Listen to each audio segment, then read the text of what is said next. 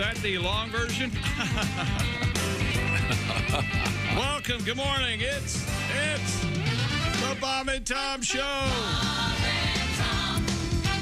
At the news desk, in actual cheetah hide sport jacket. Oh, yeah. Christy Lee, fresh off the cat. There's Pat Godwin. Hey, chick. There's Willie Griswold. This looks like a drug kingpin of Miami. You got a lot of security. All right, that's interesting. Oh, yeah, you look cool. Yeah, okay, thanks. The jungle look. Nothing moves in this town till you talk to Jungle Lady. Yeah. You talk to Jungle Lady with this? Huh? There's Josh Arnold. Hello. Ace Cosby's here. I'm Chick McGee. I wish I was as drunk as I sound. And here's Tom Griswold. Thank you very much. Here's some weird advice we got. Who's sending us advice? We were talking about, I forget who brought this up, a shy bladder. Mm-hmm. And being unable to... I think I asked if a shy bladder's a thing. Why isn't a shy colon a thing? Yeah. Nothing. Yeah, I don't know the answer to that. Again. I think Ozzy's brought this up. She has problems or something. Here we go. This is one person's solution. I am not endorsing this. I just thought it was so weird I'd read it. A long time ago, our writer writes, I learned the secret to the shy bladder problem. And for some reason, this works. I do math in my head. I do 2 plus 2 is 4, 4 plus 4 is 16, 16 plus 16 is 32, etc. Now, here's the conclusion. I've never gotten to 512 without peeing. I was never able to pee in public spaces before. Now, I'm sure this is in proper facilities, naturally. This absolutely works. Well, if anyone has this issue, give it a shot. Let us know. That doesn't make any sense to me. This makes sense. This guy said his name's Dick. Hi, Dick. Morning, Dick. Hey, Dick. Might be Ricky. The Dickster? Dickie. Dick Bo. Dick man. He says, I learned in the military, if you have a shy bladder, you should hold your breath. There's something physiological in your body about the excess carbon, what's the word? Monoxide? Exactly. Monoxide or dioxide? Dioxide. Oh, boy, I've been living wrong. Yeah. You've been Got a lot of headaches. Yeah. You've been Lightheaded. Sleep real well. wrapping your lips around the tailgate of a bus. I got to pee.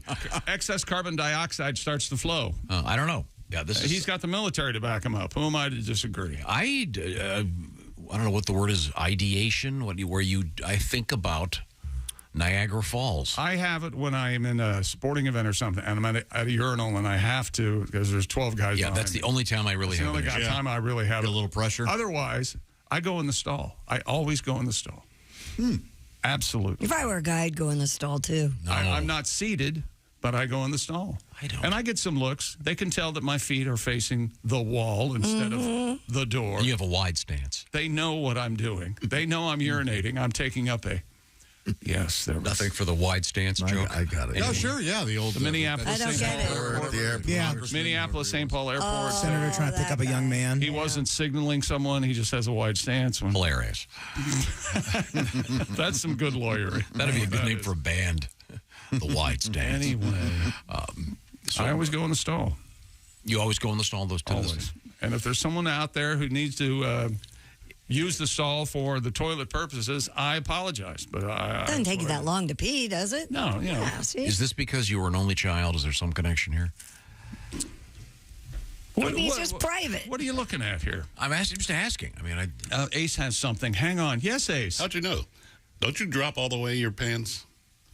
Well, I don't in a public Okay.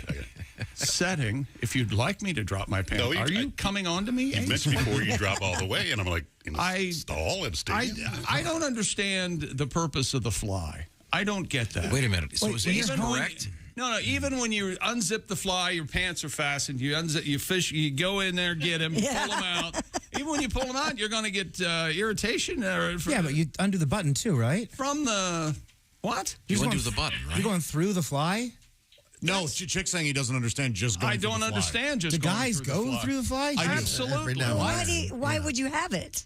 But you take the top button off and you sort of fold down and everything stays where it is. Yeah, no, I don't do that. I just go through the fly. Well, that's what Ace just said. That and is when okay, I take my buttons, my pants will fall down if that's what my buttons are for. They keep my pants up. Because he doesn't have a butt to keep his pants That's up. how I don't have an ass to keep my pants up. So Yes, and Ace would know nothing about this, having a gigantic ass. I just pull down and pull out. Yeah. No, so I think Ace was asking a fair But question. the metal teeth grate my penis, Yeah, and you do have a great penis.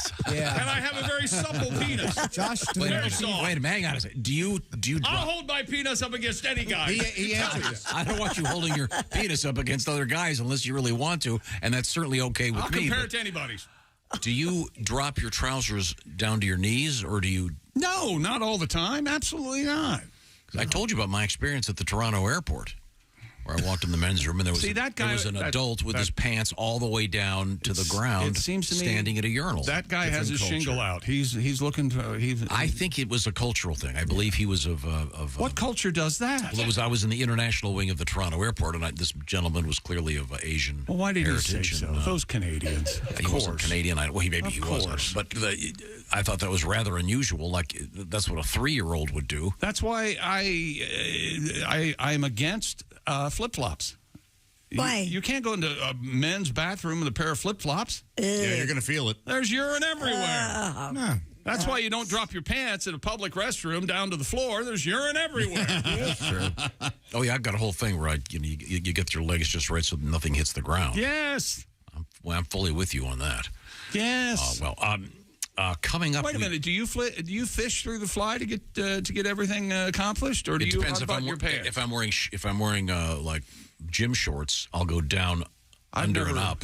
I've never. That's so crazy. I've never seen you in gym shorts. He takes a leg At the and gym. Pulls it all the way up. all the way over. You pull it through the bottom of your pants. Right. Yeah. That's Pulls Mr. Johnson bottom of it. through the That's leg. so weird. I am so embarrassed that your father. No one else does. No one else on the planet Earth does that. I No, don't think. no one. I tried it after he talked about it. Yeah. And it wasn't any easier or more difficult. What about the bunching? It was just weird. Doesn't it bunch up weird? What about the netting? No, none of that. You grab the side and pull. What about your thigh being covered with urine when you? That didn't happen, surprisingly. No kidding. Yeah. I'm actually I'm reeling the hose out far enough away from my body that I'm not. You know, when you reel it, I know it's gigantic, but even when you reel it back in, there's going to be some drippage. I felt like I shook a lot more to make sure that didn't happen than if I just went through the fly. So I can understand that. This is a it was more work. fascinating It was more work than it See, and you ladies don't have to shake. No, we don't have to do that. If you did, you'd need some kind of a device. Could you use a urinal if you had to? Yeah, I guess. I mean, I could lean back, I guess, and aim. I've said it before. I'll say it again. I've seen that video online. It's called Hillbilly Fire Department. Yeah, don't. She it's like 4 or 5 feet above her head. I don't- I on know the I- wall. On the wall, Josh. I'm a little old for that kind of We have trajectory. we have a weird thing going on involving an actual toilet, but it's not being used for its designed purpose. It's being used as a bowl in a restaurant, and it's quite controversial because there's a whole religious component to it. It's very odd and kind of disgusting, but we'll get to that coming up later. Also, your iPhone may be looking a little bit different real soon. Something This is going to throw your world into a tizzy. I'm already worried about it. What do you mean? It's not going to be square anymore? No, I heard the it's gonna be iOS operating system is going to change. It's going to start moving stuff around when you open it up. Oh, I thought they were going to shape it like an L. That's what I heard. Not like a square. The biggest button on there is going to be moving. The biggest? Apparently. What's your biggest button? Your end call button, that big red one. Oh. They're going to move it to the right. I have no. As he holds his iPhone up to his mouth, I have no problem with anything iPhone would like to do I ever don't either. in the history of my life. Okay, thank you, Raj. However, Josh Arnold loves China. Okay, thank you. Also, coming up in a couple interesting world records. Apparently, a lot of Canadians like to have sex at the movie theater. We got bullfighting in the news. Damn Canadians. Weird Hamilton news. But right now, if you're listening to the show on those Raycon earbuds, you're certainly enjoying it, I hope. Yes, you are. Yes, you are. Raycon's everyday earbuds look, feel, sound Better than ever. Every day they're getting better and better with 3 sound profiles to match whatever you might be listening to. They have noise isolation and awareness modes. You can listen while you travel, of course, or during a grueling workout, or possibly you're at the urinal at your favorite airport. You're listening to your Raycons as you go to the bathroom there at the urinal. Not hearing gentlemen talk behind your back about, why does this guy have his pants down around his ankle? What's he doing? That's a rather unusual example. That's where Raycons come in handy. And remember, the Raycons have the gel tips for that perfect in-ear fit. And now here's Tom to explain to you what a gel tip is. There's like these rubbery thingies that you put on it, and when you get them so it's perfect for your ear, they don't fall out. You must have been on the team to invent those. And, they're the best. I love my Raycon earbuds. I wear them all the time. They're much better than the Apple, whatever those things are called. Easy. They do not budge, ladies and gentlemen, and they fit every ear ever made. And Raycons have 8 hours of playtime, 32 hours of battery life, and they start about half the price of other premium audio brands, the ones that Tom was talking about. So Raycons everyday earbuds also have 56,000 5-star reviews and growing every day. So go to buyraycon.com/Tom today. Get 15% off your Raycon order. That's buyraycon.com/Tom. 15% off your Raycon purchase. That's buyraycon.com/Tom. They're the best. I absolutely love my Raycon earbuds. Coming up, a weird way to treat food allergies. And if you get bitten by a certain type of spider, do you become Spider-Man? And we got a no-no in baseball. All right. And Ohtani gets a win and is 13 years old, too young to sign a professional sports league contract. Apparently not. Wow, okay. 13. All right, this is the Bob and Tom Show. Morning laughter.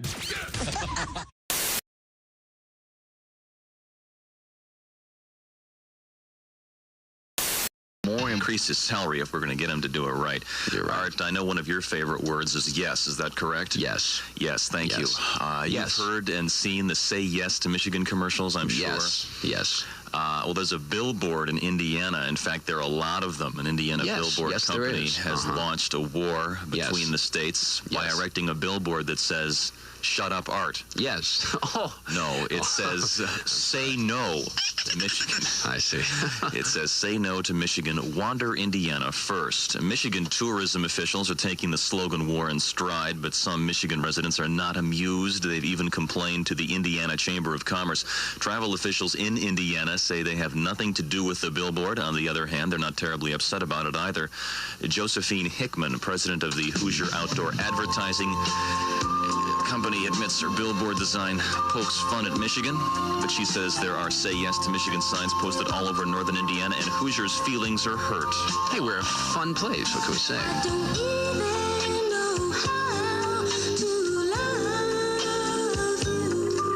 Elsewhere in the news, Governor Milliken has signed a major supplemental spending bill containing more than $260 million. For JML News, I'm Art Bishort. No, you're Tom Gerswold. Thank you. I'm glad I'm not. Smarties News is brought to you by Auto Glass Specialists in Gaylord, Cadillac, and Iron Mountain. For fast, professional Petoskey, it's partly sunny, and 64. JML News time is 7:57.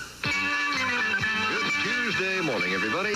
Well, Tom, one thing I want to say is, first of all, your dick is bigger than this microphone. Well, is it my turn to talk? Because yours is smaller than this cigarette. So we'll just go from there. Thank you. Got to get some news, Art, so I have to cut short. I got to go in the air in 5 minutes here. Oh, Jackie O.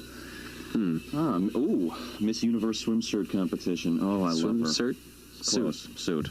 Right. Okay. We had fun on the air here today. Tom is from beautiful Cleveburg. No, Shaker Heights, Ohio. Tom Griswold recently worked in Florida radio, also worked in Petoskey radio, right across the way at McDonald Broadcasting. Had a great time and really learned my stuff there.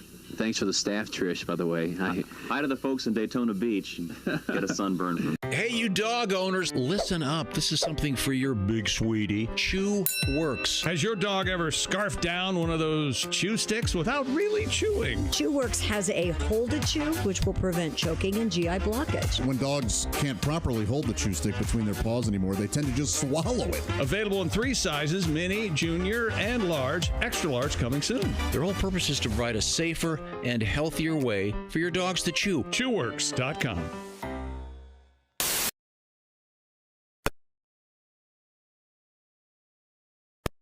For the Bob and Tom Show coming up. Ladies and gentlemen, Bob and Tom. Authorities are saying an Italian man was crushed to death by falling cheese wheels. Oh, that's a no good. Giacomo.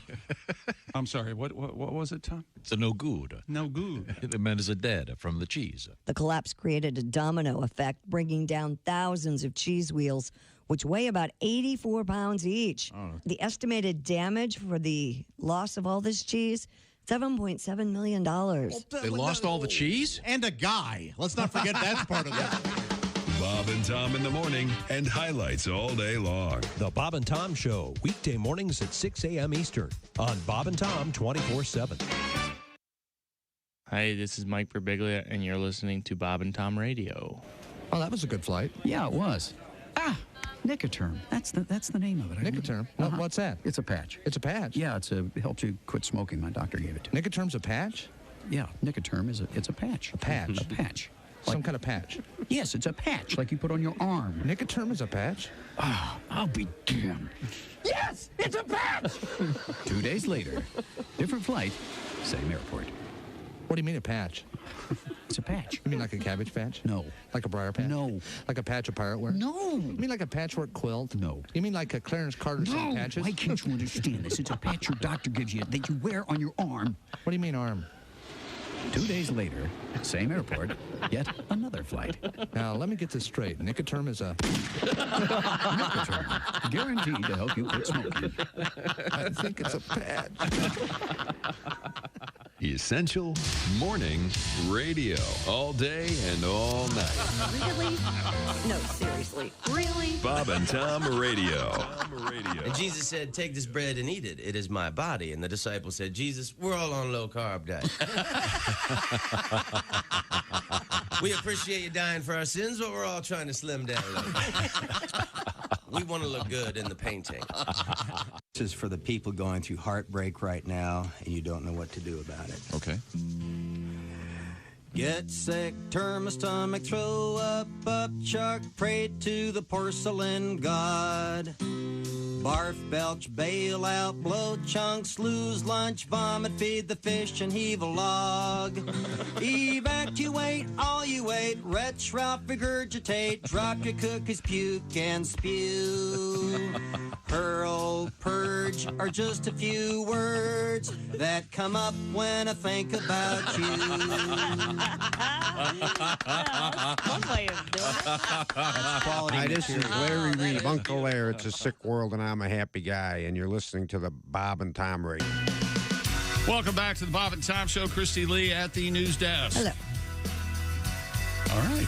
There's Pat Godwin. Hey, chick. There's Willie Griswold. Yo. There's Ace Cosby. Hey. Josh Arnold's here. Hi there. There he is. I'm Chick McGee. Fresh from viewing the season premiere of Hard Knocks. Loved it. Yesterday afternoon on my TV there at the compound. Boys, it's something. Aaron Rodgers should be, my goodness, saint. He's a saint. The man is a saint. Huh. If you watch this program, he smiles, he kisses kids. Just a wonderful man. Greets everybody. Really? Just a He's really cool. nice guy. He looks really nice in it. He looks. He does? All right. Yeah. Somebody came out and said he's going to need to look very, very nice, and they said okay, and they succeeded. And here's Tom Griswold. Hello. Thank you very much. I haven't watched it yet, but I'm glad that he's having fun. You'll love it, and I hate to spoil it, but I feel like I have to. Well, Lee F. Shriver makes an appearance for the first time ever that I can remember. He says he's never been to a camp. In the history of the Hard Knocks being on HBO. A fine actor, Lee F. Shriver, perhaps best known as what, Ray Donovan? Maybe? I would think Ray Donovan. And he's the voiceover king. He really does a nice job in the voiceovers, yeah.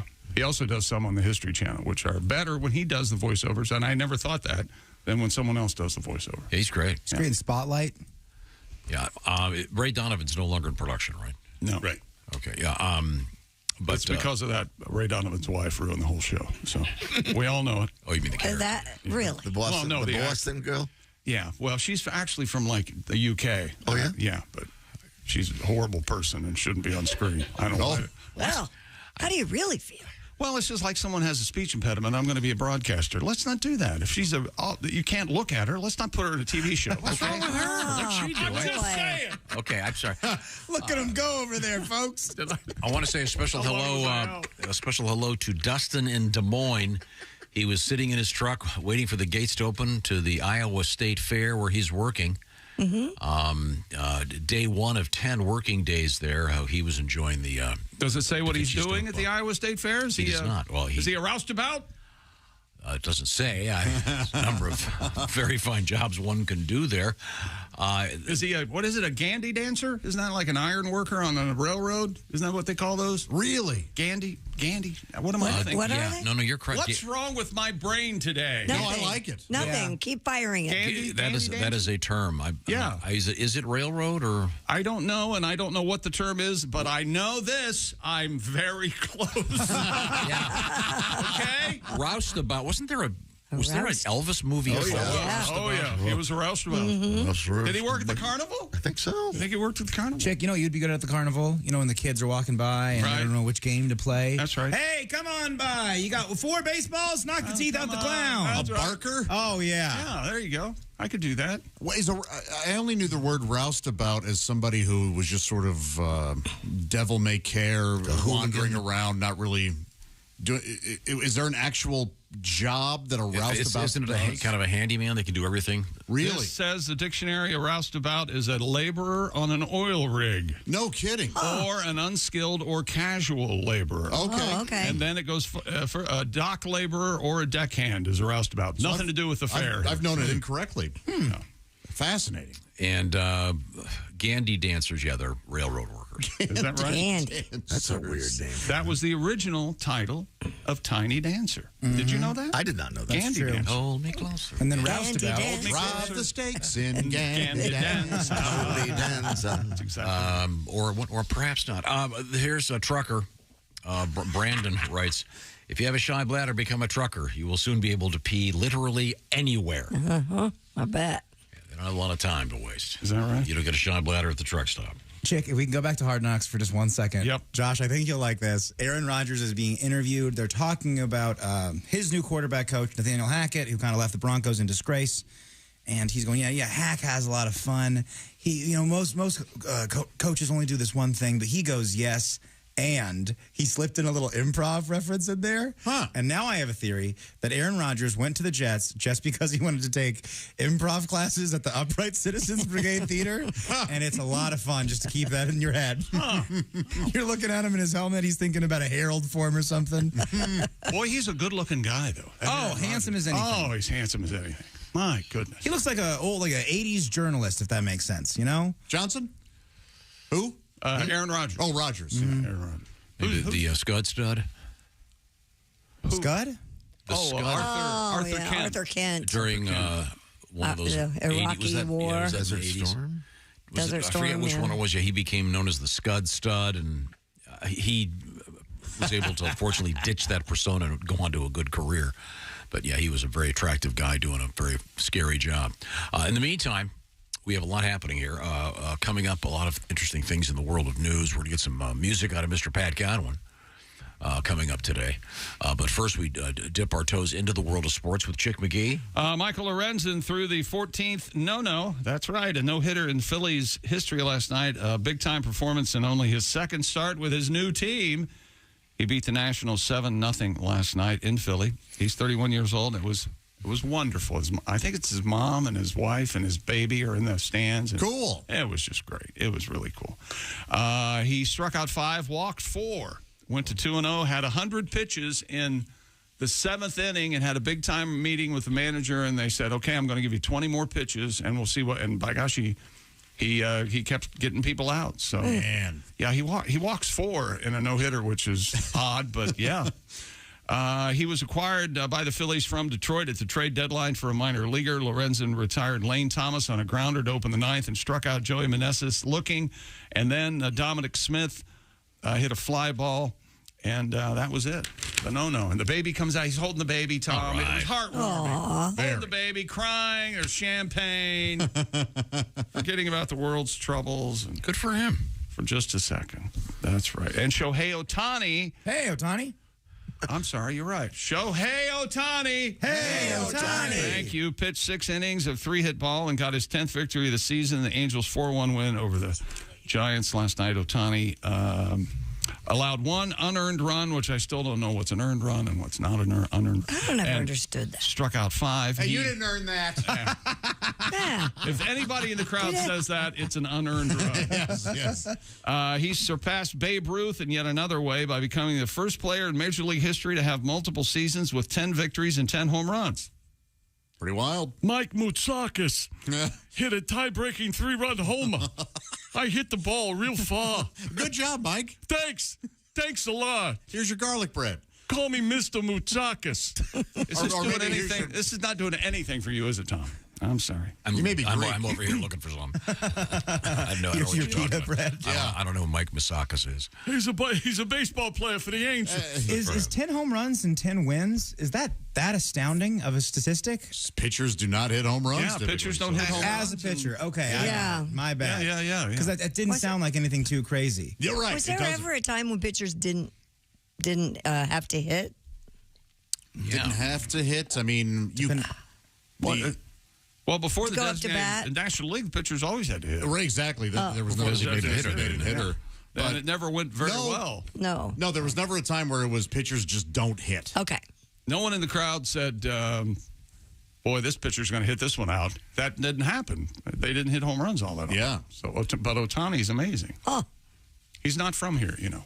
No. Where's he from? Really? I'm not sure. Oh. Japan, I think. Good guess. Is that a good guess? Yeah. 13-year-old forward Davion Kimbrough has signed a contract with the Sacramento Republic of the second-tier league championship of the United Soccer League. He's 13. Oh. Holy samoli. They say he's the youngest athlete in American professional team sports. Is this like a thing where, because I know in England, they'll have like 13-year-olds that play for Man City and they stand with the real players before the game.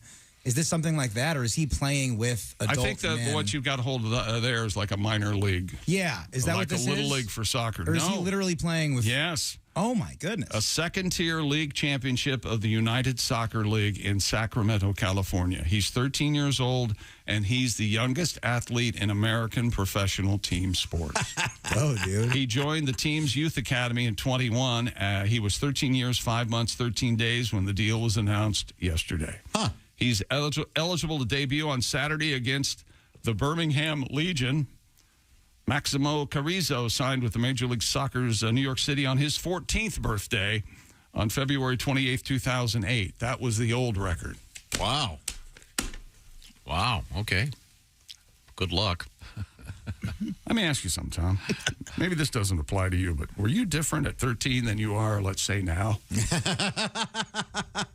Sure, in a way. Well, you were a late bloomer, right? Yeah. But I mean, to tip you, that's incredible. 5 feet, 80 pounds or something. Good luck to keep his head together. Yeah. I hope he has good folks.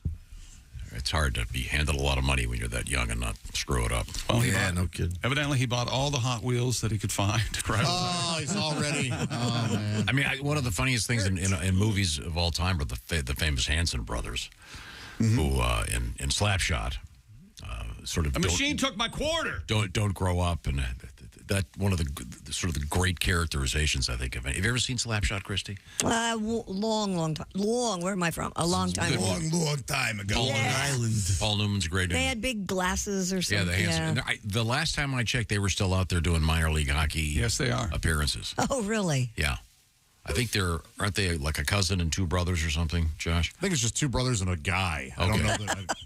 A guy I think they wear wigs and dark glasses now. Yeah, but my favorite scene in Slapshot is when they're playing slot cars in their room, the remote control slot cars.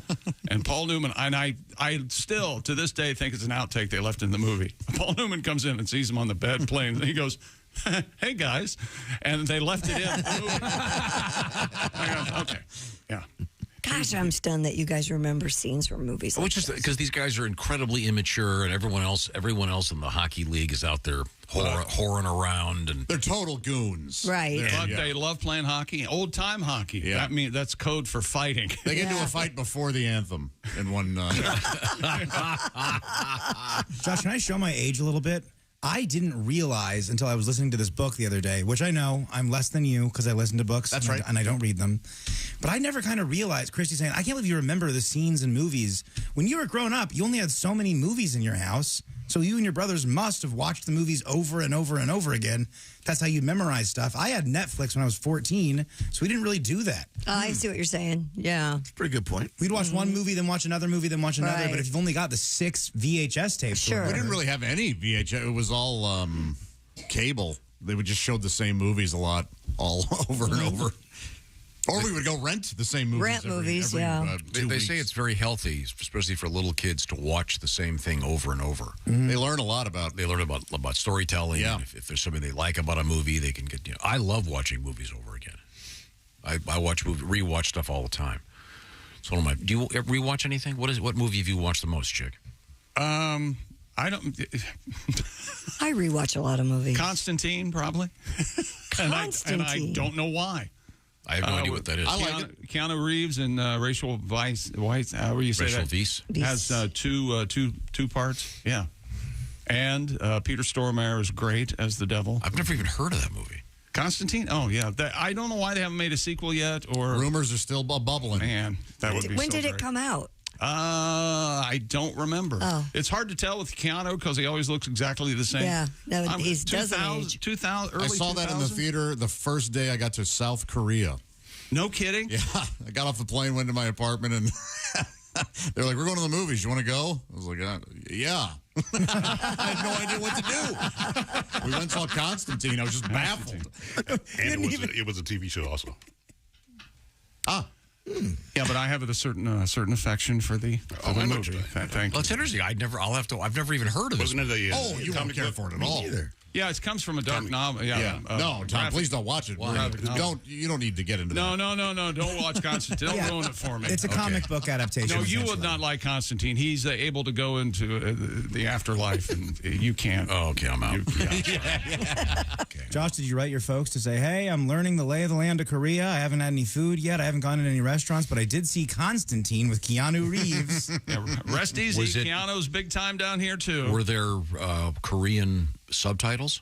Yeah, so it was all in English, and then they had Korean subtitles on the side. On the side? Oh. Yeah, they run up. They run vertically. They don't run on the bottom. Did you yell, hey, what's that weird stuff on the screen, you guys? I used to work in a movie theater. I can take that off for you. Is the Korean language read up and down? In in subtitle form? Yeah, but like in a book, is it up and down or is no? It, okay, that would be weird. Yeah. Okay, or just different. I'm sorry, not weird. Sure. Got a different word for everything, right? Yeah. Back to me? Yeah. Partially nude activists held a demonstration against bullfighting in Mallorca. How's that? Ouch. Partially nude. What part? Well, good question. Yeah, feet. Who cares? Rock out with their Euro Weekly reports that members of Anima Naturalis. That sounds like you're getting an enema in nature. Oh, yeah. Like a Kimbo under a waterfall or something? You know what does happen to, let's say, Marilyn Monroeing over Yes. a a geyser? beaver or a raccoon Gets or a constipated. lion cub gets constipated? Are there enemas in nature? Tom, your thoughts? interesting. I'm sure they have some remedy. I don't think that they can go to the CVS and grab an enema bag for my lion. Lion! I imagine there are veterinarians that, under certain circumstances, but I don't think in the wild, bet they may eat certain leaves or something There to you go. create fiber. I don't know much about the defecant of raccoons. Man, whenever I get gazelle, I get backed up. That happened to you, too? Could we Stay go away back to from the Mallorca? gazelle. Yeah, I don't know why we're doing this story, but, well, I've got a couple guesses, but I think it's interesting. What's it got? Michigan spinning plates? they stripped half naked and laid down on matador capes in a street outside Palma City Hall. The demonstration, supported by the local protest group Mallorca Against Bullfighting, or MAB, was held as bullfighting season begins in the city's Plaza de Toros. That means Plaza the Toros. I believe that's Plaza of the Lawnmowers. That's right. Oh, nice Toros. lawnmower. But it does. I tried to find a picture of this because it says semi-nude, which to me sounds like a half-assed protest, Josh. It is. But I see. no, Here's what he did. Nobody had- Came in, he saw the headline. Well, that sounds like a half-assed protest. Hey, that's not bad. And here it is. Here we are. the larger point here is I think that bullfighting has been banned in a lot of places, and this is the one place where they're doing it, and these people want it to stop. I don't There we go. I was in Barcelona for the 92 Olympics. They don't have bullfighting in Barcelona, I don't think. They have it in, what's the name of this? No, what's the name of the city in Spain? Starts with an M. Madrid. Madrid. They have it in Madrid. Very smart. But these girls are topless. Oh, cool. Oh, you found a picture? Mm-hmm. Wow, that didn't take her any time at all, Tom. Got She's got the same sort of computer. Little boob going on over there. Yeah. Set up you got. How much armpit hair is in that? Well, I can't. It's a video. I'm not going to start it, but you can see him lying on the. Any animal protester, female, has armpit hair. I'm convinced. I'm surprised how Does that turn you alarmed off? Armpit hair? Yes, of course. I'm alarmed by it. I don't care at all. I'm You alarmed. don't care? Get that bohemian I think your generation nonsense is. outta here. A little why? different. Who cares, It's dude? disgusting. What? What are you going to do? disgusting. Let me tell You gonna something. lick it or something? The phrase bohemian nonsense should be used more often. Absolutely. Josh, not. what else falls under your We'll umbrella? come back with all of this conversation, hair or no hair. The pictures I've got, Christy, it just looks like a bunch of models, male and female, lying down with, but they're wearing bottoms. And They're wearing bottoms and no tops. If I were there, all right, release the bulls. We'll put it into this bohemian nonsense. Why don't you glue yourself to a bull?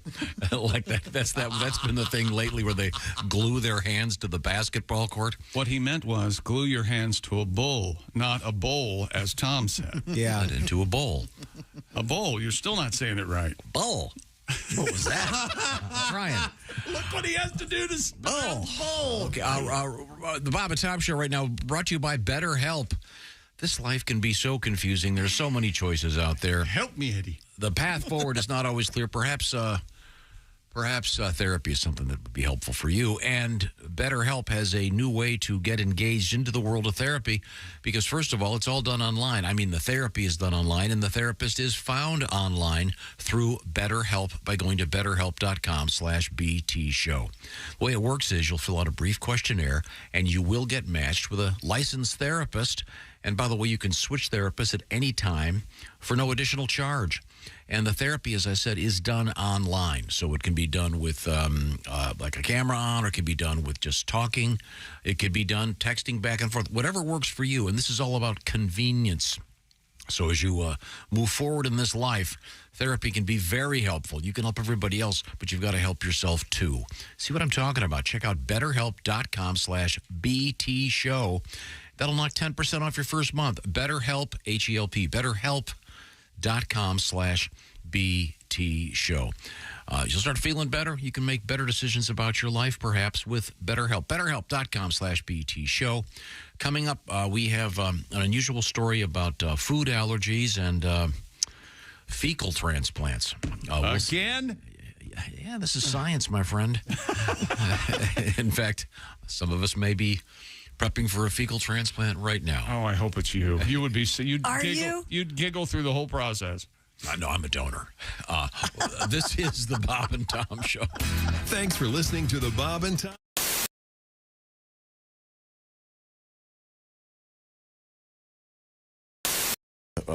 Let our guest play that guitar. Can you give me a strum? How does that sound? Yeah, this in honor of our New York friends here. This song right here. Oh, good. This was we used to stay at the Gramercy Park before Ian Schragered it right out of our price range. It was affordable, and then it was like state of the art, 1930 something, and we can't stay there anymore. Okay, they took it right out of us.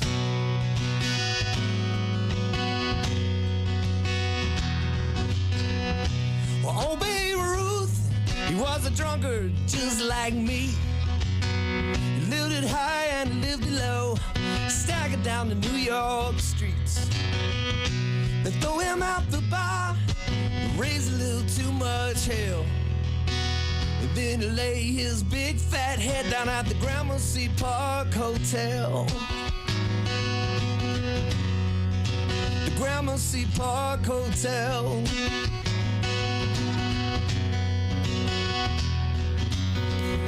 Well, all these hitmen look like organ grinders to me. Rock stars on golden chains, little monkeys dance around their feet. But give me a little hat, a little vest, a little monkey bell. Send my bananas, baby, to the Gramercy Park Hotel. The Gramercy Park Hotel. And all the publicists sing la-di-da-di-da-down, la-di-da-di-da-down, la-di-da-di-da-down, la-di-da-di-da-down, la-di-da-di-da-down, la-di-da-di-da-down, la-di-da-di-da-down.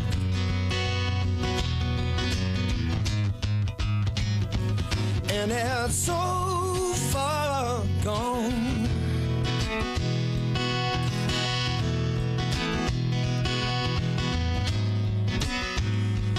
And it's so far gone.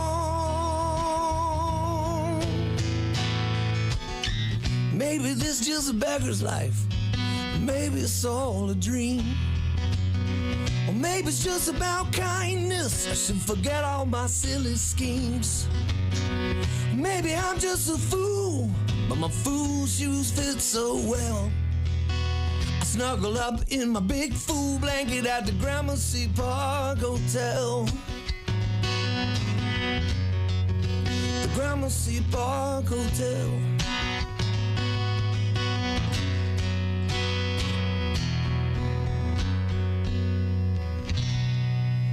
Yes, sir.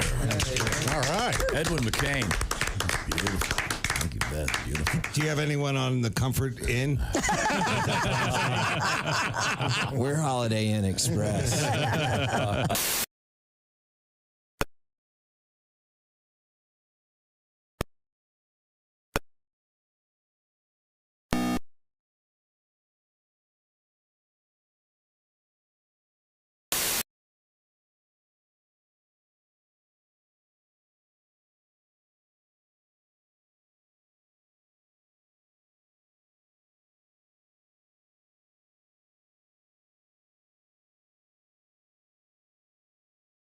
From the Bob and Tom archives. Excellent. Chick, what do you have to say for yourself? Become a Bob and Tom VIP now. Just go to bobandtom.com/VIP. See, that was worth the wait, wasn't it?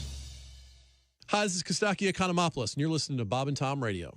Right now, we've got Burt Chalice as our guest. Did you drive here from? Yeah, I drove over and no longer driving my Yugo. You know, I had got rid of it. Yeah, I got a Yugo for a while because I bought a Yugo because I had the coupon. You know, sure. And it's not much of a car. You turn up the radio, the car stalls. You know, no rear view mirror because nothing will be behind you. Believe me. You can actually tick off the Amish people. You know, they go by and bullwhip you. You know. Sorry, they don't have horns. I got places to go.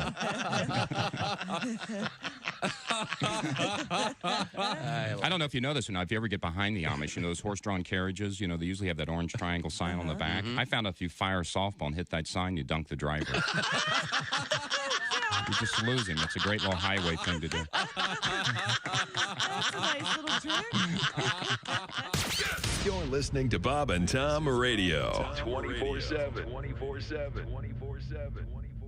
Kiwi Rogers is our guest. Kiwi, having just met you, I can guess you're obviously an athlete. Yeah, I work out a little bit. They have the whole thing where you pump weights and all that stuff. Yeah. You got to have that cardiovascular, man. Mm-hmm. I was playing basketball the other day. They made me guard the worst dude on the other teams. It was a fat dude wearing thongs. Man.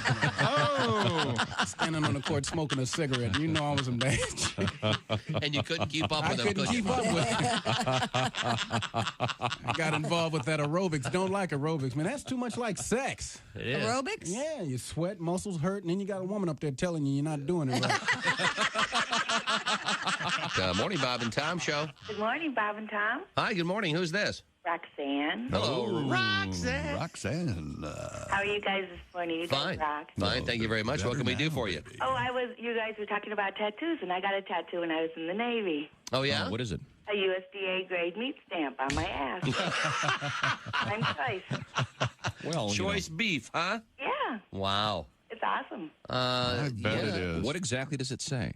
It says USDA choice. On your buttocks area? Yes, it is. Do you get a lot of comments on it? Well, yeah. Yeah. When I show it. Yeah. Let me ask you this actually. Do you mention it to people before that? Do you say, hey, by the way, I've got a tattoo I want to show you, or do you just kind of spring it on them? No, that depends on how much I've been drinking. I understand. Oh, yeah. No, I don't spring it on people. No. Well, I think we should get together for some beers. What do you say, Bob? Okay. Beers and some jerky. Lots of jerky. Yeah, maybe your tattoos can meet. That's right. Bob and Tom.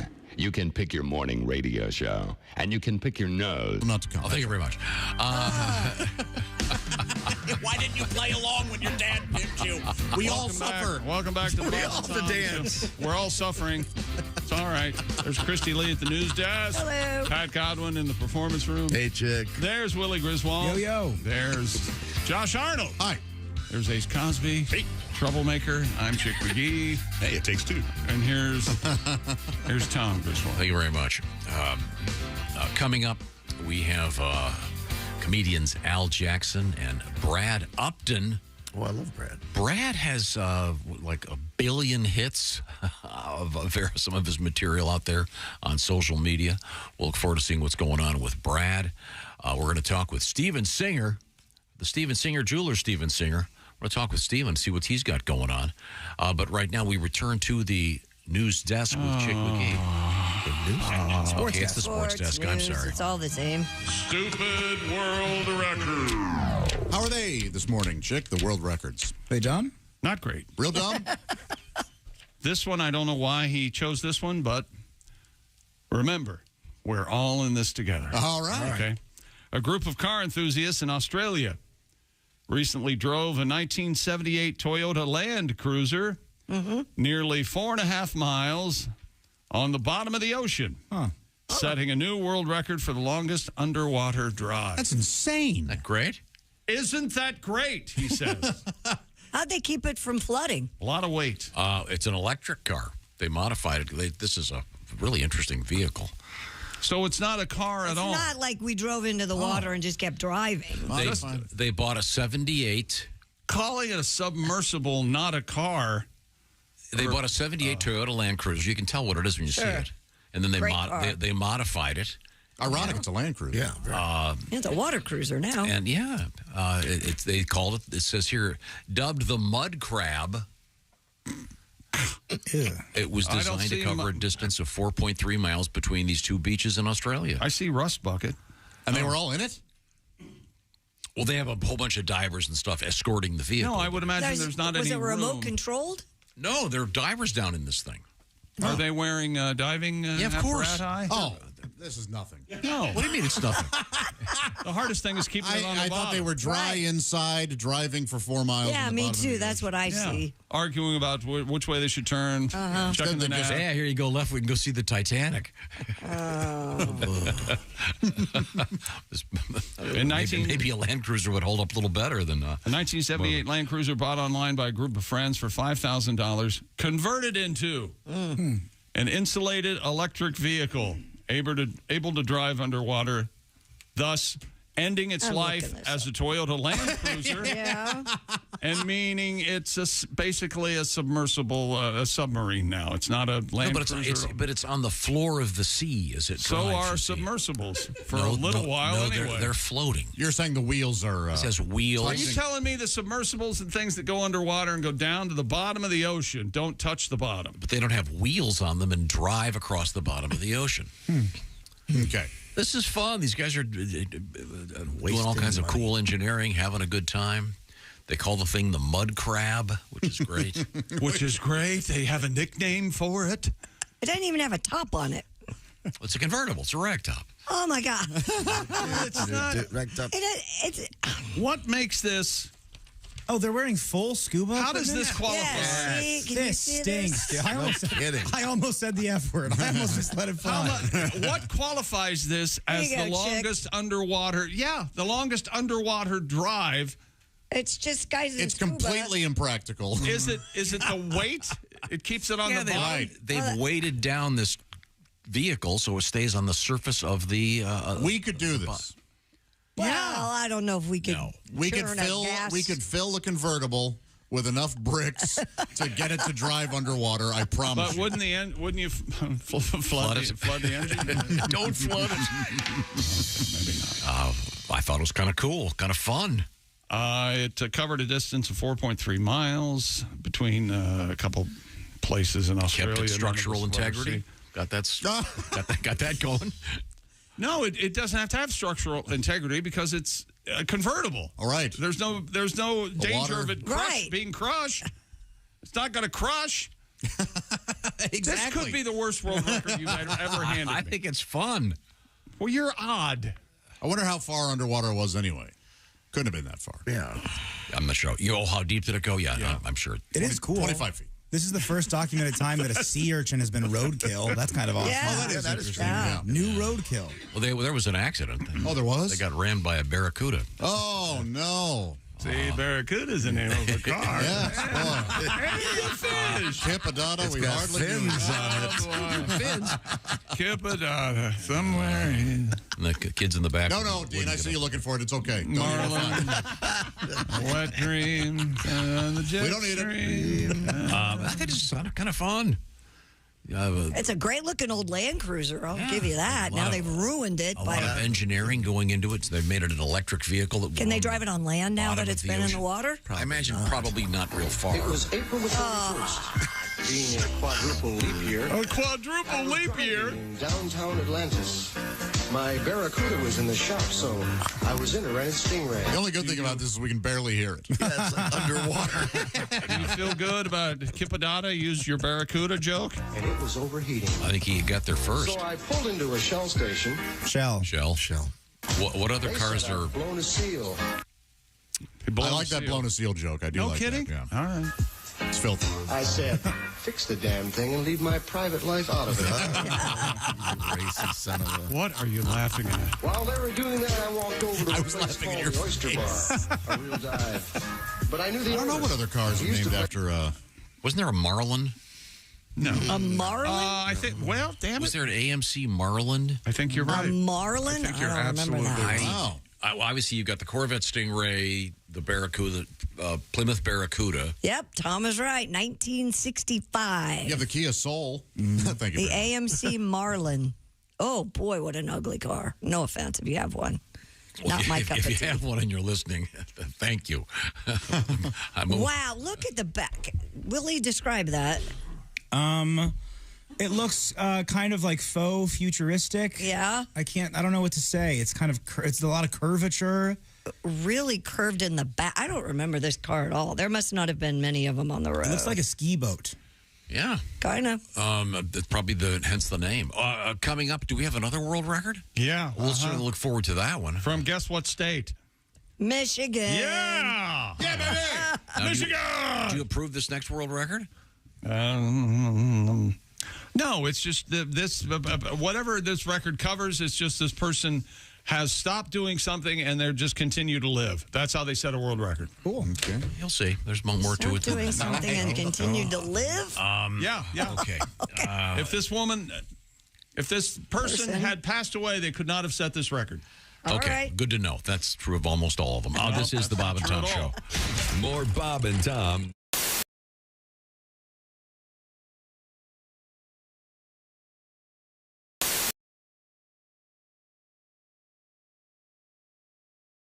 I think you're supposed to put it in. It's a concept.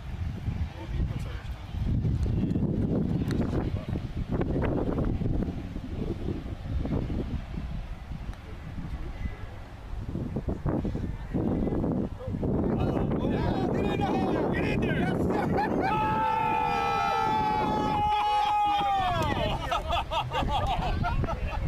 Unbelievable!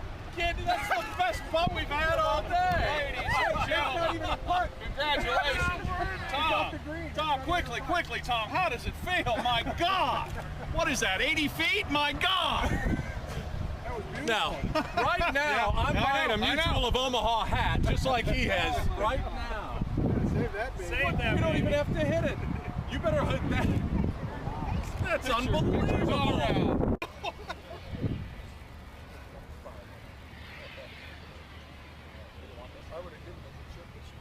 No, give me.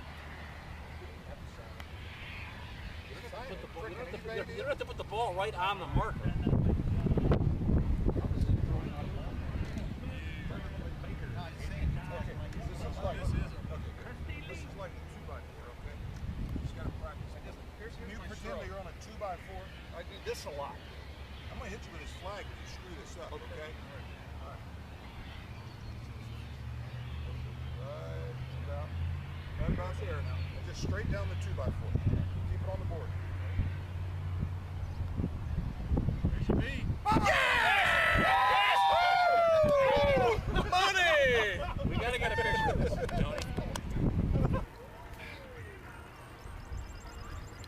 I'm nervous.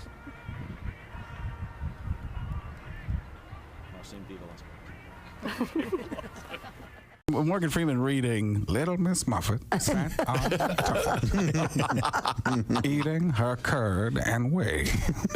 Along came a spider. It's too good. Down Perfect, man. Can you do Liam Neeson doing one? 3 blind mice. See how they run. What are they running from? A man who's kidnapped my daughter. Right. Do you have any special skills? I don't know who they are. I don't know what these mice want. But if they're looking for some cheese, I'll tell you this. Oh, come on. I'm loving this. Pacino and Hickory Dickory? Hickory Dickory died. The mouse ran up the clock. The clock struck 3 and all went wee. That's wrong. Rub-a-dub-dub, 3 men in a tub. What were the 3 men in a tub doing? A butcher, Rub-a-dub-dub, a 3 men in baker, a tub. and a candlestick maker. I know who you 3 are. I know what the 3 of you do. But I'm going to tell you this. This bathtub doesn't have a lot of time.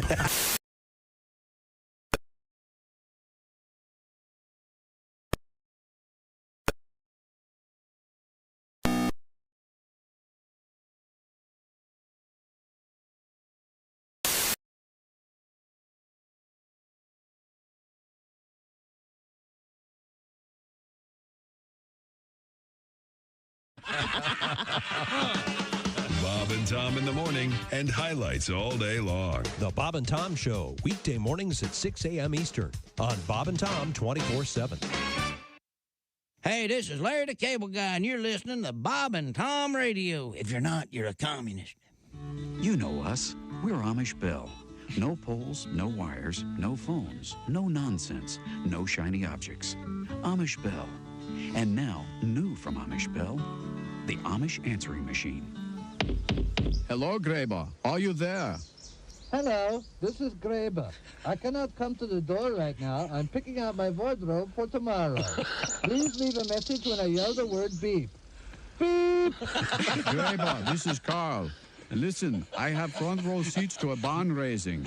Please get back to me. Goodbye. The Amish Bell answering machine. Batteries, tape, electricity not included. Graber, listen, I know you're in there. Pick up. I said beep! All right. Get back to me. Goodbye. Amish Bell, leading you into the 19th century. I said beep! You're listening to Bob and Tom Radio. You're so weird. You have no idea. Essential Morning Radio. This is Bob and Tom Radio. 24/7. Are you a single guy? I used to be married, but I'm divorced now. Yeah, my marriage wasn't working out. I was driving down the road one day, and my wife ripped the rear view mirror out of the windshield and beat me in the head with it. What? You'd have thought nobody had ever made love to her sister.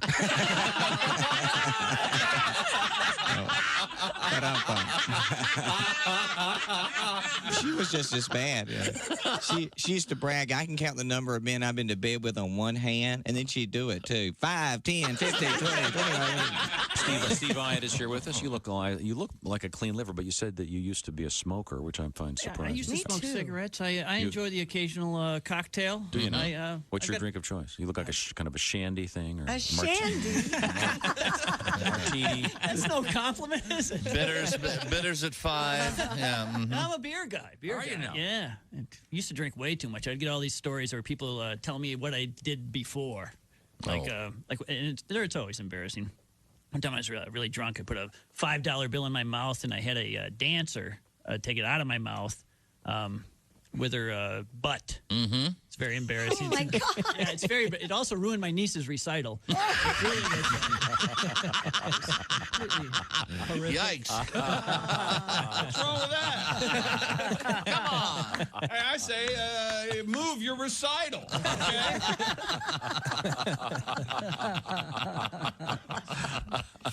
Wow. That's great. Hi, this is Augie Smith, and you're listening to Bob and Tom Radio.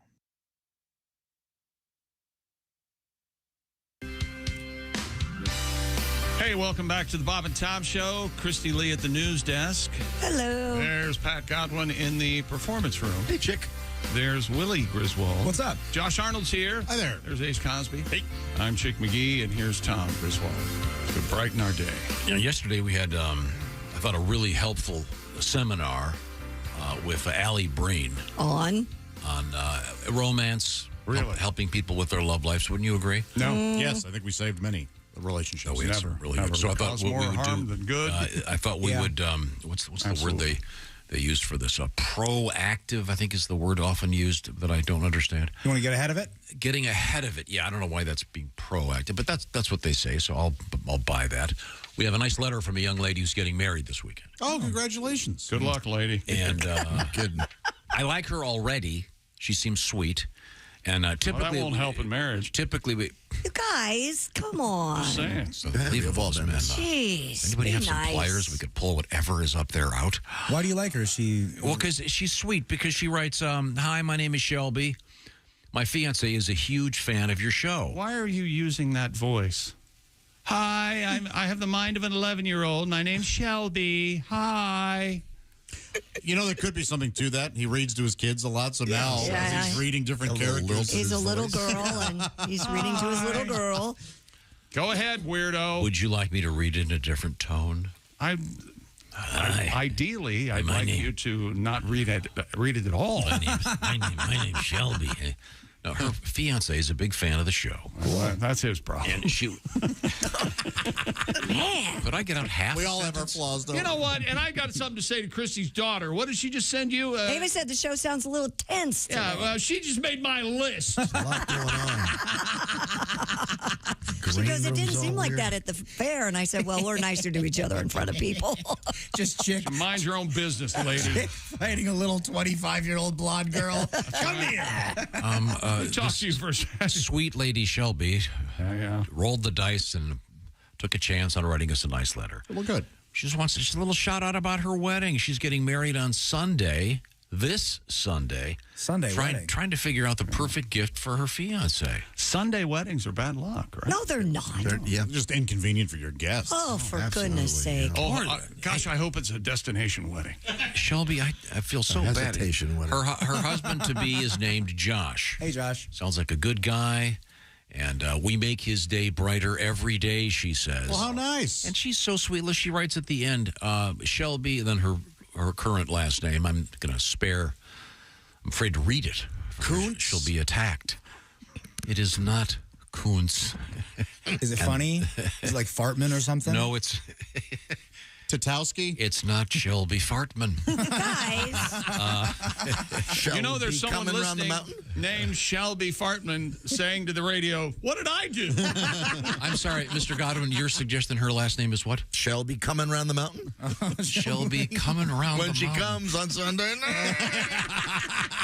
Now I can't read the end of the letter. That's what she should give her husband an orgasm. Give him one of those. Yeah. This is present enough, isn't it? To be have your wedding roasted on air by us? With utterly unfairly and mean and That's what we do. It'll work out great now. We attack It'll be a great marriage. Wouldn't we chide and criticize any worthless endeavor? Wouldn't we do that? Without saying what her last name is. At the end, Did you hear I she slipped sweetly worthless- writes her name Shelby blank. Worthless endeavor right and in then she there. puts parent soon to be with her husband's last name. Oh, that's very Sweet sweet. with her name, so Does she she will have a no funny longer name, be. like Fartman or something? Or No, his name is not Fartman, but her name will no longer be Shelly. Shelby. it's Shelby Shelley? That's confusing. Yeah, that is Sorry, her name will no longer be Shelby Hyman. Okay, no. After Sunday evening. It'll be Shelby Gape. You guys are really? just awful. Yeah. I tried to be nice, and they ruined it. Good luck with your upcoming nuptials. Seem very sweet, Shelby. Very sweet. You'll good live happily ever after. I hope your just Josh, like fairy tale. Hope your Joshy was listening. Okay, I'm sure that always works out. We have Chick McGee at the Bob and Tom Sports Desk. And, I love you. What for have you the got? Next 22 minutes. You have another world record, do you? Yes, I do. Stupid world record. I almost find this disgusting, to be quite honest. This is the world record? Yeah, this one actually is I more, think you'll agree. It gets sadder, and I left out some of the really sad stuff. A Michigan woman has broken the Guinness World Record for the longest beard on a living woman. You heard all of this you heard it right. Bohemian nonsense. It's the longest. It's the longest beard on a woman. Oh, come on. Of course, she has some horrible disease that makes her grow hair at an alarming rate.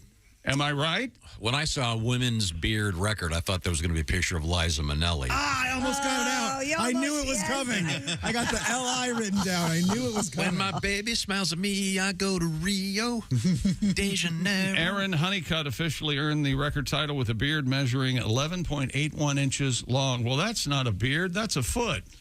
That's good. Well worth it. This poor. And you didn't want to do the story. No, I still don't. The 38-year-old beats the previous record of 10.04 inches, which belonged to 75-year-old Vivian Wheeler. Oh, boy. Old lady Wheeler. Aaron has, here we go. Can't find my tweezers. Polycystic ovarian syndrome. There you go. Yep, there it is. There it is, which is a condition that sounds horrible. It causes hormonal imbalance and can result in irregular menstruation, weight gain, infertility, and yes, excess hair growth. What is it? Polycystic Ovarian syndrome, PCOS. I had that. Expialidocious. You had that? Yeah. That's why I had such a hard time conceiving. So I had to have my ovaries looked at. But I Is think that why you shave the way you trim your That's beard. right. Yes, yeah. You wouldn't know, Christy, the way Christy, you style that. If you had a Hulk Hogan mustache that was framed exactly like your bangs, God, it looked like your mouth was a little It'd be twisted the inside greatest thing Christy. ever. Yes. Absolutely. No, The you show would just said just you take wouldn't off. date anybody with hair. Then I'd really be screwed. And You don't have, Christy, you don't have a beard. Have you seen a picture of this woman? No. She looks like she could play bass in ZZ Top. I mean, it's serious. and there I'm is an being opening. unreasonable. She jokes that the best thing about her beard is that it hides her double chin. Oh, She's got a sense of humor about it. lovely, lovely woman. And she's married to someone, so there's someone for everyone. You see, She got married. she might be a lovely person, and she's gone for the record, and she's got it. He's not in a living hell. No, She's chosen. She could shave, and she doesn't want to He anymore. doesn't poison his own dinners. Easel. He doesn't want to shave. He's got a little vial So- in the junk drawer. Her partner is a lady. Oh, Okay. Oh, well, okay. Okay. Good for these gals. Yeah. Hey, look. You know, there's all somebody of a for sudden. everybody. So. I know. But it's a serious beard. Serious beard. Yeah. Opposed to What a hideous comical Yeah, beard. you want to come here? Come here, Josh. Am I right? I mean, this is Am I right? this is the ZZ Top level? I mean, what's wrong? What's the matter, Josh? Goodbye All erections. right. We have. That is a. Are you going to show the rest of us? Oh, you can't turn yours around. I forgot. There's somebody for everybody. She's not old. Yeah, she's like 38, right? I was picturing an old woman, but I guess it's because the last. The previous record holder was 75 something. Yeah. She has a very red beard. Yeah, she does. Well, congratulations, young lady. I'm just jealous of it. That's all. Okay. Me too. More hair than you have? Oh, her beard is glorious. Yeah, it's huge. This is probably the condition that people had back in the day when they would be the so-called bearded lady at a circus. Of course. Yeah. I mean, it's. Some might say unfortunate. Perhaps she likes it, so she's become. She could always shave it off. Yeah, she's running with it. Yeah, but I think her partner likes it, which is great. Yeah. So there you go. Don't you want your partner to like what you might be most insecure about? Yeah, of Like course. my little tiny. Oh, Lord. Like your little tiny toes. Have you guys seen Willie's toes? Very No. Very tiny. They are like half the length of what a normal toe should be. My little piglets. Not even full pigs. And I get criticized for not allowing him to wear flip-flops into work. You should see it. It's disgusting. They look like teeth. They're weird. Please. And if you're wondering, yes, they're yellow. Ladies and gentlemen, coming up in a few minutes, we're going to talk with Steven Singer from Steven Singer Jewlers. but I want to tell you real quick what he's got going. He's got something called Free Diamonds happening. Steven Singer Jewelers is giving other jewelers yet another reason to hate him. That dang Steven Singer. That was one of the jewelers that he's. Oh, thank you very much. I appreciate your portrayal of one of Steven's competitors. Steven's giving away free diamonds, kind of. Here's the way this works. Anybody who purchases a real diamond engagement ring from Steven Singer, whether it costs $500 or $15,000, Steven is giving away a free 1-carat lab-grown diamond. Now, Steven does not sell those. He sells real, natural, earth-born diamonds. But free is what he thinks the lab-grown ones are worth. So he's giving them away with a purchase. But remember, nothing says I love you less than a lab-grown diamond, according to Steven. Don't be fooled. Go to IHateStevenSinger.com for the details. And he's got those, what I guess I'll call them natural, earth-born diamonds. Always worth 100% of what you paid, by the way. And if you want to trade up, very easily done. So if you want to upgrade those real diamonds with Steven Singer when you get them, he's happy to do that. Real diamonds from a real jeweler you can trust, Steven Singer Jewelers. And once again, you'll find him at IHateStevenSinger.com. Whatever the season is, how about a nice little back-to-school something for somebody that you know? Because the schools are starting up. Maybe a nice bracelet. Steven's got all kinds of stuff. Check it out, IHateStevenSinger.com. We're going to talk with Steven in a few minutes when we come back. Also, coming up, comedian Brad Upton, comedian Al Jackson, some details about the Mega Millions, and something called the fecal transplant back in the news.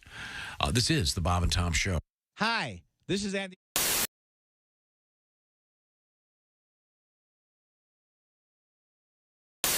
We have my favorite former lumberjack is in the studio. He is comedian Greg Hahn. Hey, all right. Thanks for having me here. Hey, chick, we're going to Vegas? We're going to Vegas. We're going to get a glass of crazy, and we're going to Vegas. Little blackjack? Yeah. Blackjack. Hit me. I don't know how to play it, just like yelling, hit me. Hit me. 19, hit me. Hit me. 27, keep hitting me. Take the $700. What is this, a free rum and coke? How do you guys stay in business? And I throw the dice. That's what I do. Hit me. I bring my own dice. I throw them anywhere I want. Greg Hahn is here with us. High-limit restrooms. Oh, Greg is one of my favorite people. Now, before we get to the action, you've never met Jessica before. Hi, Jessica. Isn't she pretty? Greg. Oh, beautiful. Nice blue eyes. 10. Now, let's. Like you look a little bit different. You've What's got going kind on of. with me? We have kind of a lumberjack shirt on that I like very much. It's a summer theme. It is. It's very plaid, nice. yes, thanks, very Josh. nice. Josh, madman. Is that right? Now, your hair looks. Shows, yeah, what's going on with this? Your hair looks a little different. I'm wearing a mood wig. Oh, okay. wig. Nice. Oh, No. You've got a nice set of hair up there. thanks. What color's your hair today? It's a new shade of fake. Bullseye maple. Witness protection 22. Bozo 6. Yeah. It's a new shade of fake. Yeah, a little chocolate thunder. Yeah. What was it, Bozo 6? What'd you say? Yeah. Bozo 9. Bozo 6. Oh. I like the mood wig. That would be funny. It's darker than normal. It is? Yeah, you don't It stick is. with the same fake color? No, I don't know. I glance at it. You just every get what's now on and again. I keep sale? moving. What is that? Looks like you're doing Elvis just before the end. Oh, and it does not. It's a little Steven Seagal. Yeah. Not that dark. Well, it's good to see you, Greg. I got a story for you. Oh. Now, I happen to know a couple things about you. Marine Corps, what you were exiled as what? Captain by the time I got. Man, I was Captain? lucky to be in the Marine. Marines are so great. Okay. Oh, yeah, you learn stuff. Like now, if I'm on a bad date, I just call it an airstrike on my own position. But I happen to know that you have a couple of hobbies. You're a drummer. Yeah, I like the drums. You like to play the drums. As you say, bringing the thunder, I believe. is the Right, way that's you with the refer double it. pedal. Sure. For You drummers, have the condo. know that. You Double have the, bass drum. You have the uptown condo. It's Well, my very nice. condo is very, I designed it myself. A lot of ladies don't realize a single man designed my condo. Like the ping pong table faces the drum set. Feng shui! Greg, how's your dating life? Are you kidding me? It's the best. I don't mind being exclusive as long as I can date a few other girls. Okay. You know what I mean? I like to get down on one knee. You know what I mean? I say, would you like to be worked into the rotation? Bang! Thank you. No, I'm dating a beautiful girl. She's lovely. lovely. She's from the Appalachian Mountains. Oh. Yeah, she's a professional clogger. Okay. Not a toilet she can't clog. Come on, everybody. Come on. Get jokes in here. Wake up, people. Well, that went from bad to worse very quickly. You using the dating apps, Josh? I'm not, no. Come on, get in there. They work. It's a good time. They do. For me, it's a bloodbath. Oh, really? In prison, yes. I approve everybody. You know what I mean? Prosthetic head, yes. Dude in wig, close enough. Nothing. They don't hit you back. Bloodbath. Like them all. I like Josh's answer. They work. You don't want to date. I'm not ready. And there's somebody in your house. Yeah. Who wants that? Square, I want to square and tell Jessica how it works. How does it work? Hey, let me tell you something, Jessica. You play hard to get. I play gone for life. I got stuff with a cold shoulder. It's called scorched earth. He's right. I say That's the way he does it. I stayed with this girl. I say, you want to go to dinner? She said, I'll let you know a little later. So I'll let you know right now. I already ate. What a catch you are. You don't like girls to play hard to get? No, I don't tolerate it. You don't tolerate it at all. I'm out. And now, what's your day like? You wake up.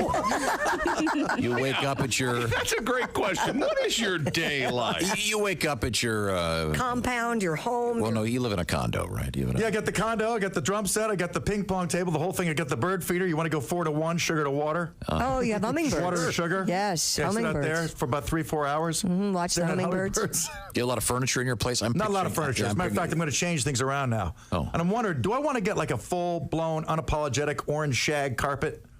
No. Okay. No. Well, that answers that. Okay, good. Well, your condo's tastefully decorated. Not isn't really. it? It's solid colors. It looks crazy. Oh. It's it's pretty. It's clean. Okay. It's bright. You But I keep might rip the things carpet clean? out. Yeah, I keep things clean. So you wake up in the morning, look in the mirror, and say, What am I? Okay, right. Well, compare myself to other guys. Serious guys. They have wives, kids, and whatnot. I look at myself. What are you? Some kind of genius? How's that bit go? I can't remember my bits. I got to be doing the bit to remember it. You wake up every day and you go work out. I walk around. I drink a little coffee, walk around. You know what I do on a show day is I hold perfectly still. I put the air conditioner on frostbite. I don't move. I never bring a date because I can't waste energy during the day. I got to go bananas at night. You know what I mean? But if you bring a date somewhere, you're playing a comedy club. She's like, let's go to a water park or something. I got to explain to her, I am the water park at 8 o'clock tonight. well, let it snow. If you're on top, I'll just let everybody else finish that. Oh, I see. If you're on top, you got about 8 seconds to live. Is that it? I wouldn't say 8. If you're on top, Godspeed to your ribs, ladies. Is that what we're getting at? Bob and Tom. They put the F in professional. 4. Welcome back to the Bob and Tom Show. Christy Lee at the news desk. Hello. There's Pat Godwin. Hey, chick. There's Willie Griswold. Yo. He's here. There's Josh Arnold. Hi. There's Ace Cosby. Howdy. I'm Chick McGee, and here's Tom Griswold. Well, thank you very much, Chick. We have got to get a song out of Mr. Godwin in a few minutes. Right now, we're trying to get the satellite in place. And there we go. There he is. That is on the big screen in our studio here. I can see him. It's Steven Singer from Steven Singer Jewlers. Steven, I just watched your commercial.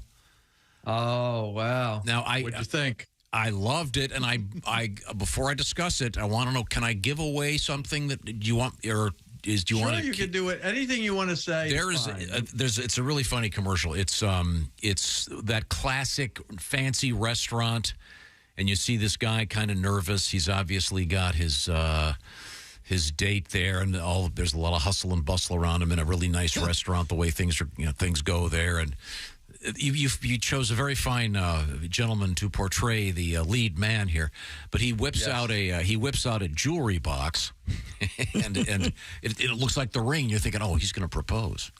And you've seen his would-be fiancée from the back. Yeah. Right. And he pulls out, and what's in the box, Stephen? It says in the lid of the box, which would normally have a name of a store or that type of thing, it says lab-grown diamond. Lab-grown diamond, which is it's not a real diamond. And then eventually, not in my opinion. Yeah. Then eventually you see that it's the woman he asked to marry him is a blow up doll. It's not just a blow up doll; it's a blow up sex doll. Yeah. Well, the whole 9 yards. I don't want to give away the end. They make love rigorously on the table. They do not. They do not have a vigorous lovemaking session in the restaurant, but there is a cameo appearance. That's all I'm going to say. Yes, there is a cameo, but it's funny and it's posted on YouTube. So anybody who wants to look at it, the name of the spot is Hello Dolly. And we'll grab a copy of it and we'll stick it on the Bob and Tom social media platforms. Yes, but they're obviously. You could look at anything, you can see everything, not only on YouTube, but anything anybody links to our site to go to IHateStevenSinger.com. You could see all these type of things. But the funny thing is, at the end of the spot, it says, it's not a real girl. Why do you need a real diamond? Sure. And we have a whole series of these TV, radio, billboards, national campaign going. But the thing that I really wanted to express was this is not a sales pitch, although I'm happy to talk my wares anywhere. And I'm so happy that you guys have me on, is that for the last decade or so, the jewelry business has mistakenly, or some, not all, the jewelry business has mistakenly embraced lab-grown diamonds. And what a lab-grown diamond is, very quickly, is it's made in a laboratory. There's a couple different processes, and it's 98% the same, in the chemical makeup as a natural earth-born diamond that took millions, if not billions, of years to form. But the thing is that anything that you can mass produce like that eventually becomes, worth a lot less. And in this case, almost worthless. So we never have sold, and we lost millions and millions of dollars in revenue and business, never sold these things. People mistakenly were either gaslighted or tricked or misinformed. Or ill-advised at best, to buy these things. And they're not a green option. They take more energy to make than regular, natural, earthborn diamonds. They're not eco-friendly. They're mostly made in China and India that use coal to burn it. So that's not a sustainable situation. But the worst thing is they have no value, no intrinsic value. If you bought one of these things 5 years ago, and it was roughly $4,500, and a natural earthborn diamond at that time was $5,500 to $6,000. So you may have saved, $1,000 or $1,500. If you bought it 3 years ago, it was roughly $3,000 for a 1 carat lab grown diamond, and the natural, like I said, is about $5,500 or so. So you may have saved $2,500. As of now, of August 2023. These things are selling somewhere between $500 and $2,500. So you may think you save money, but in my opinion, if it's dropped 90%, you didn't save, 20 or 30%, you lost 90%. Imagine if you bought a house a few years ago, just to make easy numbers, $100,000, and you put $20,000 down, you owe $80,000 mortgage, and you're paying it, everything's great. Now, 3 years later, 5 years later, that same house is selling for $5,000 or $10,000. Wait a minute. Yeah. You're not going to feel too good. Not good. Right? Now, your next door neighbor just bought the same house for $10,000 or $5,000, and you have an $80,000 mortgage. So if you bought a lab-grown diamond 5 or 10 years ago, that's essentially what happened. If you bought it, you spend $10,000 on it, it's worth now $500, $800. And if you bought a natural diamond, especially from us, but from most stores, it's still going to be worth $10,000. Now, when you made the commercial, were you involved in picking the doll? Yes, we have. Now, did you have to go? I'm not going to reveal right now. I'll share with you off the air, but we have a series. Every week we have a different commercial that we're going to roll out, video commercials, and we have different radio commercials, and they get increasingly. How can I say this? I don't know if they get increasingly worse or increasingly better, depending on your outlook on the thing. But were you involved? Did you have to go to a store and pick out the doll, or were you able? No, we had it. We had it shipped in. But I did have one of my guys had to go there. We have one with a mannequin in it.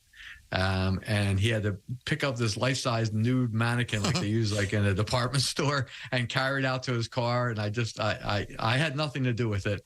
But I just said, I can only picture people watching this guy carrying this, what looks like a sex doll because it's naked, out to his car and putting it in the seat next to him and the seatbelt and driving it home and explaining to his wife why he has this thing. Oh, it's for work, honey. You know, yeah, sure, it's for work. You know, it's wow. Yikes. Well, you can see the doll that I'm talking about in the Hello Dolly ad. It's a promotional announcement for Steven Singer Jewelers. It's very funny, and I'm not going to give anything away, but I'm going to say there is a cameo. Let's put it that way. In this one, and I don't know, will there be more cameos in any of the forthcoming promotional announcements? I believe there will. Okay. I believe there will, but the funny thing is, so my competition and jewelers all over the country, and believe it or not, roughly 91% of jewelers across the country, some of the fine stores like Tiffany and Van Cleef and Arpels and Cartier and Harry Winston and the upscale stores have completely stayed away and are all natural, and they're all fine jewelers. And there's many fine jewelers, and there's but roughly 91% of the jewelers in the United States are either selling or promoting lab-grown diamonds. And we've been obviously opposed to that. But all of my competition, everybody around me sells lab-grown. We're in an island by ourselves. So we have giant banners outside the store now that say, we're going to give you a lab-grown diamond for free. So anybody buys any diamond engagement ring, any price, a $600 engagement ring gets a 1 carat, a full 1 carat lab-grown diamond for free. Next door to me or down the street or around the corner from you, they're selling, like I said, for anywhere between $500 and $4,500 right now. What's the biggest selling item in the jewelry? I assume is a really seasonal business. What season's coming here? Is this the back to school jewelry season? We sell like a lot of fun jewelry for summer, a lot of anklets and those types of things, and little like layered necklace, like the real little thin chains with a little like a little heart or a little butterfly. Those type of things that people can layer are very, very popular and do very, very well. Obviously, we're a diamond store and an engagement ring store, so we sell engagement rings all year round, and they never go out of style, thank God. But there are seasons, for different items. But right now, anklets, layered chains, like thin little layered chains. The guys they're wearing like big heavy link chains and link bracelets and things. It's like Back to the Future, like the 70s again. I'm looking forward to the return of the Dookie rope. Yes. Boy. Made famous by Run DMC. All right, then you have to wear one. Yes. Oh, no, I'm just looking forward to see other people wearing it. Yes. Do you have a problem in your own life if you bring home? Oh, I have many. I mean, but if you bring home jewelry, is it like that's all I'm going to get? No, my wife is a genius, and she has tricked me into what happens is she wants jewelry, but it's too easy for me. Right. So I always have to get other things. I have to get a pocketbook. I have to find something else. So I have to get the jewelry. She still wants it. Doesn't want it. That doesn't matter. That's easy. But now I have to get 2 gifts in order to. So you have to put the bracelet inside the Mercedes. Right. I have to go to the pocketbook store. Say, what's the most expensive, useless pocketbook you have? Get that. Then take that thing. I would just go like to Walmart and get a $100 pocketbook and tape $100 bills to the outside of it. But my wife will not deal with that. Nope. So I go to the pocketbook store, which I will remain nameless.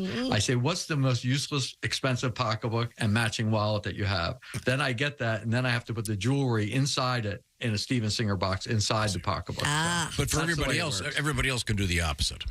Exactly. They can get the Walmart bag with Steven stuff in it. Well, thanks, Steven. Best of luck. We look forward to seeing the next commercial. Yes. Thanks so much for having me on, and I'll send you some previews. Okay, great. All right. We'll post them. Check them out, guys. Thanks so much. All right. Thanks, Have Steven. a great day. See you, buddy. Can't say who. There's a cameo. That's Yes, I've watched the commercial. we have to turn it back over to Chick McGee. No, that's it. We're ready to go to news. We're done with our sports. Ready to go to news. Because we have a story involving the iPhone. I know you're a big fan. Well, okay. That's on the way. So let's just get right to that one. I think he wants to go to the iPhone. Yeah, I got that, Chick. Thanks. You're welcome. Location of Apple's call end button is set to slightly move with the latest update. The end button currently sits in a center position towards the bottom of the screen. But with iOS 17, which actually officially launches in the fall, that red icon is going to move to the right, and other features will move down to join it. Some see the change as potentially frustrating, as muscle memory might lead to different buttons being pressed when trying to end a call. The update includes other changes, such as swapping the mute and speaker buttons. iOS 17 is set to bring an array of new features to you Apple customers, including improved autocorrect, a new journal app, and live voicemail transcription with the ability to pick up and answer as someone is leaving a message. Yeah, the big red button, I think as the iPhone ages, it's moving to the right, much like people do. Here we go. There we go. I paid my taxes. All of a sudden, he's on Meet the Press. Do you ever push the red button, Dad? You never hang up phone calls. You know you can hang up. What do you mean? He's right. You don't hang up. Do you not know how? I don't think he does know how. I don't think he does You know either. the big red button at the bottom when you look down at your phone and when you're talking to somebody? Yeah. If you push that, it disconnects the call. Well, I can't keep talking. You hate to talk on the phone. But what after you've said, you know how you hang up a call. You know how you...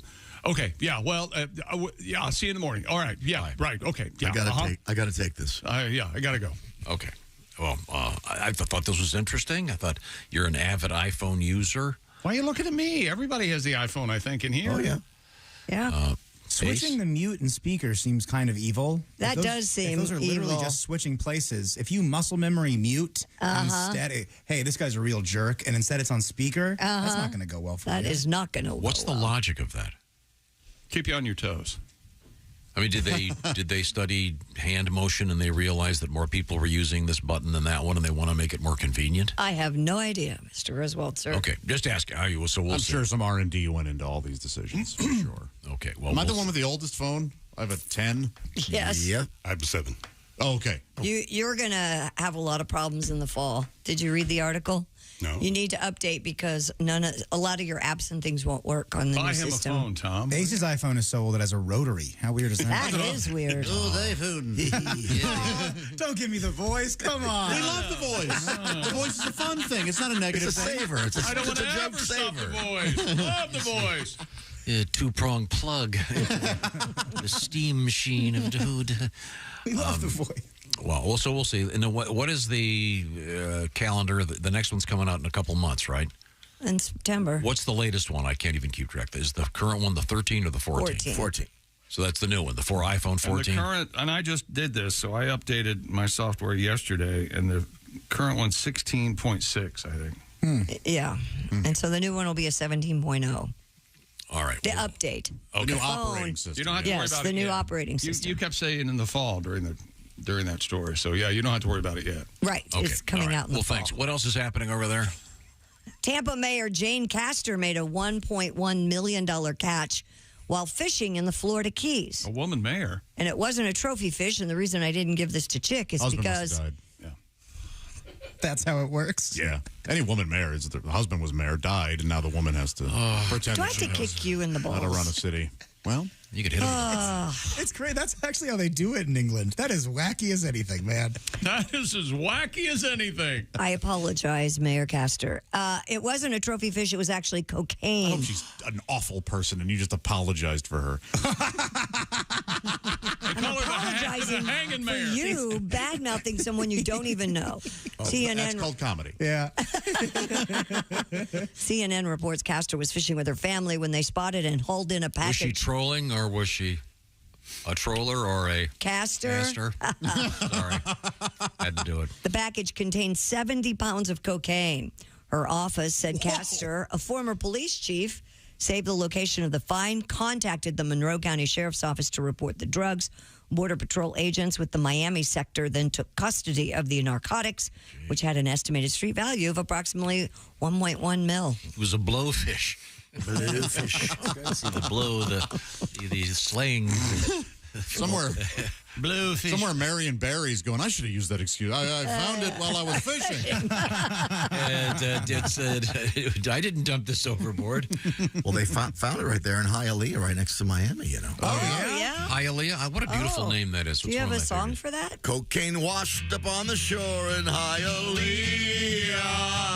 selling it on the streets is a bad idea. If you find it, call the cops ASAP. Cocaine washed up on the shores in Hialeah. I met a girl in Key West named Maria. Made love on the beach, got gonorrhea. Ate a Cuban sandwich, got diarrhea. Cocaine washed up on the shore in Hialeah. Right next to Miami. Oh, that's a sweet So when you get to heaven, Pat, how do you explain that one? How do I explain everything? So let me see. You took Michael row your boat ashore, and what did you sing now? Diarrhea? Is that right? That's the least of my worries. Well, coming up, what you got, Christy? Coming up, have you ever had sex at the movies? Well, we're going to talk about that in a theater. I don't think I have. I miss the movies. Oh, yeah. I go to see the movie. Yeah, exactly. Yeah. Do they count No, I have not. full-on Wilbur? sex, or is it? Not just I mean, not just making out doesn't count. Well, I mean, there are Will other she things go you can down do in besides. a theater. Well, we'll find out. Because, Josh, you spent a lot of time in theaters because you worked as an usher. That's right. At a movie theater. Yeah. No, he was in the movies. You've heard him talk about his background. I was in the cinema business, yeah. Yeah. Well, That's a privilege. You were an actor. Did you He ever... cut film. It was up to him. We'll find out when we come back. If you ever took one of the saucy young vixens who were making popcorn and a less popular movie, go and check out the... you'll find out. Butter up the old... Butter in the corn? Butter in the butt. Ah, it's hot. That's hot Hey. butter. No salt. We'll find out about that when we come back. This is the Bob and Tom Show. Hey, thanks for listening to the Bob and Tom Show this morning.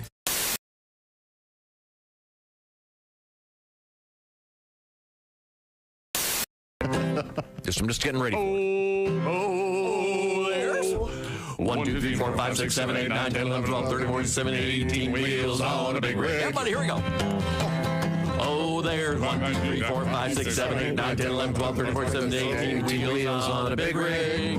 And they're rolling, rolling, rolling, rolling, rolling. Okay, let's back them up. Here we go. Oh, there's 18, 17, 16, 15, 14, 13, 12, 11, 10, 9, 8, 7, 4, 6, 5, 4, 3, 2, 1. Wheels on a big rig. Okay, the even numbers. This is an easy one. Oh, there's 2, 4, 6, 8, 10, 12, 14, 16, 18 wheels on a big rig. And they're rolling, rolling, rolling, rolling. Okay, by 1.5. Here we go. Oh, there's 1.5, 3, 4.5, 6, 7.5, 9, 10.5, 18 wheels. We on a big rig. And they're rolling, rolling, rolling, rolling, rolling. Okay, the odd numbers. Here we go.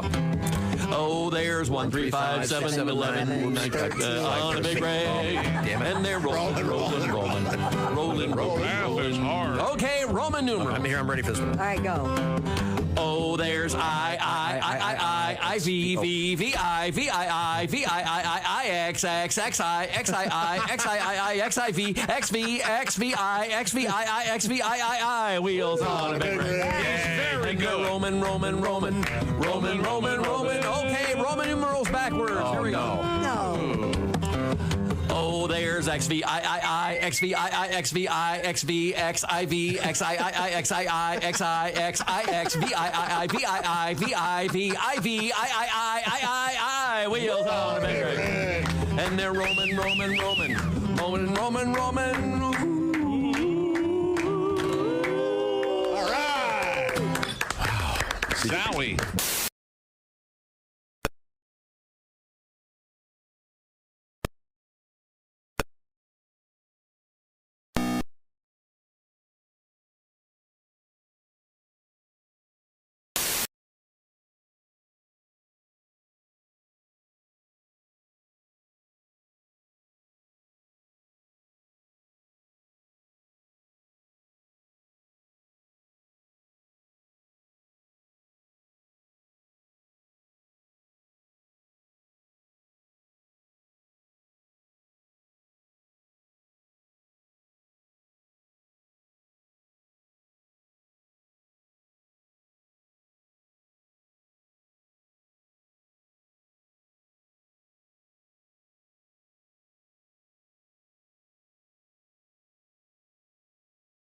Film Killers of the Flower Moon. And it's the 50th anniversary of hip-hop. The first time Nile Rodgers heard rapping, he was stopped dead in his tracks because it was his song, but not his words. Rodgers says his first experience with rap was, of course, Sugar Hill Gang's Rapper's Delight, which used the melody from the Chic song Good Times. Rodgers said he thought the DJs in the booth were doing it live. What amazed him is that the song packed the dance floor and that the DJ said he only bought the record earlier that day. Of course, lawyers got involved, and eventually, through time, it was settled. Rodgers and Chic co-founder Bernard Edwards are now listed as co-writers. And that's your news. I'm Christy Lee. More of the Bob and Tom Show coming up. Ladies and gentlemen, Bob and Tom. Authorities are saying an Italian man was crushed to death by falling cheese wheels. That's a no good. Giacomo. I'm sorry, what was it, Tom? It's a no good. No good. The man is dead from the cheese. The collapse created a domino effect, bringing down thousands of cheese wheels, which weigh about 84 pounds each. The estimated damage for the loss of all this cheese, $7.7 million. They lost all the cheese? And a guy. Let's not forget that's part of that.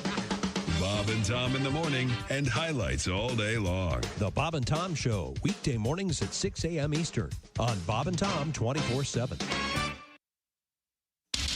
Bob and Tom 24/7. Oh, yeah. Sex is so prevalent in our society that nobody mentions what happens if you keep having it. You know, that I think every porno movie should end with giving birth to triplets. You know, just as a disclaimer, you know.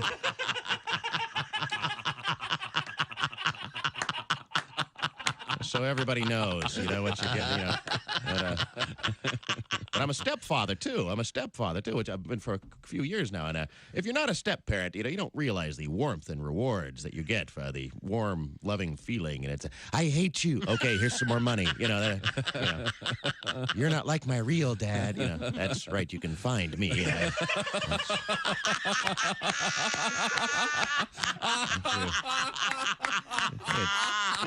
Track down your real deadbeat dad and have him pay for these Barbie accessories, you know. Bob and Tom, well-meaning, but yeah, they're all messed up. More than slightly confused. It's still summertime, and you're still as busy as ever. You might be looking for wholesome, convenient meals for those active summer days and nights.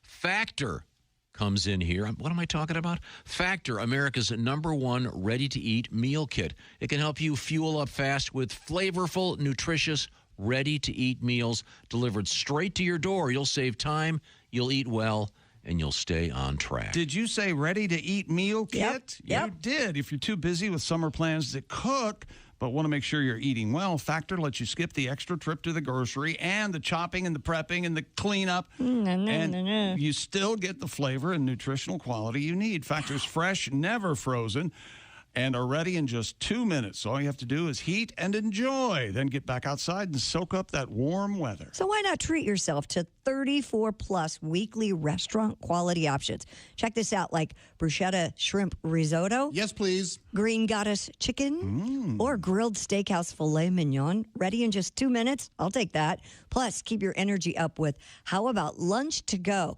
They're effortless, wholesome meals like grain bowls and salad toppers that are ready to eat when you're on the go, and there's no microwave required. And they're all prepared by chefs and approved by dietitians. Each meal has all of the ingredients you need to feel satisfied all day long while meeting your goals. This July, get DalesQ95.com.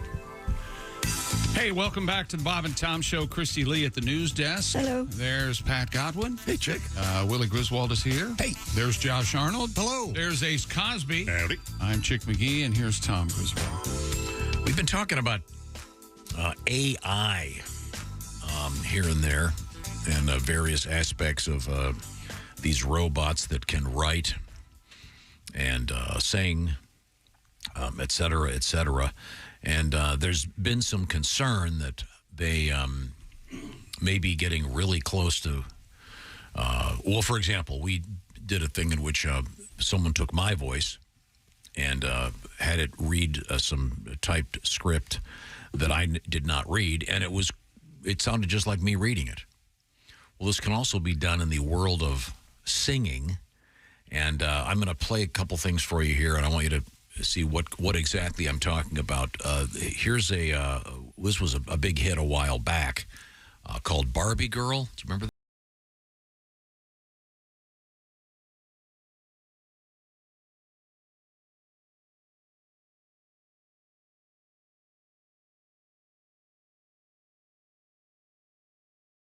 Barbie Girl.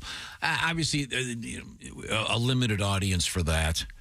And now with the whole Barbie phenomenon and the movie and everything, it's circulating again. This is a different version of that song, and this is fake, by the way. This is not the artist that it sounds like, but this is done with AI. Hello, I'm not Johnny Cash.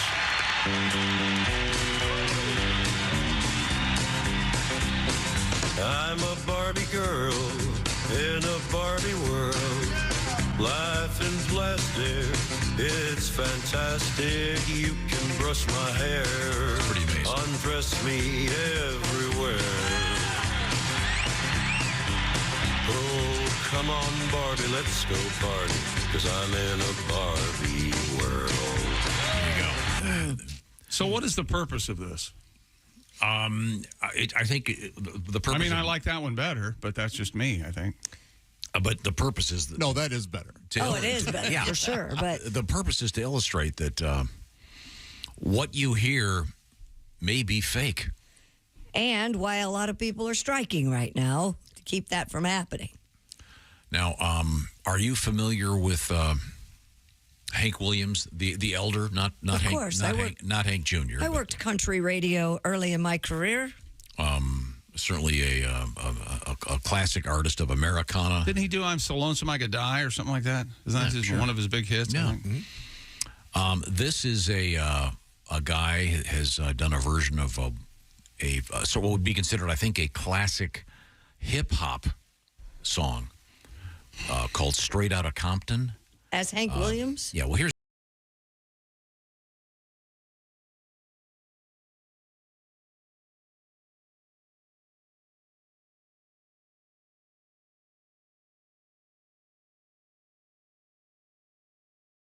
For the personally, never cared for the vocal. But Yeah, it's an acquired taste. A little nasally. I guess. I like it. I think if you're drunk, you like it more. I think. So. Which has its own quality. Genius as a writer, I think it could be. Here's the Straight Outta Compton version of Mr. Williams. This is not, of course, the real Hank Williams. He's just. Straight outta Compton, crazy mother named Ice Cube. From the gang called Fellers with Attitudes. When I'm called off, I got a sold off. Squeeze the trigger and bodies are hauled off. You too, boy, if you with me, the police are gonna have to come and get me off your ass. That's how I'm going out. For the pump mother, they're showing out. When I'm in your neighborhood, you better duck. 'Cause Ice Cube is crazy as I leave. Believe I'm something. I'm coming straight out of Compton. That's amazing. That is amazing. It is. And I love the way that it's been censored with the horses, etc. And what is it? And the fellas with an attitude. That's pretty funny. But it's all out there. We're gonna have to be super careful of what, and of course it can be done with spoken word. Of course. So now when you hear tapes of people who are recordings, you're gonna wonder if that's really him or if that's AI. And I guess the ability to determine what is also very difficult. I guess there are engineers that are now experts in saying, taking something and going, yeah, this is real and this isn't real. So, all right. How do they know? They have apparently very sophisticated programs that can detect it, but it's going to be tough. And this stuff is getting better and better. We just started playing around with it a few months ago, and it's been around for several years, and it's getting better every day. But once again, here's Hank Jr. doing Straight Outta Compton.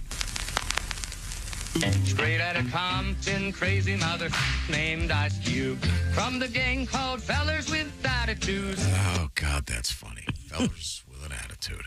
All right, Christy, what have you got? You asked me earlier what movie do I watch most? Yeah. Somehow, and I said Constantine. Uh-huh. Well, this gentleman just sent us an email. His name's Lane.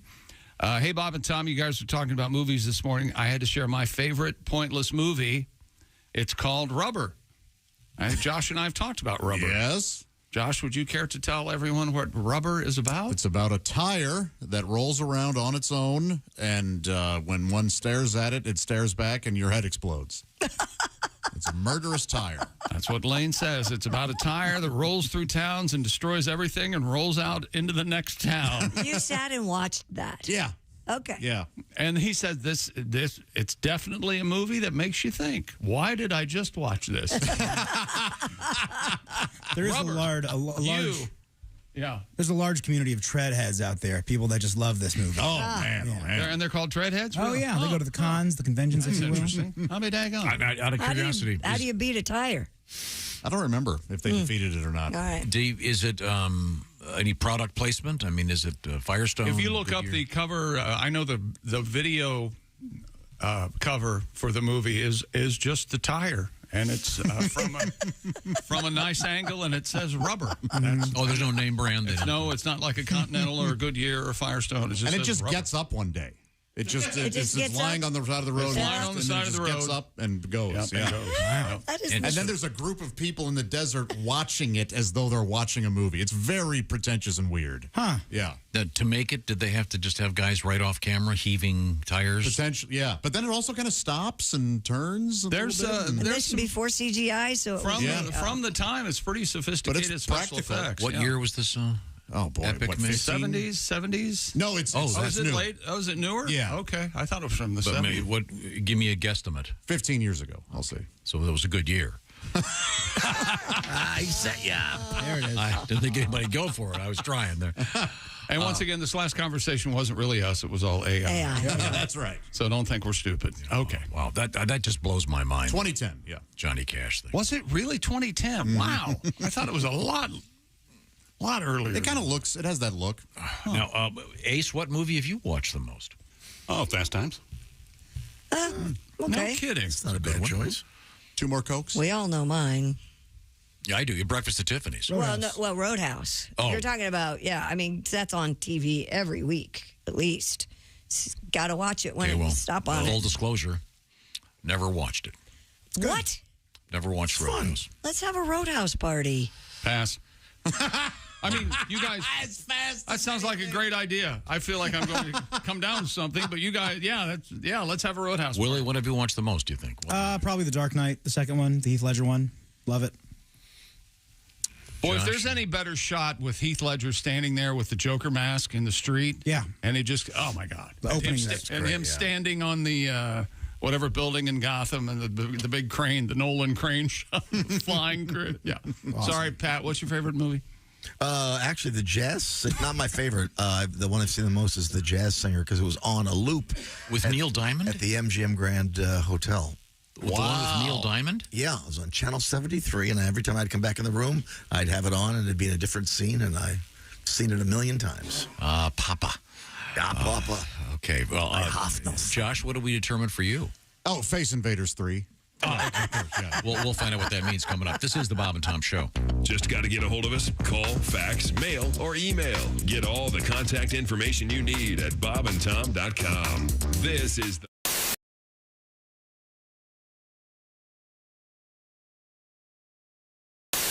Hey, you dog owners, listen up. This is something for your big sweetie. Chew Works. Has your dog ever scarfed down one of those chew sticks without really chewing? ChewWorks has a hold to chew, which will prevent choking and GI blockage. When dogs can't properly hold the chew stick between their paws anymore, they tend to just swallow it. Available in 3 sizes, mini, junior, and large. Extra large coming soon. Their whole purpose is to provide a safer and healthier way for your dogs to chew. Chewworks.com. Now, Donnie, I know that you're wearing a Christmassy kind of shirt, but this isn't a Christmas song next, is it? No, this ain't a Christmas tape. This and I want one of them camel toe shirts for Angel Skinners. Okay. Because it is a holidays. I'll be seeing her, not by choice, but I will be seeing her. Ain't seen her since her last intervention. I caught her cheating on me again. Oh, no. The first time, it's because, you know, this time of year everybody does little sweet whispers, and I was nibbling on her neck and noticed her earlobe smelled like her bare feet. Well, we never did missionary, so I bust her fair and square. But then 2 weeks ago, we get back together, and I thought it was going to be another chance. And I caught her, and this time I have hard evidence because I found tonsil stones. Really? In her panties. Oh, boy. Not just 3 or 4, chick. I'm talking enough to make a decent trail mix with. Yeah. Oh, jeez. So I was like, it's been going down on you, John Coffey from the movie Green Mile. I swear to God. Remember when he had them Pop Rocks? Yes. Oh, yeah. Nice yeah. reference. I remember, Donnie. Well, Donnie, so that explains exactly what this song is about. That's what this tape's about. The first time I met her, when the love was tender and purely platonic, from Donnie Baker and the Pork Pistols. Oh,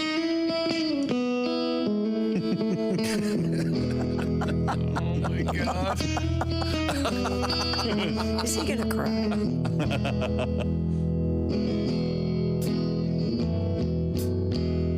Well, they couldn't afford air conditioning,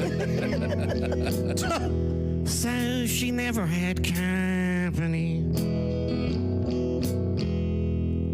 Her own man worked for organs,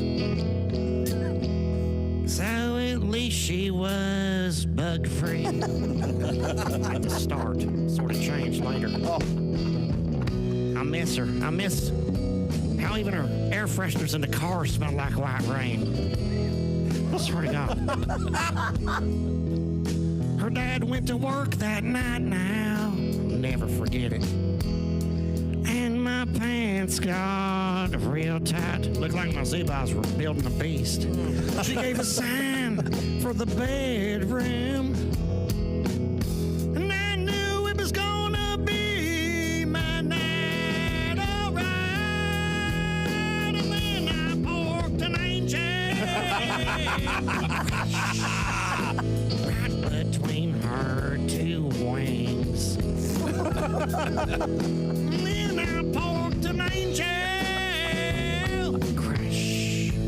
Scanners is her last name. But, see, we didn't have no rubbers. Not even a wet nap. I mean, none that I ever seen. But I saved the day. I just used her covers like a hoodie. Now she blames me for their static clean. Slow down. Let it simmer, Dusty. Just a Frontier golfer with another true tale from the Old West. Really? As you know, I'm quite the avid golfer. I go out just about every day and play 18. One afternoon, I decided to head on home after 9 holes. Well, much to my surprise, I mosey up to my house and I see another buggy in the driveway. Mm-hmm. Well, I kind of sneak in the house and I find my wife in bed with another fella. I was rather upset. I can see that. I grabbed the guy, got him in a headlock, dragged him down into the garage, grabbed him by the manhood, stuck it in a vise, and squeezed it real tight. Uh-huh. He started screaming, "Oh, Artie, you're not going to cut it off, are you?" I said, "No, you are. I'm going to set the garage on fire."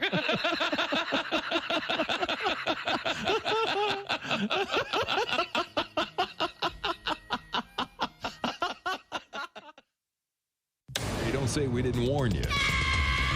There's laughter ahead. This is Bob and Tom Radio. I mean, and that's the difference. I mean, when you spill something and you rent it, you think, maybe next commercial. Mm-hmm. When you own it, like, I got to get that up right away. That's my floor. Yeah. And suddenly it's your floor. Yeah. You know? But I do love the... Are you handy? Very, yeah. Are you? Yeah. Well, because if they can't find you handsome, they better find you handy. And, I have a hat that says that. You should take it down to Napa. I think Phil just made the quotes page. Yeah. I think he did. If they can't find you handsome, they better. And they won't find me handsome because I'm not. I mean, I wish I was. I mean, I really, because that's a break. Yeah. You know, some guys are lucky. I mean, some guys were born with "make love to me" good looks, and I was born with. Ask him. Maybe he knows where it is. Look, that's what that's very different. Yeah. Very different. Wow. Yeah. Excuse me. Do you know where the handsome men that we have sex with are? I think they're down the beach. Yeah. And everything, you know this is true because everything a handsome guy does is cool. Everything. They have a messy haircut, doesn't matter. You know, they wear jeans that are all ripped up, torn, frayed. Looks good. Yeah, I mean, I wear ripped up, torn, frayed. People put money in my coffee. You know, they say, I feel bad for that kid. How many women have you? Joining us in the studio, comedian Larry Reeb. Now, Larry, you are from Chicago. You just got a great Chicago accent. Well, originally I'm from a little town, Dwight, Illinois. It's a farm town. There's a mental institution and a women's prison there. Really? And my parents met. Here I am. But yeah, I live in Chicago. Are you married? I've been married 10 years. Oh, how's it going? Good. I think us guys need good women, don't you? Women keep us in line. That's why most axe murderers are single. They were married, their wife wouldn't put up with that. Put that axe down. You're not chopping anybody. You have to take the garbage out. Take the ski mask off. It's summer, you idiot. Hello, this is comedian John Evans, the High Plains thrifter. Welcome back to the Bob and Tom Show. Christy Lee at the news desk. Hi. There's Pat Godwin. Hey, chick. Pat Godwin and I are going to do a bit from our old nightclub act here in just a minute, so stay tuned for that. There's Willie Griswold. There's Josh Arnold. Hello. There's Ace Cosby. Hey. I'm Chick McGee, and here's Tom Griswold. And we were talking, it seems like we're talking all morning about the movies we watch most often for no reason, but these are the ones we watch most often. This is just a movie that every time it comes on, you watch, Or I seek it out. I'll start it. I'll go, I'll watch this for a little while. It's Constantine with Keanu Reeves. And I've never seen I've never even heard of it. I can't explain it. What's it about? Supernatural and death. Oh, and okay. So I'm going to hate it. But Josh, you said your movie you watched over and over again is Face Invaders 3. Yeah, that's the one with who's in that? Jewel Denial and wait. He said Face Invaders 3. Yeah, I see. This is a pornographic movie. This is an erotic. If I haven't seen Face Invaders 1 and 2 , will I totally lost? Oh, really? It's like watching Return of the King without it. I'm sorry. This what do you call an actress in the world of pornography? An actress. A porn star? A porn star? Okay. Because, by the way, you always hear about porn stars. Mm-hmm. Do the character actors in porn ever get any credit? You never hear that, this is Johnny Seaman. He's not really a star. He's right. I'll tell you what, his characterization. Sort of the M. Emmett Walsh. Yes, yeah. You may work. He was the bartender in 12 Inches Deep. I don't know if you saw that. Who's this? Johnny Seaman? He's amazing. He is good. But Pat reminded me of something. What movie did you say you watched? A Jazz Singer, because it was on a loop at the MGM Grand. When I was working there. When I first met Pat at Zany's in Nashville, we were talking backstage about how funny, unintentionally, the Neil Diamond Jazz Singer movie. Really? And you go ahead, do the line, Pat. Do the line. I think it's but Papa, I want to sing. And then the actor I can't think of the greatest actor in the history of the world. Olivier's in it, and Olivier looks at Neil Diamond and says, "I have no son." I've got to see it. It is. It's amazing. It's really terrible. I have no son. It's just awful. Papa, I want to sing. Before we get back to that, I do want to say in the news, sadly, Robbie Robertson from the band has died, and I bring it up now because he famously produced a Neil Diamond album, and in the great movie The Last Waltz. Sure. And he did a lot. There's an awkward situation where Neil Diamond, it doesn't really fit in that group, but he kind of comes out. You know why Robbie Robertson died? Why? Because Levon Helm did. Sadly, another thing he stole from Levon Helm. I'm standing by that. I don't care if he did die. He passed away yesterday in Los Angeles at the age of 80. He stole his essence. He stole his lyrics. Never mind. Whatever he did, they all did awesome work. Yeah, they did. And he did a lot of work with Scorsese on soundtracks. Scorsese seemed to favor him to Levon. Oh, didn't he? yeah. Yeah, I don't know what it was. That's disappointing. Those guys stopped getting along, and the band known as the band, after a few really great albums, they had several of the players or 3 of them anyway, had terrible, serious drug problems. Oh yeah. Robbie Robertson is doing the soundtrack for that upcoming Killers of the Flower Moon movie, too. Oh, okay, yeah. Robbie has a terrific book. What is it called? Testimony or Testify? Or something like that. I read it last year, and there's one hilarious scene where Robbie Robertson was a kid. His mother was of Native heritage, and his father was actually killed before he was born, his real dad. But he drops out of high school, joins this rock band in the late 50s. So he's just steeped in on the road and rock and roll. But they finally get together as the band, and before they're known at all, they're touring, and they're playing this sort of sleazy bar. And they get there, and there's no roof on the place. And their equipment, they have to make sure that they have to sleep there so it doesn't get wet at night. And it turns out the bar was owned by a guy named Jack Ruby. Mm-hmm. The Jack Ruby, it turns out. But it's a bunch of great stories about his life in his book. I highly recommend it. Are you saying Robbie Robertson had something to do with killing Kennedy? No, I'm just saying that Jack Ruby pretty much owned a really sleazy bar, among many others. You know who else went to that bar? Who? Lee Harvey Oswald. He was a doorman. Oh, the cops went there. Summer of That makes 62. sense now. Look it up. Now, David Ferry, Clay Bertrand. Today's show has been weird, and it started off, and I don't know why, with a discussion of the various techniques that men use at the urinal, because we had someone discussing having a shy bladder. Right. We talked about various ways to pee, et cetera, et cetera. And I'm not just reading this because this guy is from Michigan. But it helps. I'm accused but of it that does often. help. But Well, I think people just say they're from Michigan now to get their emails read. Yeah, and we didn't come up with you talking about Michigan all the time. You talk about Michigan all the time. And people would turn on and they go, why aren't those people saying anything about him talking about Michigan all the time? They would wonder. They would wonder what the hell's wrong with everybody else. You haven't been back in a while, have you? Why don't we talk about Why California? don't you go to Michigan and zoom in every morning and leave us alone? You heard about next summer, didn't you? Oh, I know. I'm not reading this letter just because this guy is from Michigan. Okay, all right. Pointed out. As if it never He goes, this is from Greg.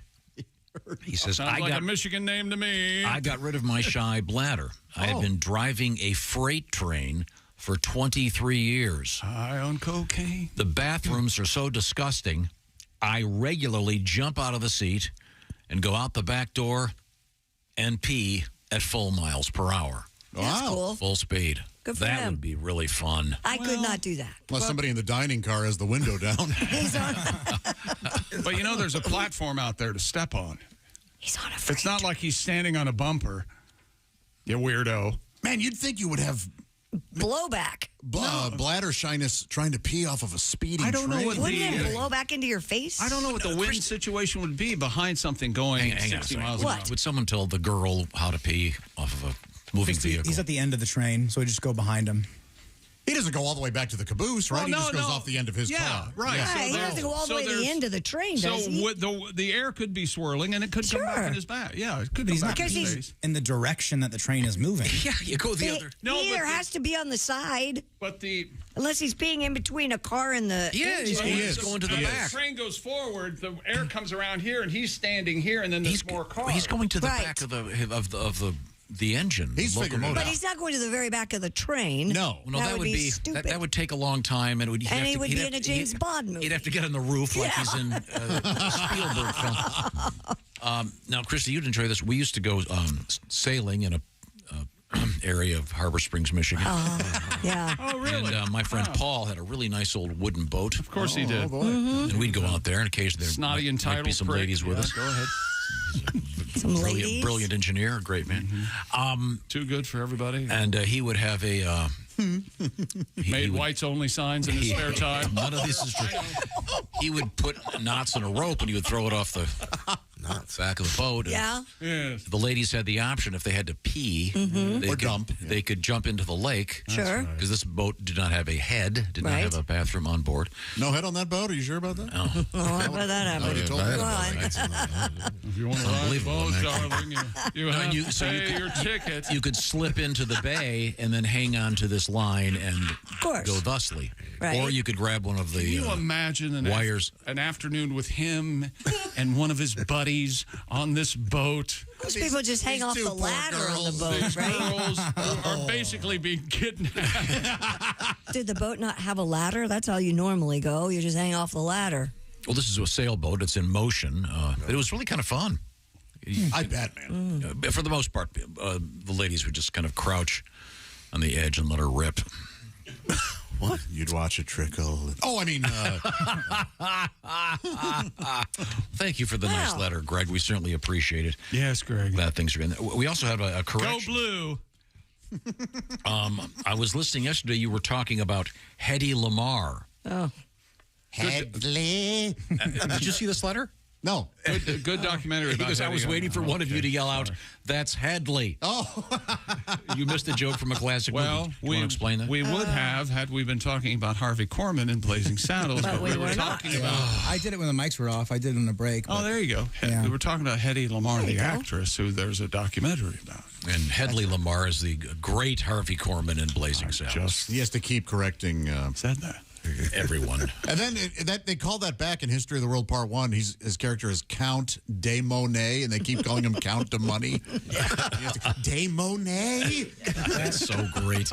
Actually, Mel Brooks is in the Hedy Lamarr documentary for a bit, and he said, I had every intention. I was coming to Hollywood to marry Hedy Lamarr. Oh, wow. That's exactly what I was going to do. Yeah. Whoa. Well, now, coming up, we'll give you the teaser, Christy. I know we got Al Jackson up next. Well, we're going to talk about sex in the movie theater. Have you ever done that? Hot. Ice cream served in a most disgusting way. If you have a food allergy, there might be some interesting science down the road that could help you. And the more you walk, the lower your risk of death. Unless you're walking... toward a lion. Or a locomotive. Or a speeding train. Or out into traffic. Like toward a lion. Okay. I'm going to go that way. Put the blindfold on. Spin me around. Don't tell me if I'm getting close to the edge of the Grand Canyon. Okay. Right now it's quiz time once again. And Christy, I'm going to have you do 2 roles in this. Okay. Okay. You can be your husband, Andrew. Yes, he's a 100. I guess... I haven't asked the question yet. He's a 100 on every level, Tom. I guess I'm out. I just thought I'd get more cooperation this way. Okay, I'll try it the old way. Chick McGee, what is your sleep number, bed sleep number setting? I have less and less to say to you every day. Or my answer could be 100. I'm not sure. And that's I like a firm mattress. Thank you. Yeah. The same as my new husband, Andy. Okay, now, is that why you picked him? Because he has the same sleep number as Chick? Uh-huh. Oh, that's one of the many reasons. Okay, yes, thank of you course. very much for playing along. Your sleep number setting is what? Mine's very different. I like a 35. That which means is your side of the bed is... softer. Yes, Yes. it's that simple. The Sleep Number people, they have perfected adjustable firmness. Years ago, someone said, wait a minute, what if I don't want that firm mattress that I tried out at the store? When I get home, I want it to be different. Well, now you can. They've got this down. We've been talking about it for years because they've perfected it. Also, lots of other stuff going on with Sleep Number beds. Special things for your neck, your shoulder, your back, your hips, beds that move up and down, temperature controls, all kinds of things. Find out which bed is best for you by visiting your Sleep Number store. And to prove how smart you are when it comes to smart beds, it's a smart time to shop because this is it. This is the big sale. 50% off the Sleep Number limited edition smart bed right now. And special financing is available. Fine naked? Did I say fine naked? You did. I'm sorry. You can sleep in your bed clothed or fine naked. I apologize sincerely. I meant to say special financing is available for a limited time. But if you come in naked, you're going to get a better rate. I can tell you that. Coming in naked, offer void everywhere. It's the Sleep Number bed. Once again, special financing. Ask the store for the details. Find the store by going to sleepnumber.com/BT show. That's sleepnumber.com/BT show. We're coming back with the very handsome Al Jackson. This is the Bob and Tom Show. Hey, everybody, this is Todd Snyder, and you're listening to Bob and Tom Radio.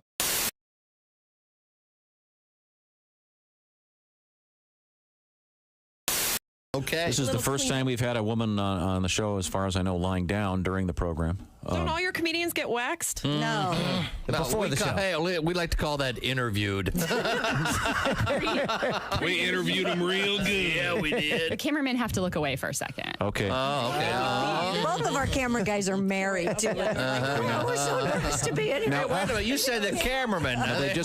They just closed the curtain. And they're putting hot wax on, and she put the paper on it, and she just ripped it off. Okay. So it wasn't that bad.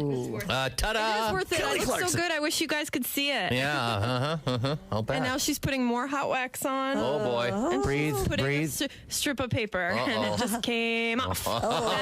That hurt. Have you ever seen someone this hairy? Oh, my goodness. It's been a while. This is nothing. Really? Okay, she's putting another strip on.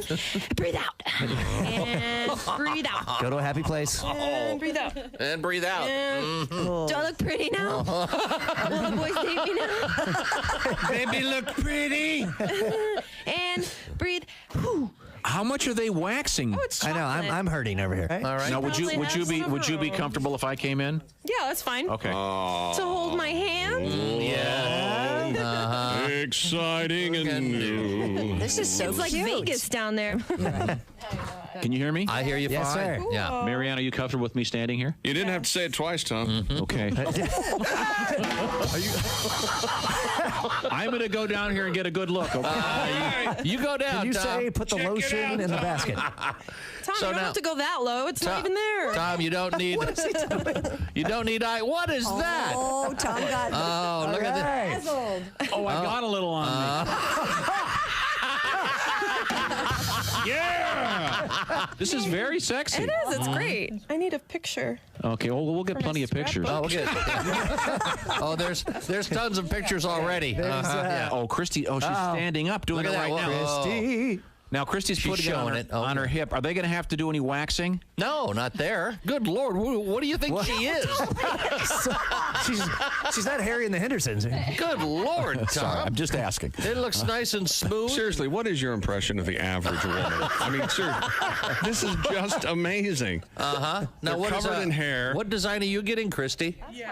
What is that? Sorry, what, Bob? What design are you getting? I'm getting a snowflake, but apparently they're going to enhance the snowflake. Oh, okay. Maybe put a snowman in there eating it. You'll have to come to Wisconsin to find out. Oh, there you go. All right. You're going to eat it, just like it said in the story.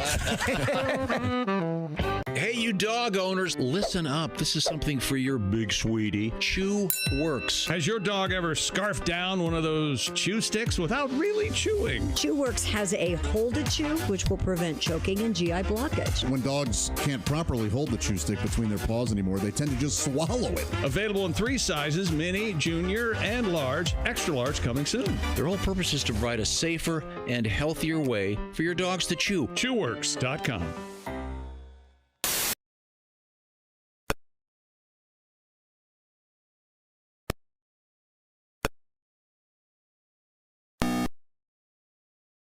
Goes, I give. Where's the boat?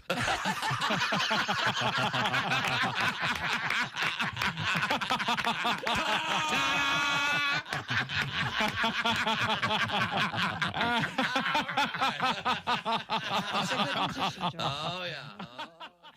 Hi, this is Bobcat Goldthwait. You're listening to Bob and Tom Radio. We're talking with comedian Rick Schrader. I'm a stepfather, too, which I've been for a few years now. And if you're not a step-parent, you don't realize the warmth and rewards that you get for the warm, loving feeling. And it's, I hate you. Okay, here's some more money. You're not like my real dad. That's right. You can find me.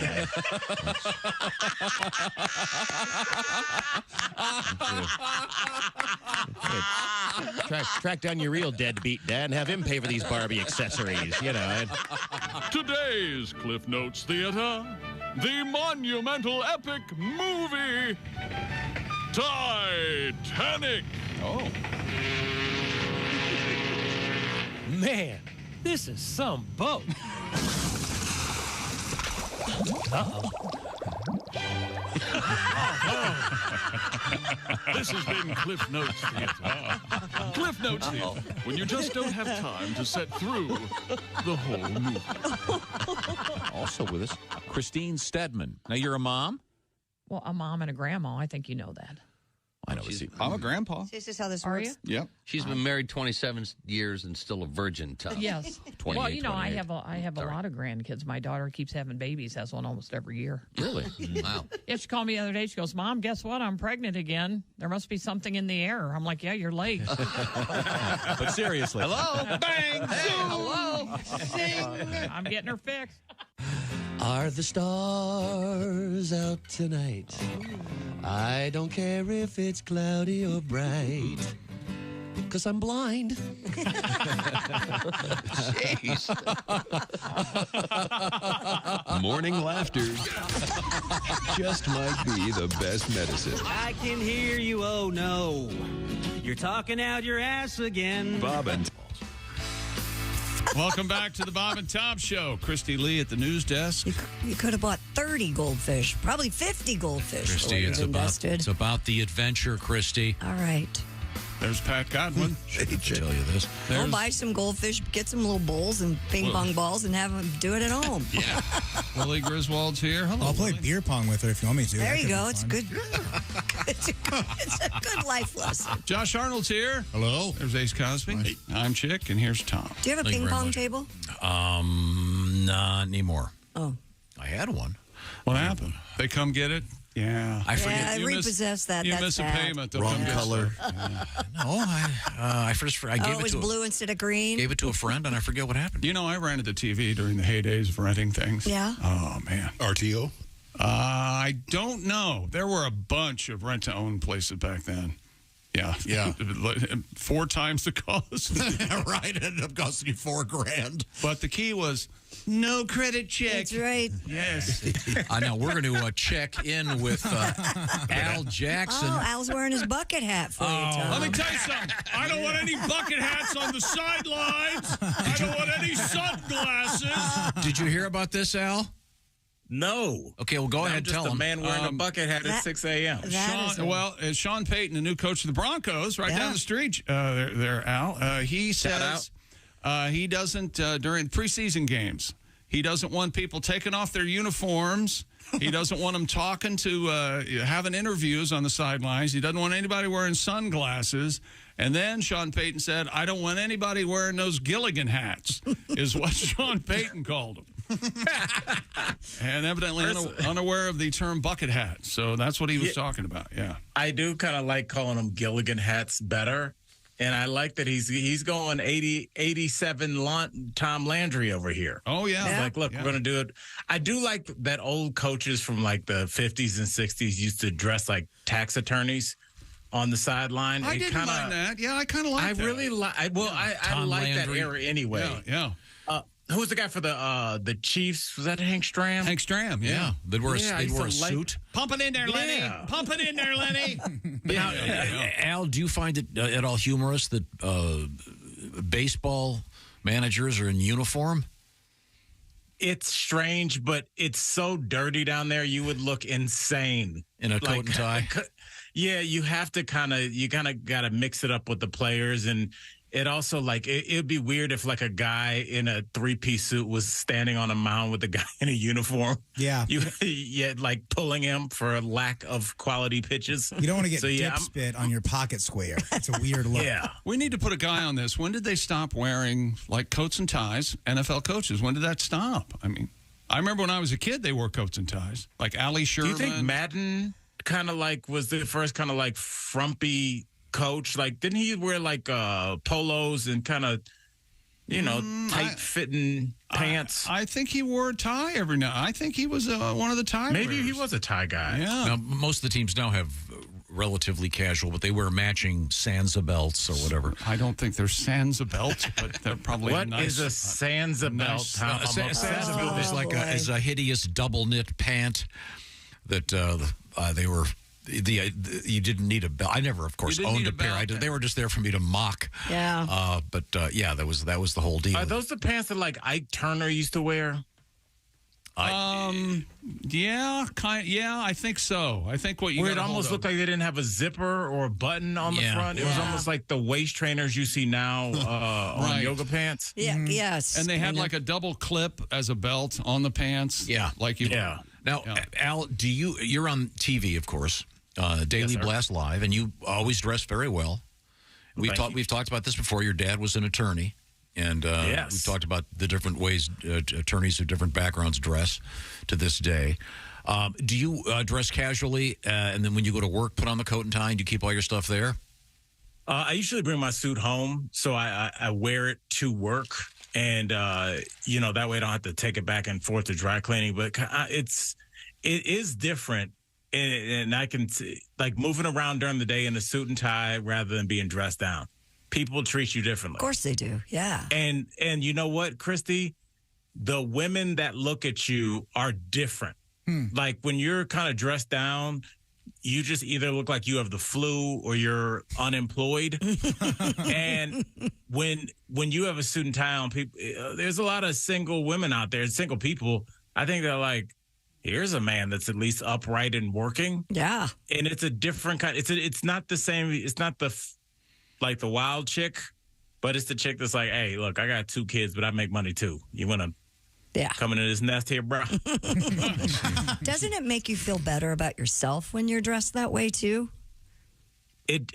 Honestly, it does. Yeah. It just gives you a little bit more like, I'm not one to be like, it's a weird thing where you're always like, do they really not have it or do they not want me? We're like, oh, we don't have a seat near the window. We can put you near the kitchen. And you're like, maybe they don't, but maybe they just don't. Maybe I just don't look the part. But when you have a suit and tie on, your room is ready at the hotel.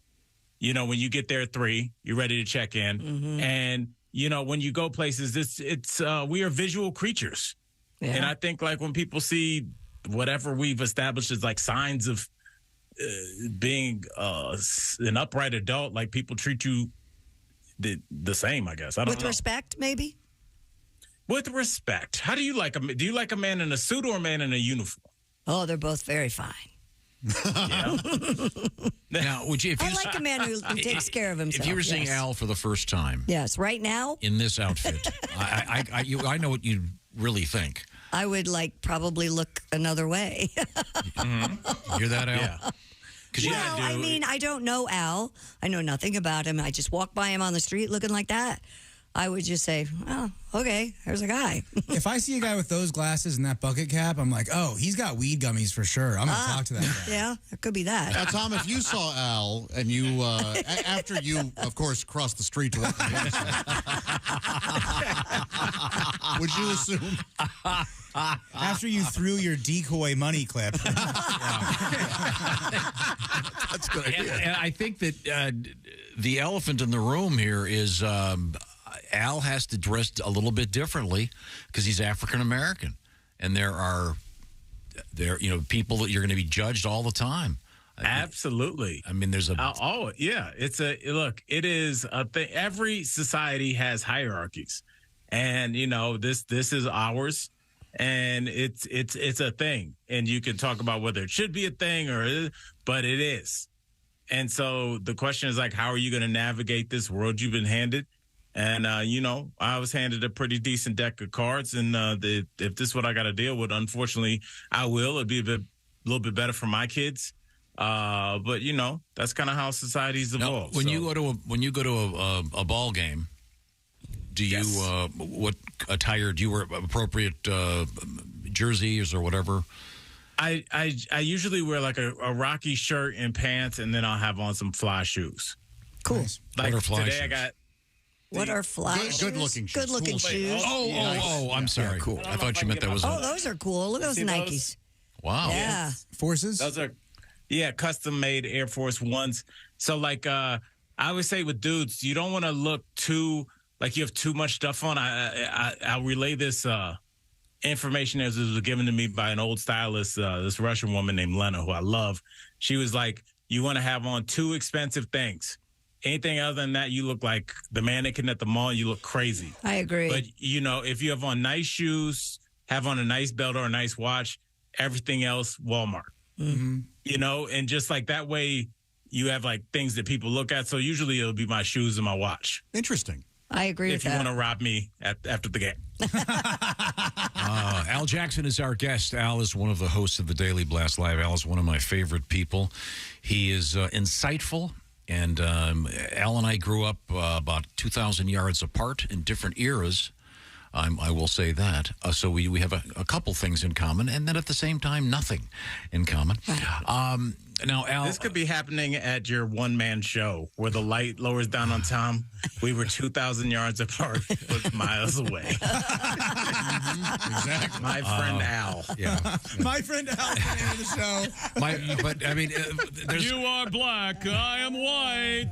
There's some pretty funny regional stuff about this. First of all, Al tells the story. He grew up in a place called Beechwood, Ohio, which Shout out Bisons. Which is predominantly folks of the Jewish faith. About 85% Jewish in that neighborhood, I believe. Yeah, but you were an African American, one of a few in that high school. I was at the time, and you were on to stick with it. You were on the. I hope you know the story I'm trying to get to. You were on the basketball team, like. Oh yeah. What happened? I sat on the bench at a mostly Jewish high school, and I just felt like I feel like this is the closest that anybody ever feel to what it's like to be a bust #1 draft pick, where everybody's like, you're going to save the franchise, and they're like, oh no, we've made a serious error. We're giving away tickets at the gas station with a free fill up. Yeah, that was who knew? I'll tell you this though, sitting on the bench, Tom, was so important for why I'm sitting here. Just because sitting on the bench made me cold and bitter, and I think that's an important thing that people don't talk about. I'm driven by petty grievances. Yeah, me too, Al. That's what we have that in common. Yeah, I didn't have any pubic hair till I was 18. You wonder why I hate athletes? Yeah, bullied by athletes. I had to be in the group shower. Yeah. Oh Lord. Fortunately, things came around, and way before OnlyFans, and I won. Now, Al, it's very important to get that in. Have you seen the Barbie movie? I have not. Yeah, I haven't yet either. Can you make that something you can do in the next week so we can talk about it? Yes, I would. Yes. Have they talked about it on your show? Oh my gosh! Yes, we have to, because everybody's talking about it. I never thought 40-year-old people would be talking about Barbies. It should be happening in a playpen. But I need to go see it just for work reasons. I just don't I'm a dude. I don't have time to be like, yo, let me go look at this. I don't know. I'm sure it'll be fine. I'll go see it. I saw the previews for it last year. I thought the previews were funny, and I had no idea it would lead to this cultural referendum. Yeah, I wish it had stayed funny. Christy, you saw it? It didn't stay funny though. Well, okay. It takes a big shift and it gets kind of serious, which is great. It's got a great message, but I just enjoyed the funny. It was It's what they're going to run into more and more. Also, because you get on both sides, because some of the kids' movies now, you as a parent, where you're like, I got to watch this movie. Like the kids' movies now are hilarious. So it's to adults. So sometimes I think the writers getting in this thing where we need to make a movie for a 39-year-old and a 9-year-old. Yeah. And I think if they were just it'd just be like if you come see my show, which you should tonight in Fort Collins, glad I remembered that, at 8:00, Fort Collins, Colorado, Comedy Fort. It's not that I don't talk about the Barbie movie or politics. It's just that there's so much other stuff in life that I'm interested in. Gotcha. And I don't need I do want to see the Barbie movie just because I have to and I'm curious, but I don't have time to watch a movie anyway. I get that. But if you have an opinion and you don't like something that everyone thinks is the greatest thing ever, then you're ostracized, and that's a horrible thing. And it stinks and it's boring and it's like I always go, there's no way that all of you guys feel the exact same way about this piece of art. No. It's a movie is art, and you can look at it and say I felt this or I felt nothing, but just sitting there saying, I agree with you, Christy. It was a transformational project in which young women. It's like no one talks like that. No, it's a movie. No one. Stop it. Like, would you guys knock it off? Well, we'll see. You're being weird. What happens? Are you going to go see it too next week? Yeah, I'll try to see it. Okay. I just want to see what it's all about. Tom, if you promise to go see it, I'll go see it. But if I find out I saw this movie for no reason, and I didn't. Okay, I'll get to it. We have time for one quick word, Al. What have you got for me? Oh, okay. Let's take it back to the old school, Tom. I just love this word. This is a word that was going around in the early 90s. Tom, what is a herb? Uh-oh. A herb. Not herb. Not herb. Is it herb. referencing, is it like that person is a herb? Yes. Okay, so that would be a herb. So is it referencing a famous person named Herb? No. There's only one herb he's going to go to, and I'm writing it down. There's no way. Herbie the love bug. He's going to say anything else. Go ahead. You're right, Jim. Herb score? Yeah. You went older than I thought. Herb Tarlick is what I was going to. Oh, God, I loved Herb Tarlick. Was one of my favorite characters Herb in the history of television. I assume Herb is someone who's dorky. Tom, walk-off home run. Yeah. Look at him go. You went back to the early 90s. And he's like, dude, his brother's cool, but he's kind of a herb, but we let him herb. Wow. Oh, that's funny. I love that word. It needs to come back. I'm going to start using it again. All right. Well, Herb Tarlick was dorky. Yeah. Oh, that character was so well done. If you've ever been around salespeople, that is a beautiful thing. Al, you're going to be live on stage tonight. Am I getting this right? In Fort Collins. What was the name of the club? The Comedy Fort. In Go Fort see Al live and in person, please. Tonight. Is it just 7:30? Is it one night only? Yes, one night only. Yes. Okay. All right. Well, thanks, Al. Always a great pleasure. See Barbie, and we'll compare notes. All right. I promise I'll see it. Okay. Bye, Al. Love you guys. Love you. All right. Now, speaking of comparing notes. Yeah, what are we comparing? Well, you've been cooking some HelloFresh up, as has Willie. Yeah. And HelloFresh is doing something new, hence the new code word, which is 50 BT Show. That's right, 50 BT Show at HelloFresh.com. And that's because with the summer winding down, they want you to have a lot of extra time this summertime. So they've got a bunch of new quick and easy options, including quick breakfasts and lunches from HelloFresh. What does this mean? I had the breakfast spinach and feta egg bites yesterday. They are amazing. I totally recommend them. Willie, what have you been working on over there? Oh, well, I got the Southwest beef cavatappi with poblano and smoky red pepper crema. HelloFresh sends you 11 ingredients. Put those together in 6 easy steps. Just over a half hour, you have this delicious, colorful pasta dish. Yum. You made it home with HelloFresh. Thank you very much. How does HelloFresh work? They do the grocery shopping. They send you the recipe card, and you can see if you don't know a persimmon from a pineapple, guess what? It's right there. You can't make a mistake. They've measured everything out for you, so it's going to be great. It's a great way to cook, and you'll have a lot of fun. Great for the kids to help them learn how to cook. Great for date night, Josh. HelloFresh.com /50BT show. Josh, you know what I'm saying? You get some soft music on. You start making something delicious. Nope, I'm going to ask you to stop involving me. Okay. Thank God. Try America's #1 meal kit today and get 50% off plus free shipping. I got to mention that more than once. Free shipping. It's HelloFresh.com /50 BT Show. They want you to try it, so they're making this great offer for you. It's restaurant quality food, and you helped, as they used to say. 50 BT Show is the code. HelloFresh.com /50 BT Show. Coming up, what's the one thing you don't want your driving school instructor to do? We're going to tell you. This is the Bob and Tom Show. Reach us toll free at 1-888-BOB-TOM-1 or at bobandtom.com.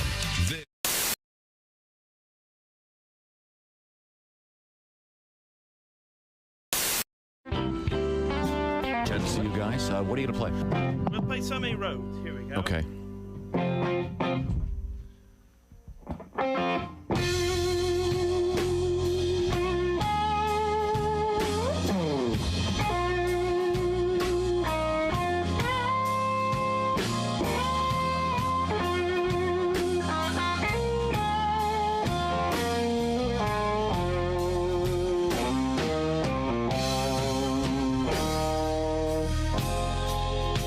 So many roads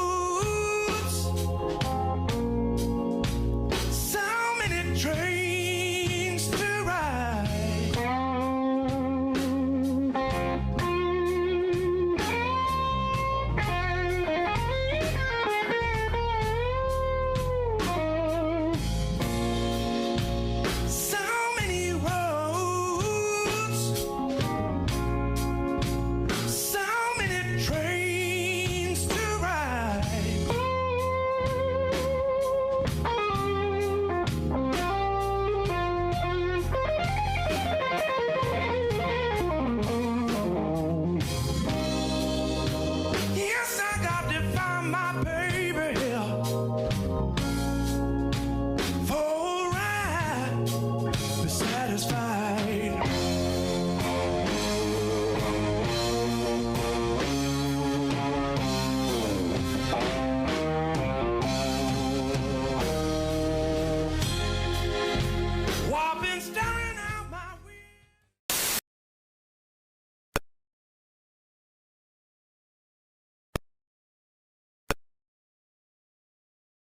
Tomorrow, you might want to fire up the YouTube channel, as I mentioned. Here Come the Mummies perform dressed as mummies because they are mummies. Ooh, scary. And you're listening to Bob and Tom Radio. Good morning. I'm Mark Allison with your Bob and Tom sports headlines. Michael Lorenzen threw the 14th no-hitter in Philadelphia Phillies history, a dazzling performance in only his second start with his new team, which beat the Washington Nationals 7-0. 31-year-old Lorenzen struck out 5, walked 4, and improved to 2-0 since he was acquired from Detroit at the trade deadline for a minor leaguer. Sorry about that, Detroit. Lorenzen retired Lane Thomas on a grounder to open the ninth, struck out Joey Meneses. Looking, I know I pronounced that wrong, the crowd of 30,000 erupted when Lorenzen retired Dominic Smith, got that one right, on a fly ball on his 124th pitch to end the game. Lorenzen flipped his cap backward and was mobbed by his teammates in a rowdy celebration near the plate. Again, a no-hitter in baseball last night. Shohei Ohtani gets his 10th mound victory as a pitcher in the Angels' 4-1 win over the Giants. And also, ladies and gentlemen, this will make you feel good about yourself. 13-year-old forward Devian Kimbrough has signed a contract with the Sacramento Republic in the second-tier league championship of the United Soccer League, which says he's the youngest athlete in American professional team sports. Kimbrough, who joined the team's youth academy in 2021, was 13 years, 5 months, and 13 days when the deal was announced on Tuesday. Let's run by that again. 13 years, 5 months, and 13 days. Kimbrough eligible to debut on Saturday against the Birmingham Legion. Congratulations to this young man. It'll be fun watching his soccer career. Of course, I won't be watching his soccer career, but congratulations to him. And that's a look at your sports headlines. More of the Bob and Tom Show coming up. Ladies and gentlemen, Bob and Tom. Gen Z and Gen A, baby boom, millennials, we defined it pretty well today. Gen Z, Gen X, Right. millennials. I said it's just cool dudes and old folks, or young punks. Coots and codgers.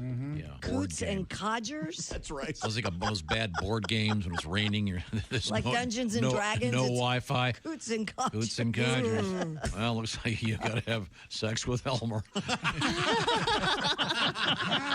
How does he go there? How does he get there? I have no Good idea. for Elmer, though. We're playing a nice board game. A to B. That's Coots and Codgers. Available now from Hasbro. Bob and Tom in the morning and highlights all day long. The Bob and Tom Show, weekday mornings at 6 a.m. Eastern on Bob and Tom 24/7. Hey, don't say we didn't warn you. I'm warning you, don't do that. There's laughter ahead. I should be having a better time if this is a party. This is Bob and Tom Radio. I used to have a corporate job, but I figured why should I have a job that pays $200 a day when I could be a comedian and make that in a week? All right. There we go. I like going to job interviews. They're the worst interviews. Greg, before we get started, would you like something to drink? No, thanks. Had a few beers before I came in. Have any experience? I don't even have an appointment. They always ask you questions where they try to make you sabotage yourself. Have you noticed that? They're like, so tell us, where do you think you could use improvement? As if you're going to say, well, I am seething with hostility. I've got a debilitating character flaw. I cannot stop throwing staple guns. Does this look like ringworm to you? You know. Tell us about yourself. Well, I've got pink eye and my foot's asleep. Got matching silverware for the plate in my head. I think I can fly. I collect ointment. What can you bring to our company? Head lice. Where do you see yourself in 5 years? Next to you in the dumpster behind the airport. Where do I start? How do you like my weight belt? Hi, this is comedian Tim Cavanaugh, and you're listening to Bob and Tom Radio. Comedian Matt Weinhold is here with us. I think that you should avoid all sort of living with anyone. Even if you're married, don't live with them, because that'll mess it up. That's what messes it up. Because, remember, when you're dating, it's so great, it's so fun. You go on these dates and you go and you get coffee and you see movies and you talk and you have this wonderful sex and it's, I love you and I love you. And then you go home and I love my cable and I love my refrigerator. I love my life. Then they move in and then they're right in your face. And, hi, we live together now. Hi. What are you doing? What are you thinking? How about now? Or now? Or now? How about now? That was yesterday. What about now? Where are you going? What are you doing? Who was that called?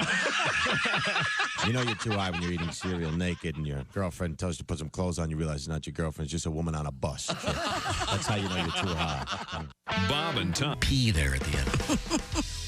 Welcome back to the Bob and Tom Show. Christy Lee at the news desk. Hello. There's Pat Godwin in the performance room. Hey, chick. There's Willie Griswold. Hey, man. There's Josh Arnold. Hello. There's Ace Cosby. Howdy. I'm Chick McGee, and here's Tom. Thank you very much, Chick. You're welcome. Coming up, the Ace Cosby joke of the day. Answer to a question we were asking. We were talking about managers in baseball wearing uniforms. Mm-hmm. According to a little bit of research here, Connie Mack wore a suit in the dugout. It looks like the last major league manager to wear a suit may have been Bert Schotten of the Brooklyn Dodgers, who last managed a game in October of 1950. Wow. So, as Willie said, you see a guy out there with a suit on yelling at the umpire and getting tobacco juice all over. But the umpire wears a suit. Correct. Oh, yeah, that's right. Yeah. I thought they were polos. Well, how about this? I thought they wore a black suit jacket, and I haven't been to a game in a while, but... And a chest protector? Didn't they? Yeah, there was a time, yeah. The last NFL coach to wear a shirt and tie, I remember this, the Vikings head coach at the time, Mike Tice. He wore a tie and a shirt under an officially licensed NFL Minnesota Vikings sweater vest. He quit doing that after the 2003 season. And Tom made fun of the sweater vest. At the request of the NFL. The NFL asked him to stop wearing a tie. Oh, wow. I think someone said, let's push this more casual merchandise. And, yeah. Didn't Tom Landry wear a suit coat too? Yeah. Oh, yeah, he wore a hat and the whole thing, yeah. Oh. But you can get NFL themed ties. Sure you can. Very tastefully done as well. Now, do you own a tie clip, Chick McGee? I do not. I do not have a tie clip. Do you own a fedora? I don't own a fedora, only because my mother made me wear one when I went to church when I was a kid. Oh, I bet you would look really good in a fedora. And I'm not just saying that. I bet I wouldn't. You pull off almost any hat. I bet. You look really good in headwear. Yeah. I look good in the hat and any headwear. Yeah. And Ace, do you own a tie clip? I do not. Do you own a tie? I have 3 clip-ons and 1 real one, which is a kiss tie. All right. Cool. Nice. Do you ever wear the kiss tie, or is it just... I've worn it once. Really? Would you wear it to our Christmas event? Sure. Well, I've got to plan a Christmas event now just to see. We haven't had one in years. Just to see this. Well, just the lawsuits. I can't afford it. Okay, ready? NFL, according to history, and this might be anecdotal research, the tipping point in tie versus casual wear by NFL coaches came in 1986. Then New York Jets head coach Joe Walton showed up for a Monday night game against the Dolphins wearing an ugly green sweater with the name Jets emblazoned on the chest. Remember those NFL sweaters? Yeah, right big, here. yeah. Callers flooded the Jets switchboard the next day. Remember when you can flood the switchboard? Asking where they could buy one of those beautiful sweaters. Now that supply is caught up with demand, coaches and fans look as though they come to the stadium, though, wearing NFL gear precisely for it so they can move merchandise. That's exactly right. And isn't that why the throwback uniforms are so popular? Well, they can sell the merch. Sell different things. All right, very interesting. When you guys were in high school, did any athletes have to wear suits to school on game day? Yeah. Yeah, our basketball team always had to. We got to wear jerseys. Yeah, we had to wear jerseys. One day, I had a hickey, and I had to wear the jersey, and the jersey just really exposed the hickey. So I wore my red football jersey and a light blue scarf that I borrowed from my brother. Would have been better if you had a dickie. A dickie to cover the hickey? Dickie to cover the hickey. Yeah. A dickie under a dickie under a football jersey. Now, Willie, do you know what a dickie is? Yeah, it's like the half turtleneck thing, right? Yeah, the faux turtleneck. Mm-hmm. Yeah. Do you own a dickie, Josh? Yes, but it was given to me as a gift by Jessica Alsman. It's in my office. Really? Yeah. Oh, nice. You want to try it on? Because I wear Dickies work shirts all the time. So. Oh, I see.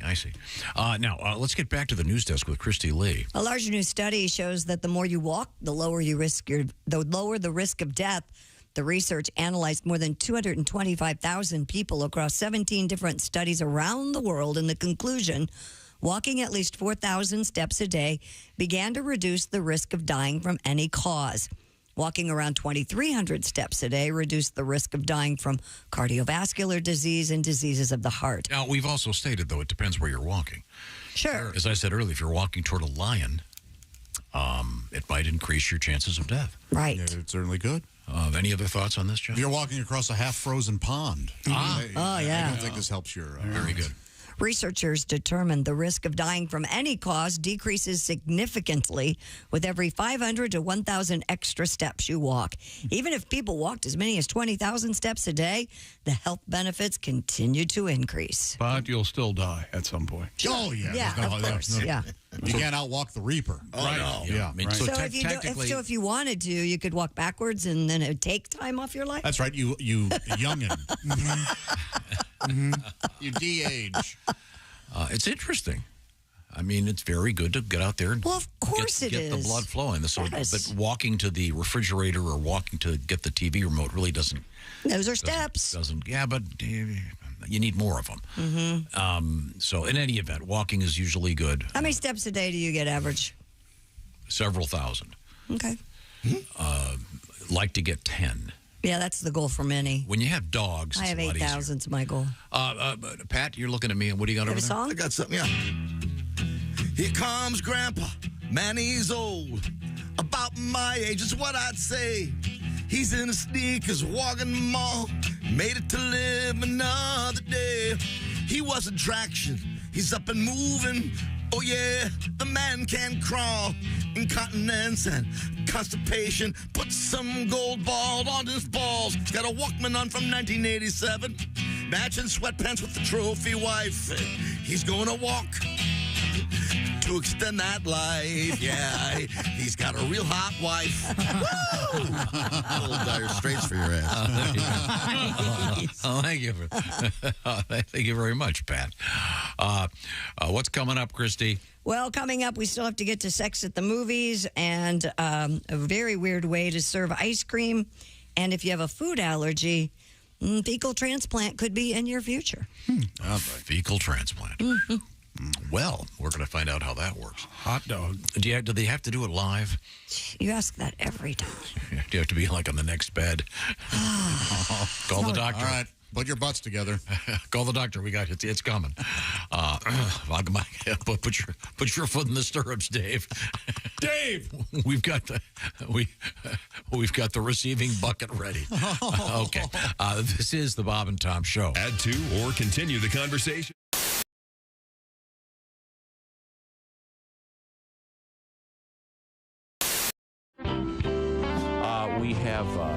We have Etta May in the studio with us.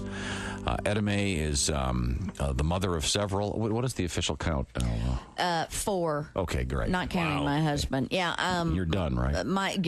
Thank you. My oldest boy, Bud, is 17, and then Corona, she is 16, and Miller is 13, and then Jack is 8. There's a theme there. Well, Jack. no, trust me, after the third one, I had graduated to hard liquor.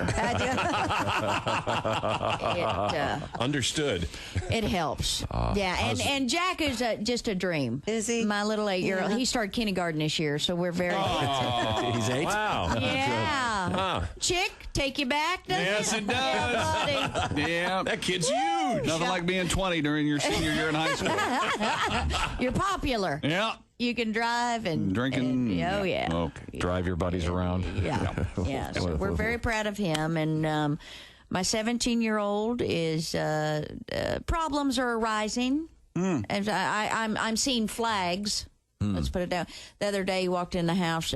He had pierced his bottom lip. Ooh. Jeez. And tried to hide it from me. It's like, you know what? Be a man. Own it. Mm-hmm. Don't hide it. And it's, it's like, hello, you got a spike sticking out your bottom lip. Man up. I might notice that at breakfast when Cheerios keep getting hung up on it. Yeah, my son, for his graduating class, now looks like a ring toss game. Okay? Yeah, he tries to hide it, and it's like, hey, Mom, I'm gonna go to my room, okay? And it's like, come here, what's the matter with you? Why are you talking? Come here. And I said, put your hand down. And it's like, oh, honey, what did you do? And I said, did that hurt going in? Did it hurt coming out? Oh. Hey, any holes be put in my kid's head, I'll do it. The problem is the kid he runs with. That's the bad influence. This kid has so many piercings, he looks like he was attacked by a nail gun, okay? Somebody from Home Depot did a drive-by on him. I mean, I call him Tackle Box. Sounds attractive. Oh, yeah. Gunner, you can take him fishing. Really? He's got a couple fish hooks right here. Oh, yeah. About 13 lures in his ear, a couple sinkers coming out of his nose. It's convenient, yeah. The kid can't even walk past my refrigerator without all the magnets going.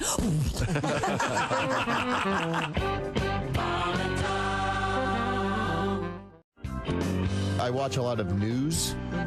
By the way, my favorite news channel is CNN Headline News. Is it? Because there's no segue between stories. They go from polar opposite A to B with nothing in between. Yeah. And that's what the future looks like with a nuclear North Korea. Coming up next, a boy in Pittsburgh collects nickels. It's like the news for people with ADD. We're all gonna die. Hey, a horsey. Squirrel. But these are some news stories that I noticed over the past several weeks. Could I share some? Sure. A woman in England pled guilty to disturbing the peace with her noisy lovemaking. Yeah. Well, she said guilty, but you could totally tell she was faking it. Sure. A company in Ireland created the world's first ever green technology vibrator that's powered by winding it up. Which means basically it's a Jack in the Box.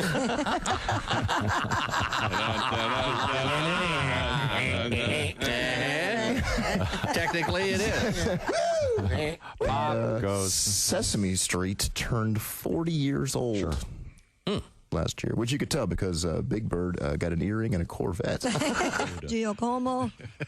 I'm sorry. What was it, Tom? It's a no good. No good. The man is a dead from the cheese. The collapse created a domino effect, bringing down thousands of cheese wheels, which weigh about 84 pounds each. Oh. The estimated damage for the loss of all this cheese, $7.7 million.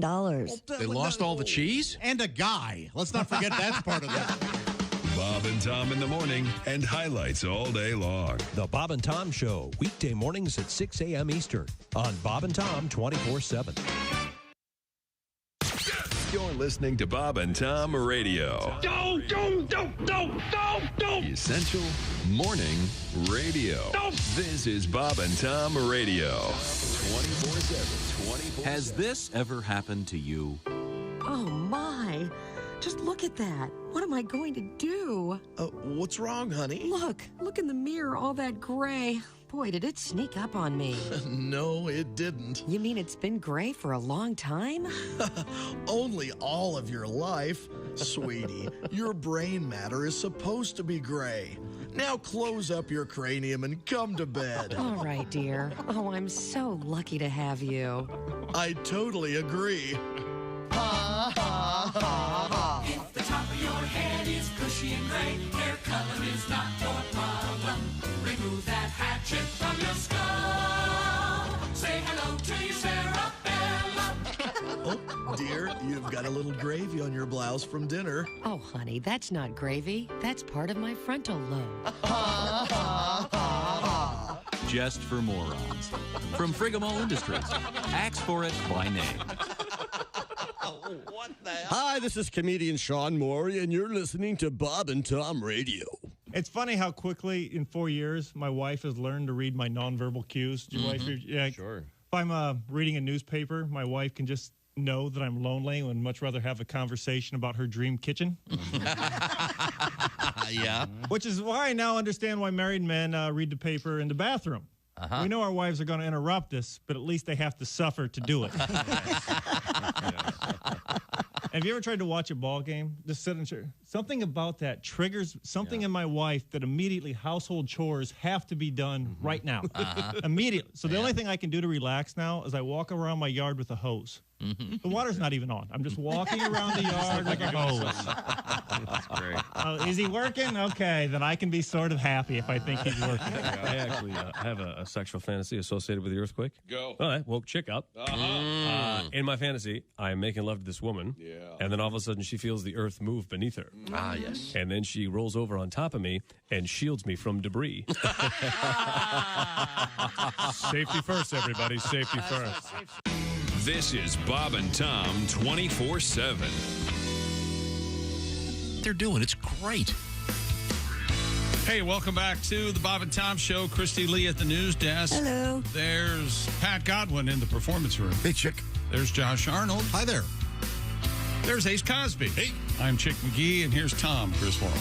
Thank you very much. I think it may be time for that special palate cleanser. That's right. Of course, I'm talking about the fabulous Ace Cosby joke of the day. Lots of requests for this. AC, ready? Really? Oh, yeah, here we go. Who's that sexy man with the deep voice? Ace Cosby, here he is with his joke of the day. When I was younger, I used to really love making sandcastles with my grandfather until my mom started hiding the urn. Oh, sure. Leave Grandpa alone, she'd say. Well, I did not see that one coming. I like that very much, Ace. Thank you. Thank you very much. It's a lot of ashes. Don't hold it in, Chick. Don't hold it in. Okay. Remember, I used to have Annie Gurk in the kitchen. I mean, in the garage door by the kitchen at my house. And what else was in there with Annie Gurk? Our Heidi Key. That's right. Wow. It was a silver box, and it said cremains. No reason to refer to your aunt as a silver box. No, kind of rude. No, it was like a crass. I'm sorry. No, that really was. It was like a silver paper box, and inside were her ashes. And they just kind of been placed there one day, and they just kind of got left there. Wow, that's kind of disrespectful. You know, she lived a really long, long life. Well, I guess it is a safe place to put a key, though. Yeah. Not many people are going to go looking for it in there. I wonder if that lock is still on that door at my old house when I was a kid. A little bit of Annie Gurk. Gurk in there. Yeah. Okay. I'm sorry. Let's get back to the news desk with Christy Lee. What do you got? 1 in 5 Canadians have had sex at the movies. Wow. Only 2% of those couples were ever caught, apparently. Survey found 1 in 3 respondents smuggled booze into the cinema, and 42% confessed to walking into the theater already under the influence of mind-altering substances. So it's 3 different categories here. I find that first stat a little... Sex, booze, drugs. 1 in 5? Yeah, that sounds lot. way high. I've never witnessed that. Well, that's why I want to know what the definition of sex is.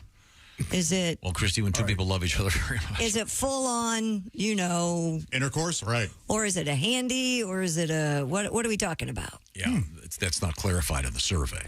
Don't you think that's a little high? It seems high, but... I think they've asked people that are liars or braggarts. And let's go around the room. Those are the millennial generation, by the way. 91% more likely to engage in public intimacy compared to their Gen Z counterparts. Well, to be fair, that's just because we can't afford rent, so we kind of have to do it outside. Yeah. Instead of in front of mom and dad. Yep. Ace, you ever... No, but in my younger years, I always heard about the hole in the bottom of the popcorn box. Well, that was in a movie, yeah. But did you ever do Diner. that? No. I was going to say, if that's salty popcorn, that would be painful. Did I get that correct? Wasn't that in Diner? It is in Diner, yeah. God. Josh? No, I've never done anything in a movie theater. No, nor have I. Christy? You worked in a movie theater, even when after hours? Yeah, not in the theater. I've made out behind the concession stand. Cool. Like in the room, whatever, the stock Did room. any of your coworkers ever knock one off in the projection booth? No, not that I'm aware of. Wouldn't that be the secret place, that or the janitor's room or whatever? The janitor's closet would not be a good place because the ushers were always in and out of that, getting brooms and such. But the projection area could work. Yeah, not a lot of people up there at all. So, Tom, have you? No. Enjoy a movie. I don't. Willie, ever? No, I've made out in a movie theater. Sure, grabbed a boob. You bet. but never done the full dance. I just can't see someone. Boy, this Oppenheimer movie sure is great. You want to knock one off? You don't think I'm capable of it? You didn't ask me. I'm just about to get to you. Did you? Well, I'll have you know. No, I never have. What about drive-ins? Did you guys ever do it while in a car at a drive-in? No. Drive-ins kind of went out even before. Oh, okay. When I got to driving age, I guess they were kind of on the way out. Nobody here? No, I've only been to a drive-in once. Wow. What? Yeah. I've been like 20 times. And You've never taken your children to a drive-in movie theater. No. What is wrong with you? It's fun. What's the deal about drive-ins? You don't like drive-ins for some reason. I know why. I bet it's just. What's the problem? What do you mean? Does it start too late? Maybe it starts too late. Up in there, yeah. There isn't one near. I know that the drive-in theater industry kept half the world from going on to daylight savings time. There's a beautiful drive-in theater not too far from here. 3 screens, wonderful concession stand, very clean. There used to be one right off of Interstate 80. Triple screens. In northwestern Ohio. And if you'd be driving down the Ohio Turnpike, you had several seconds. It turned into a porno theater. Cool. That was very disturbing. Sure. You're driving along and all of a sudden you look up and there's truly graphic pornographic scenes. I mean, it's like, whoa. I lived in a city called Fairborn, Ohio, in a suburb of Dayton, and they had the name of the drive-in was the Skyborn, but they called it the Sky Porn because during the last days they started showing adult cinema. Late 70s, that was a thing. Wow. And you could see from the highway. You could see stuff going on from the highway. Yeah, so I think the results of this survey are skewed, frankly. Maybe. I don't think that 1 in 5 Canadians has really knocked one off at a movie theater. Now, at a hockey game. That is way less likely. Way less likely. They don't want to miss the game. Yeah. Hence doggy style. Alanis Morissette's Canadian. She sang about going down in a movie theater. That's right. Dave Coulier. Very famous line. Mm-hmm. Wow. Okay, well, let's get back to the action, Christy. What else you got over there? An Israeli restaurant going viral after images show a secret menu item that involves diners eating chocolate ice cream out of a toilet bowl. Ew. According to Oddity Central, the restaurant called Gordo's in Holland has come under fire for posting a video of this dish. Now, in the video, a toilet bowl smeared with chocolate ice cream is carried over to a table of giggling diners, Josh, who dig in with spoons. I think it's so funny. The controversial post drew backlash from users who called the idea disrespectful, we're eating poop, shocking, and perverse. I watched this video, and it starts with this toilet, but it's not installed. It's obviously clean on. Is it a full-size toilet? You felt the need to tell us that it wasn't plumbed, if you will. If it was plumbed, they wouldn't be able to carry it to the table. I'm trying to clarify for those listening. Oh. But there's apparently some religious. Yeah, there appears to be an element of political and religious controversy in the video. Yeah, this is referencing something in the Jewish faith. Oh, no kidding. Yeah. What is I'm not going there. It mocks a scholarly concept in Judaism. Oh, well, that's unfortunate. Yeah. Yeah, it's weird. I don't know what it is. So I'm not educated in this field. But you can't read the name on the menu of this. No. Can you read? You can't really read that. It's called Third House of the S word. Oh. S word. Okay.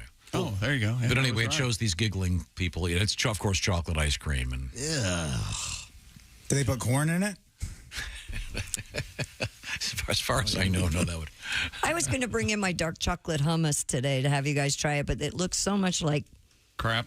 Yeah, that I thought Tom would just turn up his nose and go, "No, thanks." Is it good? It's really good. We'll bring it in. We'll give it a try. All right. Anyway, so this whatever possessed you, dark chocolate hummus. Oh, it's so good, chick. Okay. With pretzels. Oh my gosh. This should be called. Wait a minute. Hang on. This should be called commode a la mode. Oh, or ice. Yeah, pie a la commode. A la commode. Should they throw a piece of apple pie in there? And, yeah, there's some technical reason this is controversial beyond the fact that it's just. And there's also a restaurant famously that has. We had this story a few years ago that has miniature toilets that are bowls, and they serve ice cream in those. But this is That's kind of funny. Yeah. But I feel like that was an Asian. It was in Japan or something. Yeah, but this is a full size thing, and it's That'd be heavy, wouldn't it? That serves a lot, doesn't it? Yeah, you'd have to take 2 or 3 waiters to get you to get it to and the of course table. they've visually made sure that it looks like. Of course. I see. Hey, a recent study, speaking of that, in mice has found food allergies can be cured with a compound that smells like dog feces and rancid butter. According to scientists, the bacterial compound called butyrate helps foster the growth of beneficial bacteria and maintain the lining of the gut. In mice. One way to treat food allergies is to administer the missing bugs orally or with a fecal transplant. This has been difficult to do since researchers say butyrate has a very bad smell like dog poop Can and you rancid spell butter. butyrate? Butyrate. So it's not butt rate? No. Or buddy rate? No. Booty no. rape? Okay. What? Booty rate? It's butyrate. Okay. He's trying so Or it hard. might be butyrate, but I think it's butyrate. It tastes so bad, people won't swallow it. So to overcome these challenges, scientists have created a new delivery system that uses a chemical cocktail called polymeric micelles to cloak the compound's foul smell and taste. Weird. What? For food allergies. Yeah. I guess it puts the proper things you need in your gut, but apparently it's disgustingly tasty. Yeah. So they're doing fecal transplants instead of, but they may be They're able putting it in kimchi because that tastes worse, right? I totally disagree with that. Yeah, people but it is a love good kimchi. joke. It does, for those the uninitiated, yes. Isn't kimchi? Isn't that where they take cabbage and bury it? I thought fermented cabbage. Yeah. I thought kimchi was Pat's ex in Miami. Is It that is not? actually. Oh. Kim. Yeah, there's Kim in it. You don't have to do that. If you just want to avoid food allergies, never get vaccinated. Thanks, Josh. That's the answer. Extremely helpful. The fact that they Do your research. They say that it tastes like rancid butter and dog feces. Not all that appealing. Well, first of all, how do you know what dog feces tastes like? I don't know. How can they even make that comparison? You ask a fair question. I don't have. I smelled it. I can extrapolate. Yeah, Okay. Figure it All out. right. I agree, Willie. Coming up, comedian Brad Upton, a guy who has millions of followers, and we're going to find out what's going on with Brad. Also, coming up in the news, we have a weird story about pacifiers. Oh, yeah. Very, very strange. And if you're dummies. Yeah. If you're a fan of the musical Hamilton, there's a new video game out there for you. Oh, there you go, Josh. No thanks. What? We'll find out more. But right now, Chick, you're going to be at your home. That's right, because I have Simply Safe, the do-it-yourself, design-it-yourself home security system. And now Simply Safe tells us fast response is critical. That's why Simply Safe Home Security launched their breakthrough technology. It's called 24/7 Live Guard Protection. It helps stop crime in real time. Simply Safe professional monitoring agents can actually see, speak to, and deter intruders in your home through their new Smart Alarm wireless indoor camera. 24/7 Live Guard Protection made possible by that new camera, available with the Fast Protect monitoring plan. It's the only indoor security camera that can trigger the alarm and instantly deter intruders with a built-in siren with advanced motion detection and vision AI. The Smart Alarm indoor camera can sense the difference between potential intruders and pets to reduce false alarms. And Simply Safe agents can actually see, speak to, and deter intruders in your home through new Smart Alarm wireless indoor camera in real time. And right now, Bob and Tom Show listeners get a special 20% off any Simply Safe system when you sign up for a free month of Fast Protect monitoring. Special offers for a limited time only. Just visit simplysafetom.com. That's simplysafetom.com. And remember, there's no safe like Simply Safe. Thank you very much. Coming up, comedian Brad Upton. This is the Bob and Tom Show. Hey, it's comedian Roy Wood Jr. You're listening to Bob and Tom Radio. Hey, thanks for...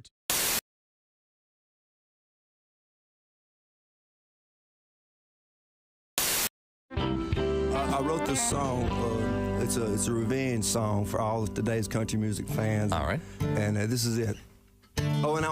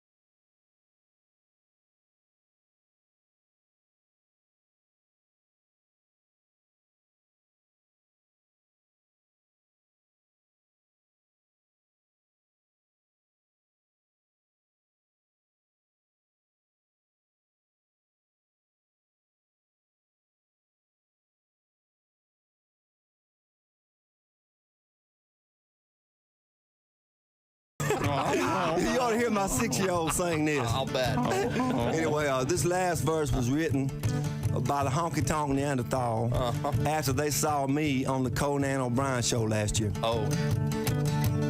I saw Paul Thorne singing on TV. It was a Conan O'Brien.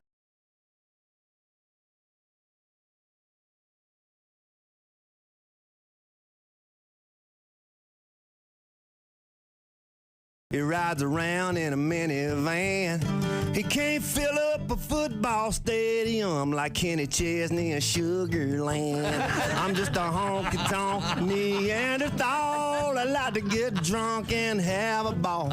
I haven't never read any books at all. I'm just a honky-tonk Neanderthal. Wow, wow, wow. Wow. Yeah.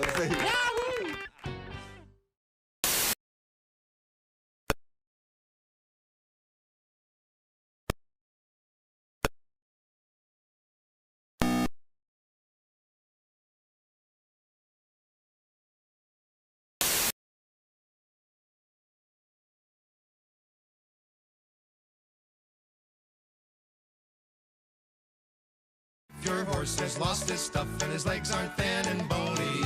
And if his meat ain't very tough, then he comes to Burger Pony. Comes to Burger Pony. Comes to Burger Pony. Good morning, sunshine. Bob and Tom Radio. Jeff Jenna is our guest. I don't know if you remember this. A lot of people were mad at the Mattel toy company because Teen Talk Barbie, one of the 200 things Teen Talk Barbie said was, math class is hard. Oh, yeah. And everybody, young women won't want to take math classes. And I'm just thinking, no, that's stupid. What, are American women that easily influenced? Are they? No, I don't think so. Because if they are, I think Teen Talk Barbie should say things like, sex is fun.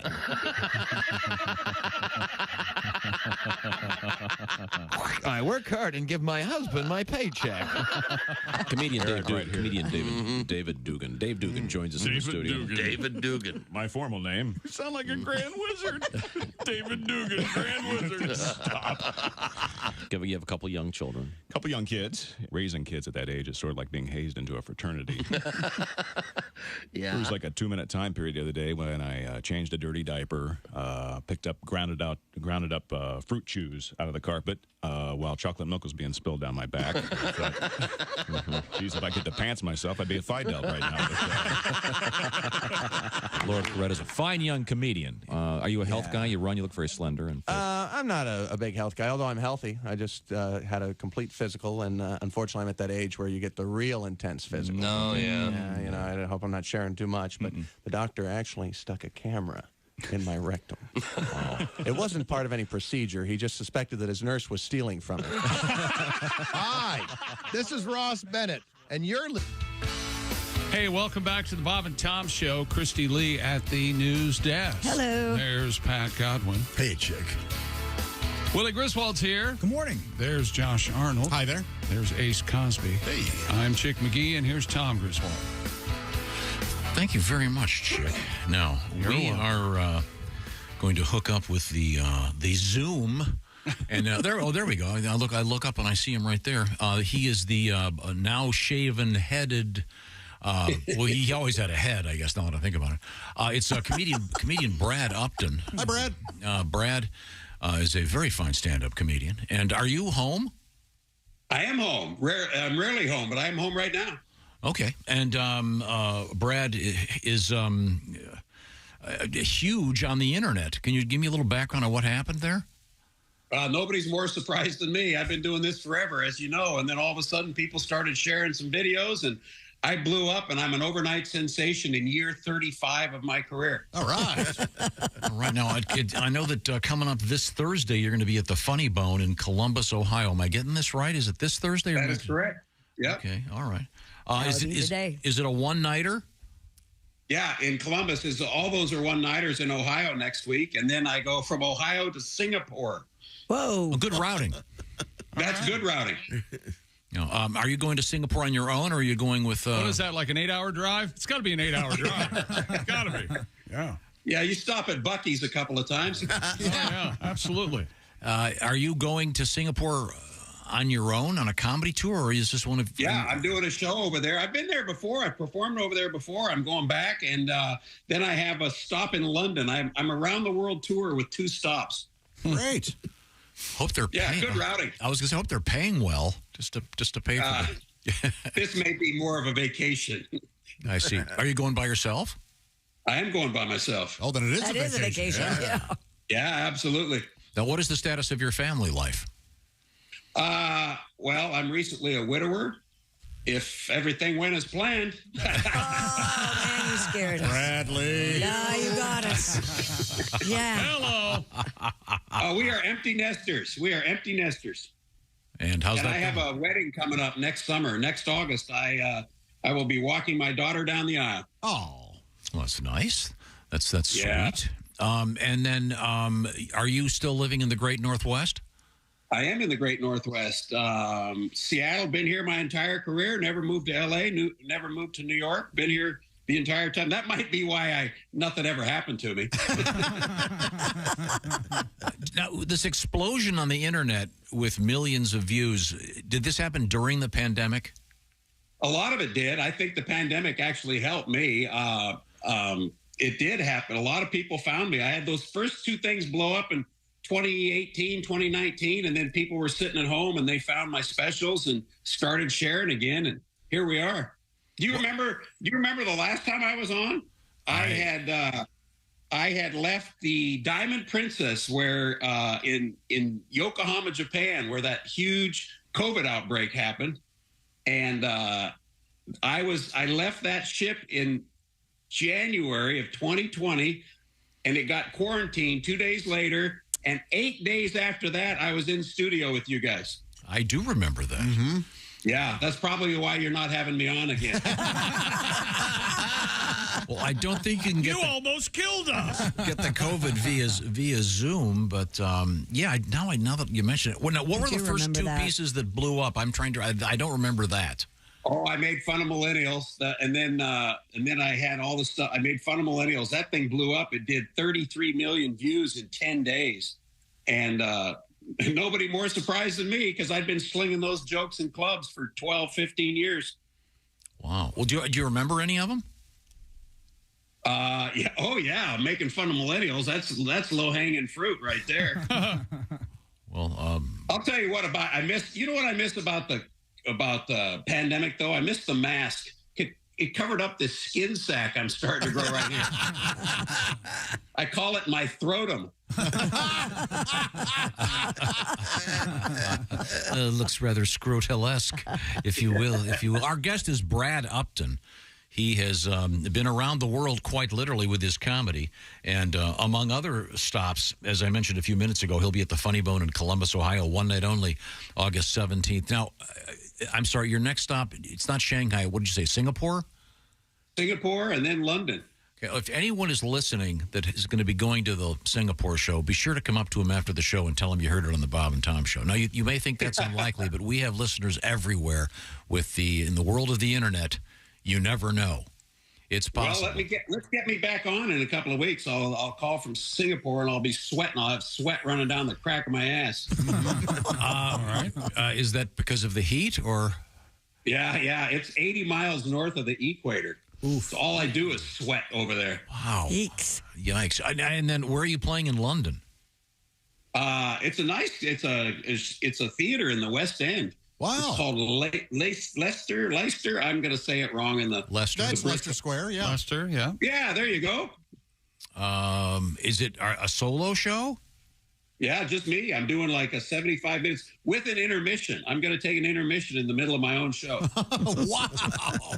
That's interesting. Well, yeah. They asked if I could. I went, yeah. And then afterwards I went, can I? I don't know. I still don't have a plan. I have no plan at this point. You got to do kind of a semi-closer, get a big laugh, and say, "I'll be right back." I'll be right back. I'm old. I'm gonna go pee, and I'll be right back. Okay. Once again, we're speaking with comedian Brad Upton, who, as he mentioned, blew up on social media just a few years ago. Are you still touring with Johnny Mathis? I am. That's a good question. I am. Johnny can still sing, man, and he'll be 88 next month. No he can way. Still sing. Wow. He still hits the high notes. I had a show with him a couple weeks ago. I have one with him next month in Cerritos, California. Wow. Is he catch a falling star and put it in your pocket? What? Is that Johnny No, Mathis? that's- No, Johnny Mathis is Chances Are. Chances are, yes. Okay. Oh, John. You know all his Christmas music. Trust me. Sure. Is he still playing golf?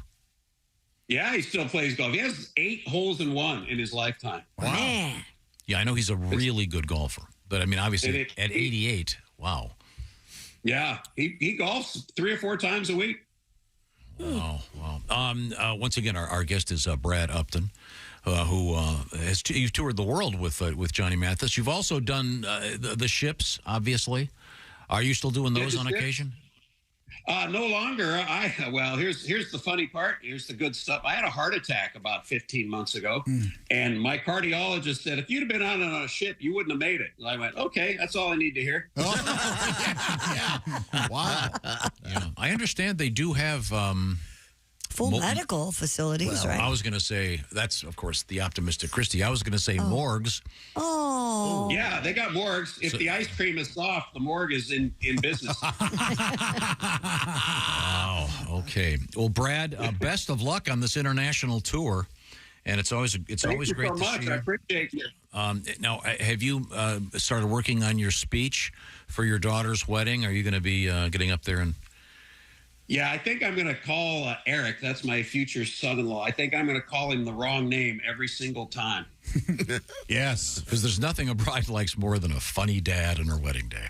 Yeah. You going to do cash? Yeah, I'm sure my wife's going to say, tone it back. Cash bar, or is it going to be an open bar? Oh, open bar. You're invited. Okay. All right. Well, thank you very much. And by the way, Brad, if you happen to be driving south to Oregon, you can now pump your own gas. I know, isn't that unbelievable? Yeah. You can also do your own suicide in Oregon too. So well, that's handy. You can do that before you could pump gas. Wow. They had to wait for that last one till then. You can. All right. Yeah, you can choose death, but unleaded or super unleaded, you can't make that decision. Okay. On that note, I think we're going to close it off. Brad Upton, one of the funniest guys out there. There's a reason he's got millions of people watching him on the internet. Good luck in Singapore and London. That's great. Thank you so much. I appreciate it. Good seeing everybody. All right. Good to see you, Brad. Brad. Take care, man. Stay healthy. All right, take care. Well, that's a nice little cap. I had no idea he had anything about. I looked it up. Perry Como sings the song. Oh, yeah. What was when you were singing? Catch a falling As you would say, star Josh, and put nobody cares. I received dozens of emails. Is that right? Yes. He's Perry Como was sort of that incredibly relaxed. Yes. Well, SCTV, I think Eugene Levy did it, but he's laying on a pillow singing. I have to see that. That sounds great. Right now, there's a lady in this room. Yeah, where? And she's wearing faux. Is that faux leopard? I assume some kind of animal. It's cougar. Cheetah. On the prowl. Cheetah. Is it cheetah? Maybe. Oh, the lion sounds good. Sound good. The Buffalo Zoo has lion cubs, and they have a camera that you can go live and look at them, and they're playing. It's so cute. Oh, lion cubs are so cute. You're one of those nuts that we found out about during Lion King. You want to go hold a lion cub, aren't you? I'm not a nut. I think you are. I can see the way your face lights up when you talk about watching lion cubs I don't want to online. hold one. I like watching them play. Would you hold a lion cub? I've held a tiger cub. There it is. Nut. They say if you see any cub in the wild, to pick it up and wait for the mother to arrive. Yeah. The mother will arrive and see that you are taking care of their child. That's what I did. I saw Dansby Swanson in Chicago. I waited for him. The mom came. It was all That good. must be a athlete. Yeah. Okay. On the Cubs. There you go. That must be an athlete. Now, we were just talking about Johnny Mathis, the singer. Yeah, he had 8 holes in one, Tom. Your thoughts? What are the chances? Chances are 8 holes in one. Anybody? Anybody at all? Okay, I know. go ahead. He had a high jump record. How about the back 9? Oh, my God. Anything? 8 holes in one Is that octopus. Bob Mathis? Are we talking about Johnny Mathis? You're right, Pat. Bob Mathis. San Francisco State College. No, that's Bob Mathias. Right. Yeah. Yeah, he was on the basketball and track team. I had no idea. Thank you very much for that trivia. Now we get back to Christy Lee. What have you You got? gave it to us. You told gave it us. yourself. Thank you very much for that trivia. You announced something, enjoyed it, and thanked yourself for it. I was first. I was You are thinking Josh. nuts. I was thinking Josh for the Perry Como update. Oh, okay. And then, You're welcome. Yes, I and am. then. Here's another story you'll love because you love Hamilton. The music Hamilton now available to play in the video game Roblox. In the Hamilton simulator, players use their own avatars as they interact with the musical's characters and negotiate through 10 levels set during the Revolutionary War.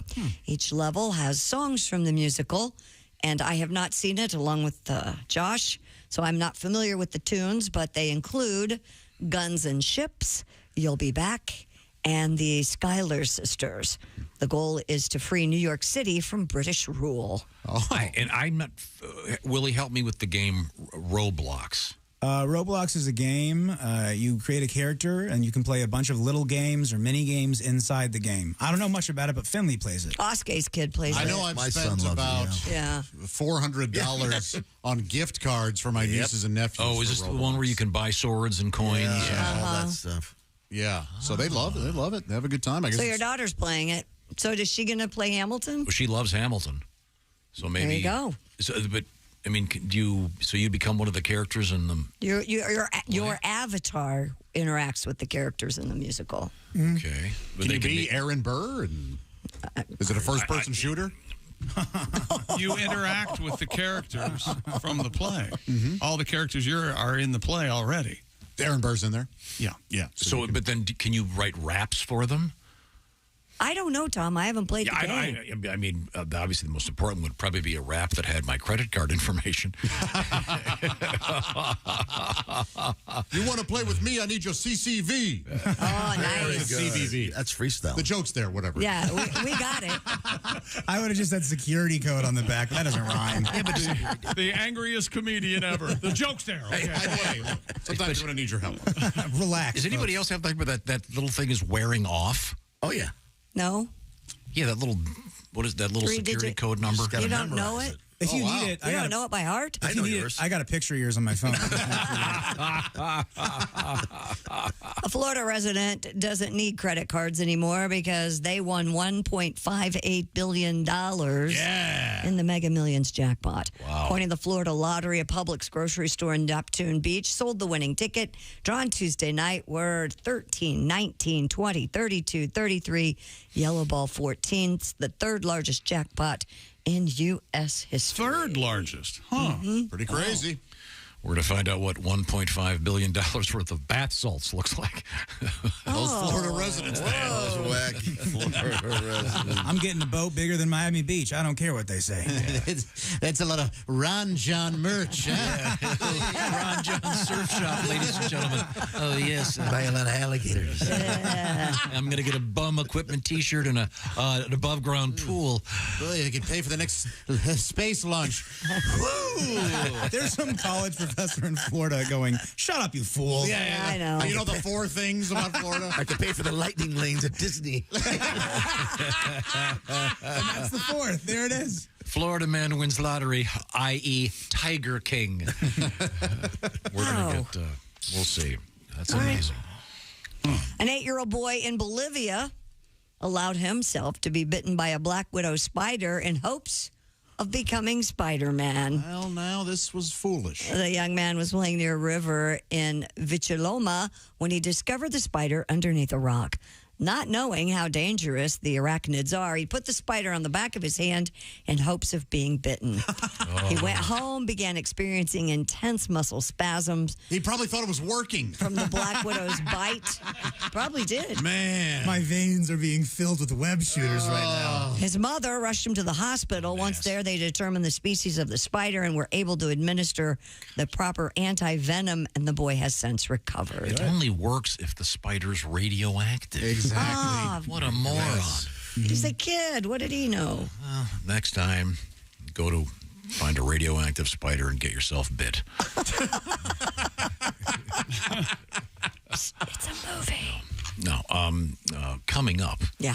We have, our history lesson. Yeah.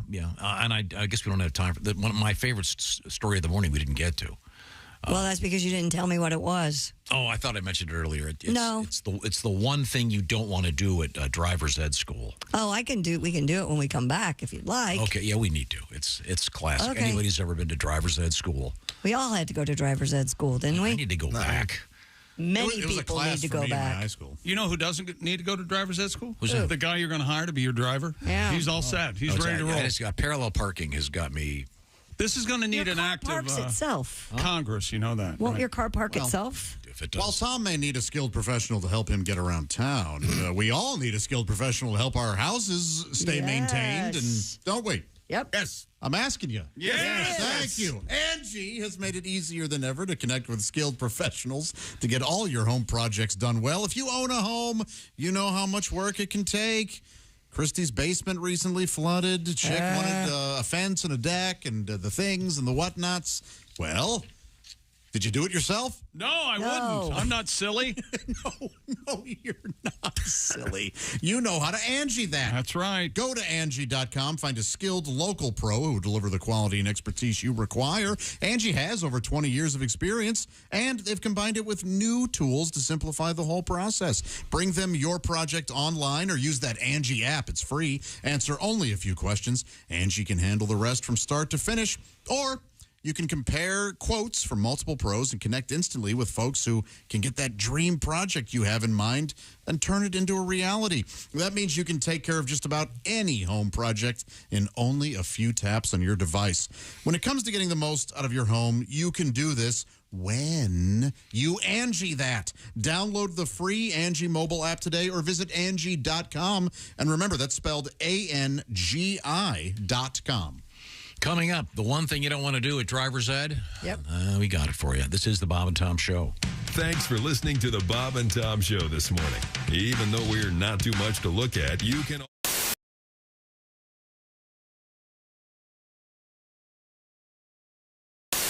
Hey, you dog owners, listen up. This is something for your big sweetie. Chew Works. Has your dog ever scarfed down one of those chew sticks without really chewing? ChewWorks has a hold to chew, which will prevent choking and GI blockage. When dogs can't properly hold the chew stick between their paws anymore, they tend to just swallow it. Available in 3 sizes, mini, junior, and large. Extra large coming soon. Their whole purpose is to provide a safer and healthier way for your dogs to chew. Chewworks.com.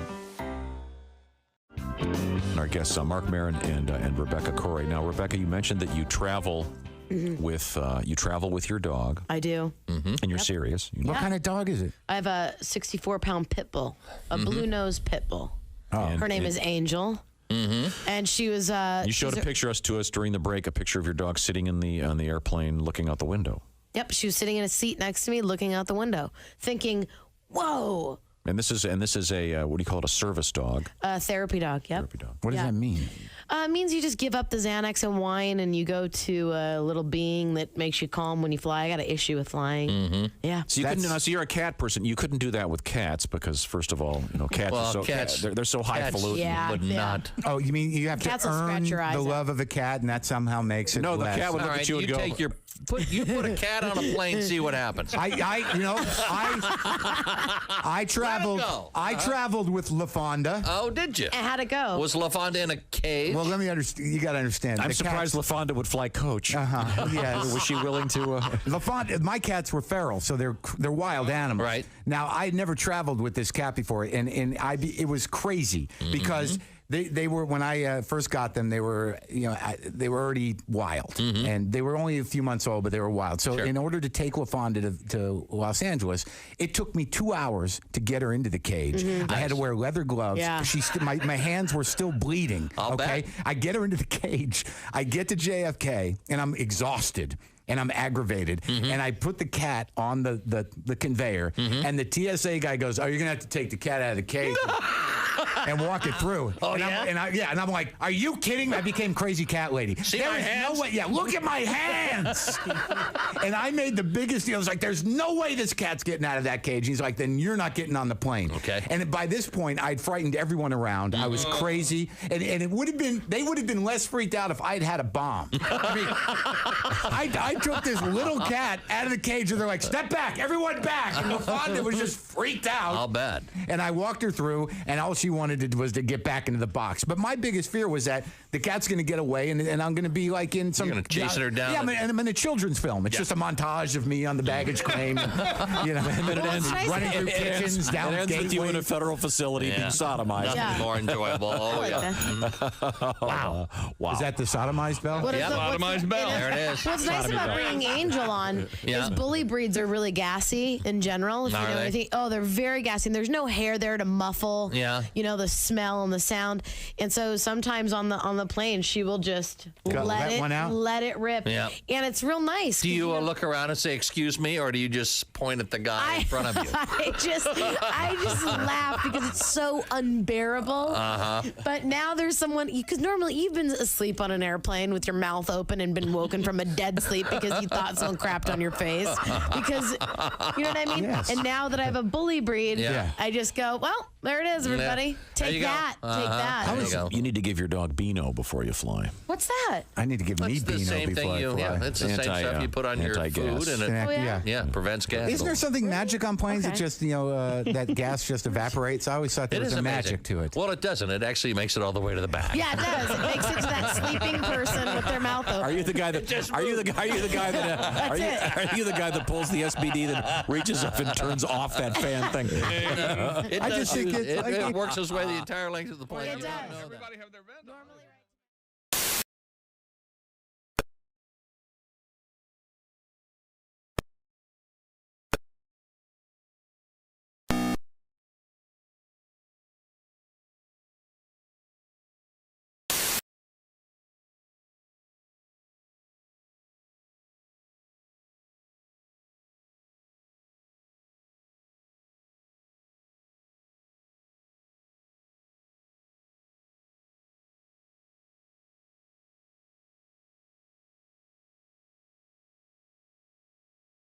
Might be looking for wholesome, convenient meals for those active summer days and nights. Factor comes in here. What am I talking about? Factor, America's #1 ready-to-eat meal kit. It can help you fuel up fast with flavorful, nutritious, ready-to-eat meals delivered straight to your door. You'll save time, you'll eat well, and you'll stay on track. Did you say ready-to-eat meal kit? Yep. You did. If you're too busy with summer plans to cook, but want to make sure you're eating well, Factor lets you skip the extra trip to the grocery and the chopping and the prepping and the cleanup. And you still get the flavor and nutritional quality you need. Factor's fresh, never frozen, and are ready in just 2 minutes. All you have to do is heat and enjoy. Then get back outside and soak up that warm weather. So why not treat yourself to 34-plus weekly restaurant quality options? Check this out, like bruschetta shrimp risotto. Yes, please. Green goddess chicken or grilled steakhouse filet mignon. Ready in just 2 minutes. I'll take that. Plus, keep your energy up with How About Lunch to Go? They're effortless, wholesome meals like grain bowls and salad toppers that are ready to eat when you're on the go, and there's no microwave required. And they're all prepared by chefs and approved by dietitians. Each meal has all of the ingredients you need to feel satisfied all day long while meeting your goals. This July, get Factor and enjoy eating well without the hassle. Ready in just 2 minutes, no prep, no mess. Head to factormeals.com/BobandTom50. Use that code BobandTom50 to knock 50% off the price. That code, once again, BobandTom50. And you go to factormeals.com/BobandTom50 to get 50% off. And Jesus said, take this bread and eat it. It is my body. And the disciples said, Jesus, we're all on low-carb diet. We appreciate you dying for our sins, but we're all trying to slim down a little bit. We want to look good in the painting. Bob and Tom. Feel good about that. I got her in. This is the Bob and Tom Show. Christy Lee at the news desk. Hi. There's Pat Godwin. Hey, check. There's Willie Griswold. Hey, man. There's Josh Arnold. I want everyone to know that just before we came back, Christy said the words, "I wish I were anywhere else." Anywhere else. Anywhere. The mountains of madness. I concur. There's Ace Cosby. It has been a weird one. It has been a weird one. This place is haunted. I'm Chick, and here's Tom. I Haunted certainly by what? enjoyed talking with Brad Upton. I loved the end of that interview. His thoughts about pumping gas in Oregon. Very odd. Yes. Who knew? Coming up. Wait a minute. Today's Thursday? Let's get to it. Don't we have to talk something about driver's ed, Christy? I just want to say, coming up tomorrow, comedian Andy Beningo and also Jeff Oskey and Here Come the Mummies in the studio. Tomorrow, Here Come the Mummies. Right. Jeff Oskey. Check. Maybe. Then, as a throwaway, Beningo. Oh, I love I don't want to see Beningo getting top billing on this show. Now, look, the reason the Chick's upset is because Andy Beningo is one of the biggest jerks in comedy. He's What an awful man. Notorious for being...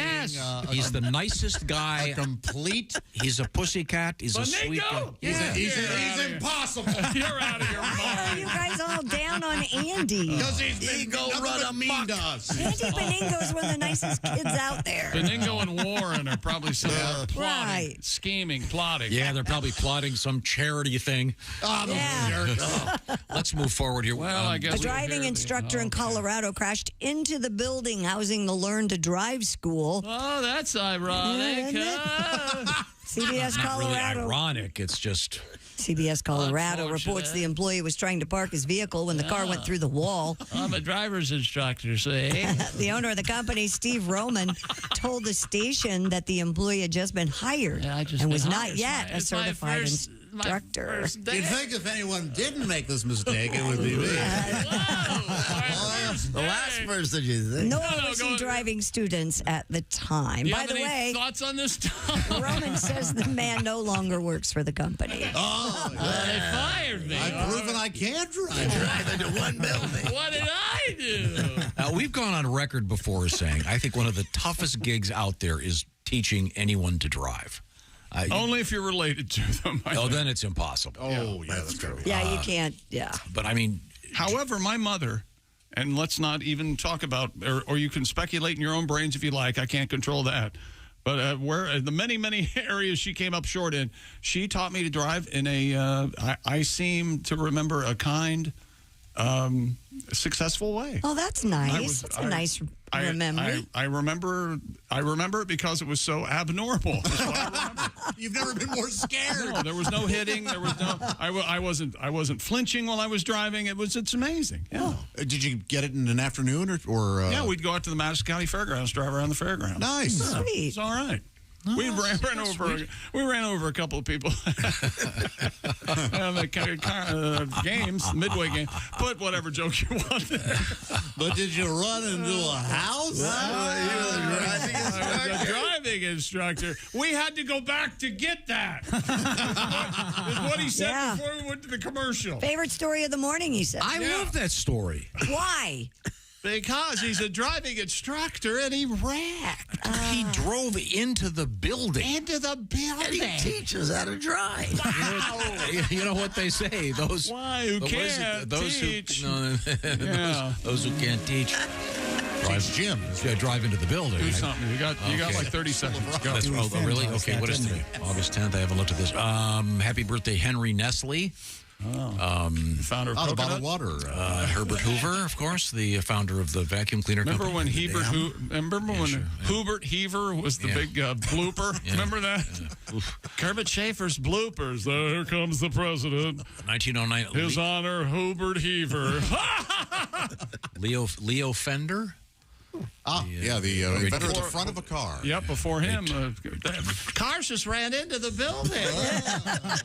This wasn't supposed to happen like this. I think they're mocking you, Tom. It's just, I'm shedding it like water. Shedding water off your back. Betsy Johnson, and she spells Betsy S-E-Y. That extra E stands for... Are you talking about the designer, Betsy Johnson? Yeah. Does the extra E stand for expensive? She's not that expensive in some areas. She's got some cool shoes, man. I love them. I see. And it's apparently, in 1959, Rosanna Huh? Rosanna Arquette? You mean Rosanna Arquette? I believe she pronounces it Rosanna. Well, she's wrong. She's a and it's pretentious- it's Arcade. The song about her is Rosanna. Yeah. Arcade. Rosanna Arcade. Yes, I say. Sunset That's Boulevard premiered in 1950. I'm ready for my closed house. Yikes! It's the movies that have gotten smaller. Red Dawn premiered in this date in 1984. Wasn't that Swayze? That's the story of a woman who wakes up with her first. That's right. Time now for things we learned on the show. Thanks, Tom. Those damn Ruskies, Ace. Ace and I watched Hard Knocks yesterday together. Yes. At Ace's house. And you guys love? Thumbs up. You can't help but love Aaron Rodgers. All right. Whoever they're portraying, this guy named Aaron Rodgers in the show is amazing. Wonderful guy. My brain gave me problems again today. It's his fourth day in a row. 13-year-old signed a professional soccer contract, set a record for the youngest player to sign a pro contract in organized sports in the history of the world. The iPhone update's coming very, very soon. iOS 17, I guess. It's going to move the end call button slightly to the right. Because like when we get older, we all move slightly to the right. That's right. Damn kids. Yeah. My phone had a cord and a dial, by God. My God. We talked about the movie Rubber, the haunted tire that kills people just staring at you. You stare at the tire and your head blows up, right? Mm-hmm, yeah. Mm-hmm. You can miss it. And did they make a sequel? Al Jackson, not that I'm aware of. Wore a bucket They should hat. maybe do it condom rubber. Oh, retire. Or nothing. Okay. Okay. Okay. No, I like it. We're going on with that, huh? All right, we'll see, folks. Call it. All right. He's gone. Hey, look, you got the rest of your day to find something good. And those who can't do teach, and those who can't, they crash. Okay, thanks. This is the Bob and Tom Show. Become a Bob and Tom VIP and get your Bob and Tom fix 24/7. Get all the info in the VIP area at bobandtom.com. This is the Bob and Tom Show.